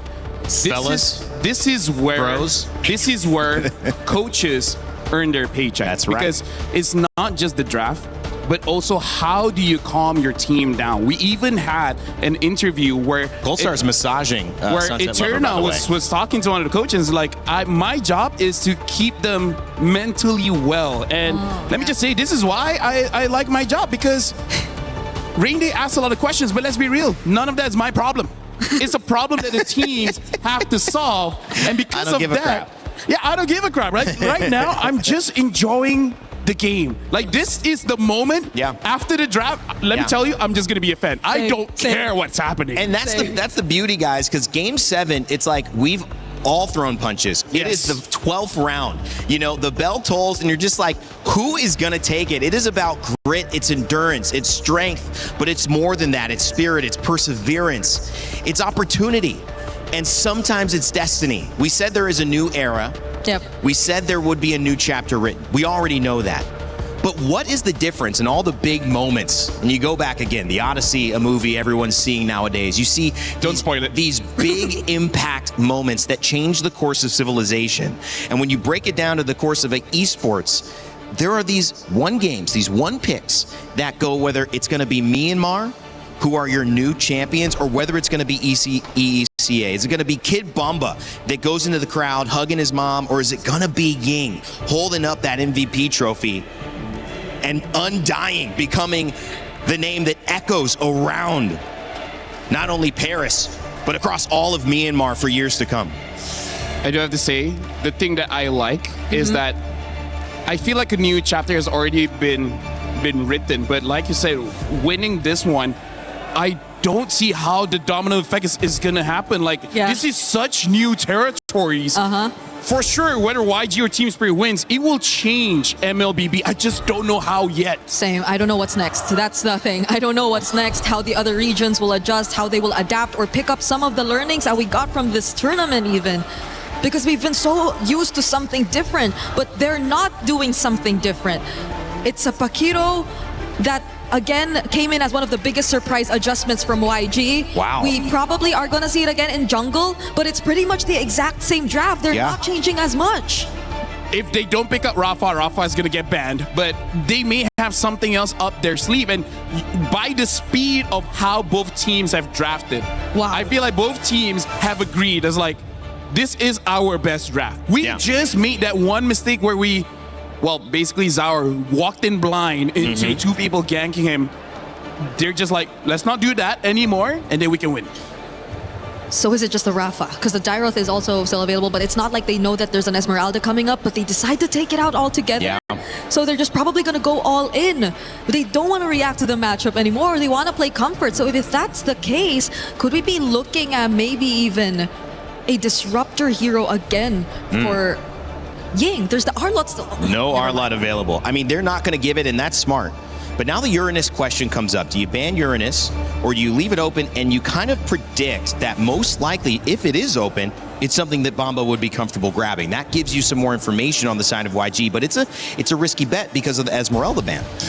Yeah, because you don't get the matchup into the Uranus anymore, so you'll have to settle with something different. I mean, I think you can still Dyroth into the Uranus, but again, considering that the Rafa might get banned or not, because we don't know if Spirit are really looking to take it out. Okay, they just both take out the Esmeralda and Uranus. That's why. So it's really going to be an XP showdown, regardless of what the picks are going to look like. And I feel like this is their way of opening up the Pakito. It doesn't have to be in the jungle now. Now without the Uranus as well as the Esme, makes it so that they can put it in the EXP if they so choose. That is a great point, because it was too clear that he might lose that matchup against Esmeralda last time. Now it's not. Dyroth ban, which they're respecting, which means I think they understand this Rafaela could come out, but if it does, I would bet the Cold Star and Team Spirit have an answer now. I mean, like, they can pick the Rafa now, and then after seeing the entire draft, they can make the decision. Where does this Pakito go? But instead, they pick up the Selena. So, interesting adjustment here. Kaise, is it his first time? It's his first time on the Selena, right? I think they used it earlier, game 2. At least in the series, Maybe game 2. There's so much new things being introduced to us here by YG. drafting wise. But these two break. I mean, Galacticos didn't do enough. That was what was picked. How deep are we going into the Rome? How deep are we going into the XP? Those are the only two picks here. Are they going back to the Lapu? Because again, there's I like a lot. That. Phoveus too. There's a. I mean, I don't want to see the Phoveus again, considering that. I mean, like they don't have a. Okay, so yeah, the Gato picked up as well as the Lapu. Okay. So this is just saying like, dude, you're pretty good at this hero. Could you do it again? Yeah. So the question of where the Poquito is actually going to be will be answered here. Do they feel like they're still lacking in terms of front, or do they want to just double down on damage? Because I think there's a lot. They can go for some. Okay, they go for the Suyo. Oh man! Because I was about to say this Poquito can go either way. Even in, you know what? Come no more thoughts, baby. No more thoughts.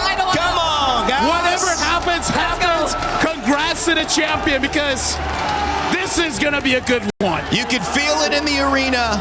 LaFell and Brig have given you their thoughts, but at this point, they're just fans. So am I here as well. It's a Game 7 at MSC. EWC 2026 has not disappointed, and you can't ask for anything better to end this tournament. Yangon Galacticos, first team Spirit, Game 7. Let's go! Today we bear witness to history. One match, one opportunity. Who is it going to be? Is it Team Spirit, or is it gonna be the Yangon Galacticos as we go into our very final match? Yangon, they're showing a different side of their draft, but even for Team Spirit, the bans tell you a lot. The amount of respect that both of our warriors have put here today will not be forgotten in our history books of MLBB Esports. And you got to take those gambles in a Game 7. You can't just play around comforts. Well, you can, but obviously, look at this composition. YG again, they pull off a composition, that unorthodox, all-in style from the match, or the game rather, that we saw against Falcons. It was all in, no frontliner. It's just Blink. It really is just Blink so far. And I mean, the early game is going to determine everything that's going to happen. And Sawa understands when he is playing on this Gato, there's a lot of work that he has to do in these early moments. Every position that he takes could be the end for them. But I like the fact that, at least for the side of Team Spirit, despite building their composition in a style where it's definitely having to play around Hiko, they still are willing to take the Lapu on their side to make sure that nobody can get to Hiko safely. Not without committing everything they got. This time around, it's still the same idea. Sanji would walk up again on Hiko. This lane should be good for the Claude, and so far he's done an amazing job at capitalizing on that. Now the fight, Gold Crab goes to Sanji. It's all about these small wins. Talking about small wins here, Ying getting shoved in pretty hard, knowing that a lot of the forces of TS have come down to his side lane. Any little advantage could be the difference maker here. And you can see that showing presence makes a huge difference. Now they're going to go for their traditional rotate over into the mid lane to get Sunset Lover as close to 4 as possible. And now that Kid Bomba is 4 himself, he wants to maintain pressure. So far, Kaize hasn't landed a single Abyssal arrow at the start of the game. That's going to be the bravest fighter from Bomba, zoning Han away. Blade Surge Blink out of the way. Ying making his way back in again. The retribution from Zaur, claiming the first turtle of game number 7. Very tactical, very clean for the side of TS. We don't need to take unnecessary fights. We just need to be together. And now First Blood achieved instantaneously. A good arrow coming in from Kaize. Kaize hasn't played a single Selena game this tournament, and he decides to play it in game 7. One arrow landed, a kill right after. Instant capitalization as YG look to play it slow. They look for those pickoffs, and it's about map control. And so far, I mean, we need to see Ying do a lot more on his side of the map if they want to at least fight for the next turtle, right? That's the thing. So far, it's about intercepting for the side of the Yangon Galacticos. If they can slow down the rotations coming in from TS, then they get tempo, they get that first move. And we've seen teams, that alpha strike that Yangon Galacticos are so capable of with a composition that really benefits that style. Now it's about that build.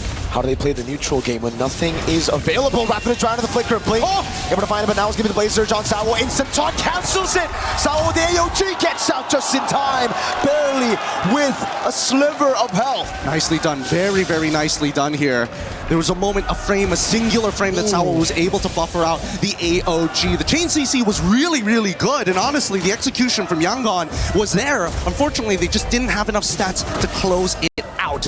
Back to the EXP, nothing much is happening here. Both Ying and Kid Bomba are playing a very neutral game. Ying will get first push most of the time, but he's never going to be able to tax Bomba.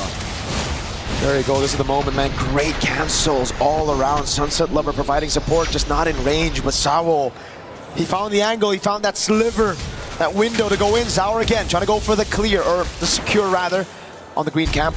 Up top, it's Sawo, helping Hiko out in this lane. Turtle gonna be spawning in 3 seconds, and it's TS with the tempo. Interesting. They're also bringing Hiko in for this potential fight. He's running the Purify as of right now, but he's going to be the safe haven that TS needs to fall back to. Sunset Lover is going to eat the Abyssal Arrow, but here we go. Arrow lands on Zaur. Bomba with the body block as Sawo is able to zone blink away, and that's going to be the second neutral objective for free to Team Spirit. Han able to go for the trade. It's a purple buff stolen away up top. Now, these are the small little advantages that we were talking about here, right? Both sides refuse to give the lead up over to the other side, and naturally TS trying to play as a singular unit while Yangon Galacticos are looking for chinks in the armor. Now, with the vision that we are getting from Kai's, he is very aware of the rotations coming in from Zaur Egoist. Oh, Ying. Blade Surge from Han providing support. Throws out the Queller, lands it on Bomba. A chunk of HP away. Now in the mid lane is going to be the Muddles to take Blink to half HP. Abyssal Arrow lands, but it's only onto Sawo. Now in the bottom lane is going to be the jungle. Oh, Retry win for Han with that second skill, Sky Piercer. Sky Piercer, rather interesting, but now as we see Sanji get out of the way here, and we're also seeing Hunter Strike being built by Ying as first item, not even opting to go Fury Hammer into War Axe. No, it just needs the instantaneous burst. We have to pull out the items. We have to see what items Bomba has gone for as well, because there's so much damage physical from YG. Bomba needs that Dreadnought armor or he's going to get popped. The motions on the map is already telling us something here, right? We're already seeing that Ying has moved over into the mid lane, but the rest of the team is trying to cover for a potential attack from the side of TS. They read it out very, very well to clear out the Lethal Wanderer, to deny that vision. Unfortunately, oh, wait, hold on. This is a deep cut. This is a greedy cut. This might be too deep, actually. He dashes away, has a Bravest Fighter, is able to bait some resources, but it's going to be the Bravest Fighter on cooldown, though. And also the Retribution as well, right? So now 15 seconds left. Blink flickers too. TS with a small win. Set up by Bomba, another flicker. They graze the chin. They graze the chin, and now they have an opportunity. Sanji is out of there. This should be a no contest unless they get hit by an Abyssal Arrow and gets one shot. But Sunset Lover is still holding on to the Wrath of the Dryads. It's still 50-50 here. Let's see it. He go to the Muddles. Wrath of the Dryad already baited. Zaur walks up again, is able to go for the untargetable. Han gonna be taking a half HP as Bomba walks in with Bravest Fighter! Then he picks up the kill. Now onto Kaise he goes. 3 turtles, all at TS. Oh! And they go even further underneath the turret. They take him out. Sunset Lover kills Sanji. Team Spirit have been on the back foot the last 2 games. Game 5, Game 6, it was a YG stop. Team Spirit in this game, through the neutral objectives they played, they waited, they built those small wins, and then it exploded on YG. You can feel the frustration, you can feel the history in their movements. They understand what this game means to not only them, but every sacrifice they've made up until this point. God given or not, right now, that's all they've got to be. They just have to have some faith that every move is going to work out. Looking at the items finally, thank you Zipper. We already see no completed items actually for the side of Han. Bomba with a stun with a Bravest Fighter. That's going to be the taunt coming down as well, but that's going to be Sunset with a walk up, and that's going to be Bomba with a bit more damage. Hiko lands the Muddles, goes in and finds the kill on Blink. Get the trade. And on the opposite side, Ying tries his best, but no, Zaur able to iframe out of there, still having that level lead. He can't go for this. No, it's dangerous. They know that he's going to instantly get there, and Zaur, he's already on top of it. At this stage, TS, they're now starting to probe in enemy territory to see what's going to go happen.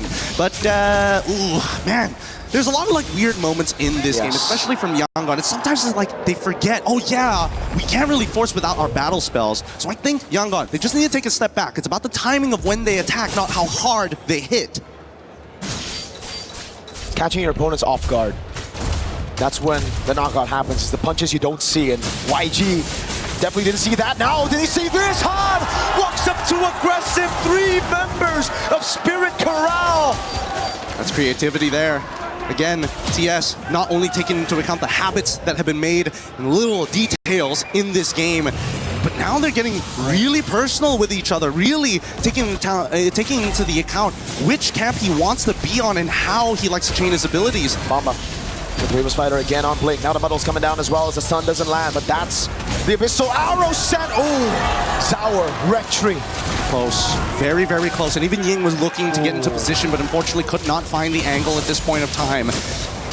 Technicality from TS is immaculate here.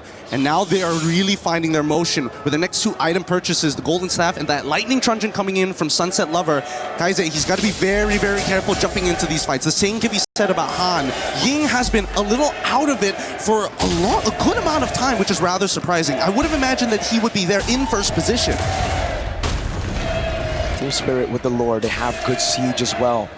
And YG, their clear is not that good. They have a Paquito that can go to the side lanes, but when it comes to dealing with the Lord, they're going to have to just group up together, and that means it's an opening for Bamba, it's an opening for Sunset Lover if he steals it, and Sour with the AoE as well. And you can see it right here. YG just got to respect it. Hiko in the bottom lane, sending Blink away. The missile arrow lands, but he's going to body block as the sun lands from Bamba, and that's Sunset Lover waiting for a moment. Bamba will Blink around. Han not able to get it as Hiko puts the damage on them with the muddles. Honestly, not bad, but here comes the second wave, and Hiko is going to start doing it again. Sunset Lover just stole away the Wrath of the Dryads. He's got Flicker, and he's ready to go.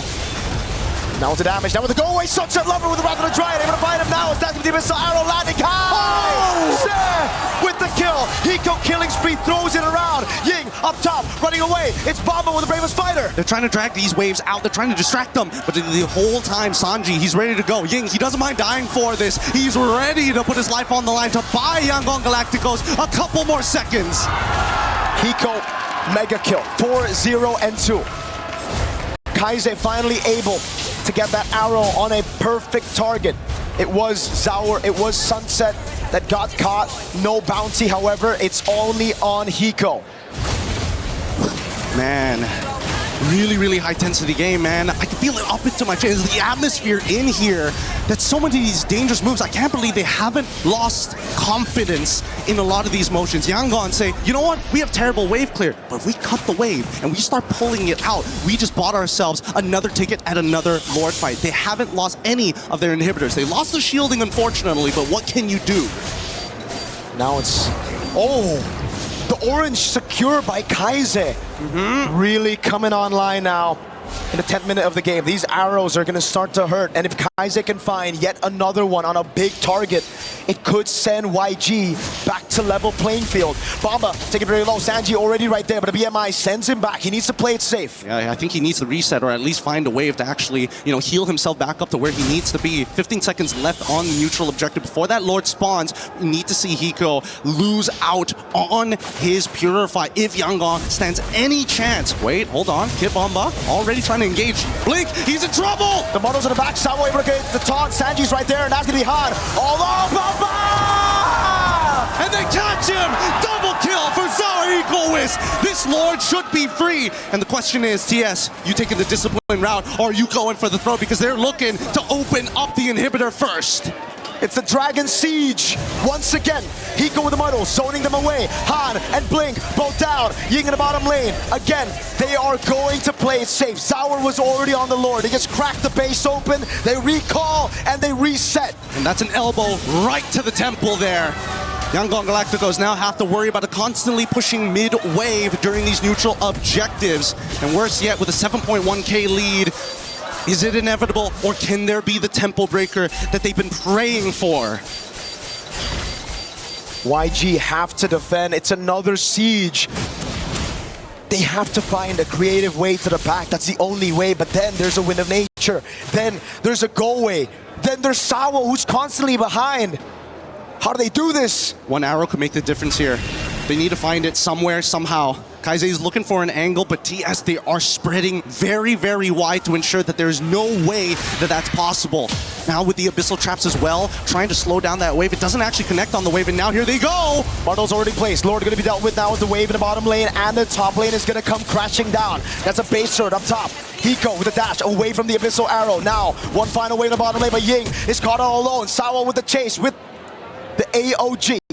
And Ying, he's able to delay this wave, and that's perfect because look at that top side. Instantly, we're seeing Han is able to do something else. He trades his life for something greater than himself, but it's not over just yet. That wave is still healthy. They still have the siege, and they even absorb the Abyssal Arrows. It didn't connect.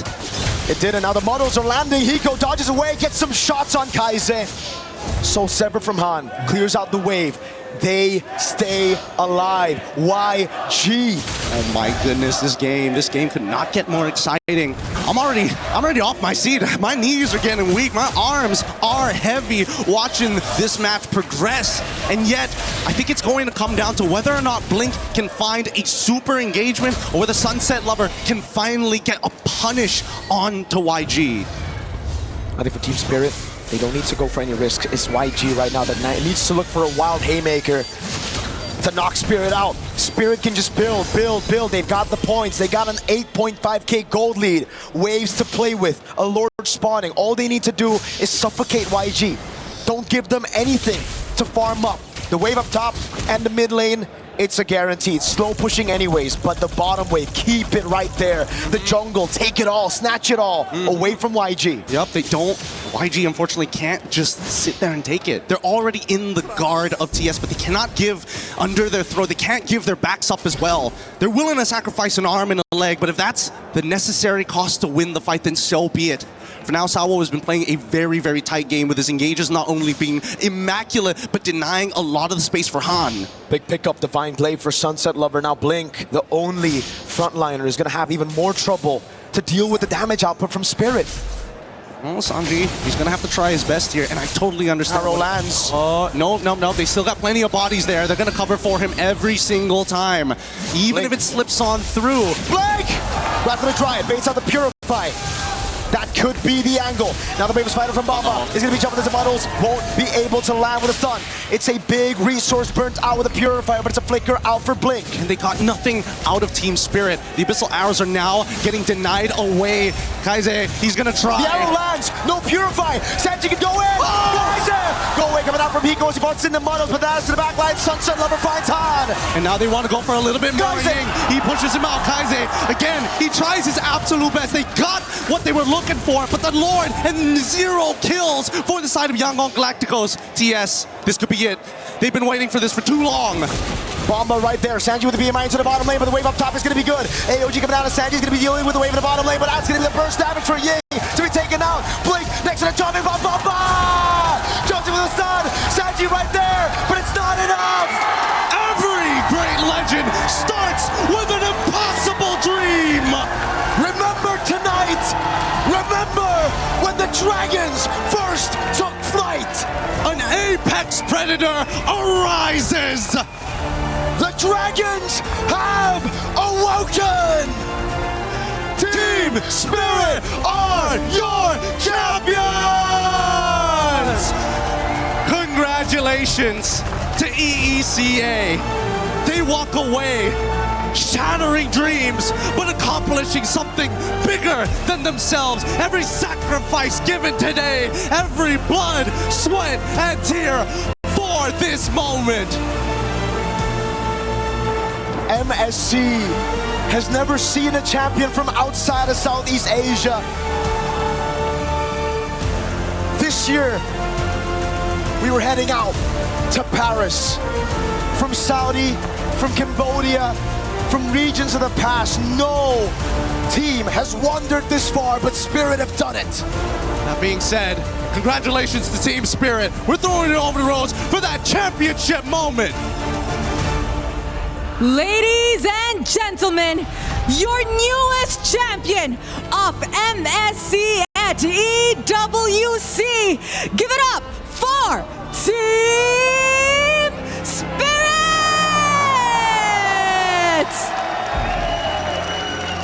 Boys, Congratulations! What a journey you guys have been through. However, before we even continue with our trophy lift, we are first going to crush some keys. So if you guys could follow me to our key crusher over here at the back. Come on over, guys. Emotions are overpouring today. I have a question. Who wants to be crushing the key? Me and Sao together. Sunset Lover and Sao. This is a historic moment for the EECA region. Their debut in M1. And now, finally, they are international champions as well. As Sawa and Sunset Lover are getting ready to crush some keys, the emotions are overpouring here on the stage. And there you guys have it. Team Spirit is your champions this MSC. Dropping and sending Yangon Galacticos home as the second. This has been a moment everybody has been waiting for. Such a feat for the EECA region. And there you guys have it. All right, guys, if we can now head on over to the front. It is time to claim what is yours. Make your way over to your trophy. Ladies and gentlemen, this is Team Spirit. You may raise your trophy in 3, 2, 1.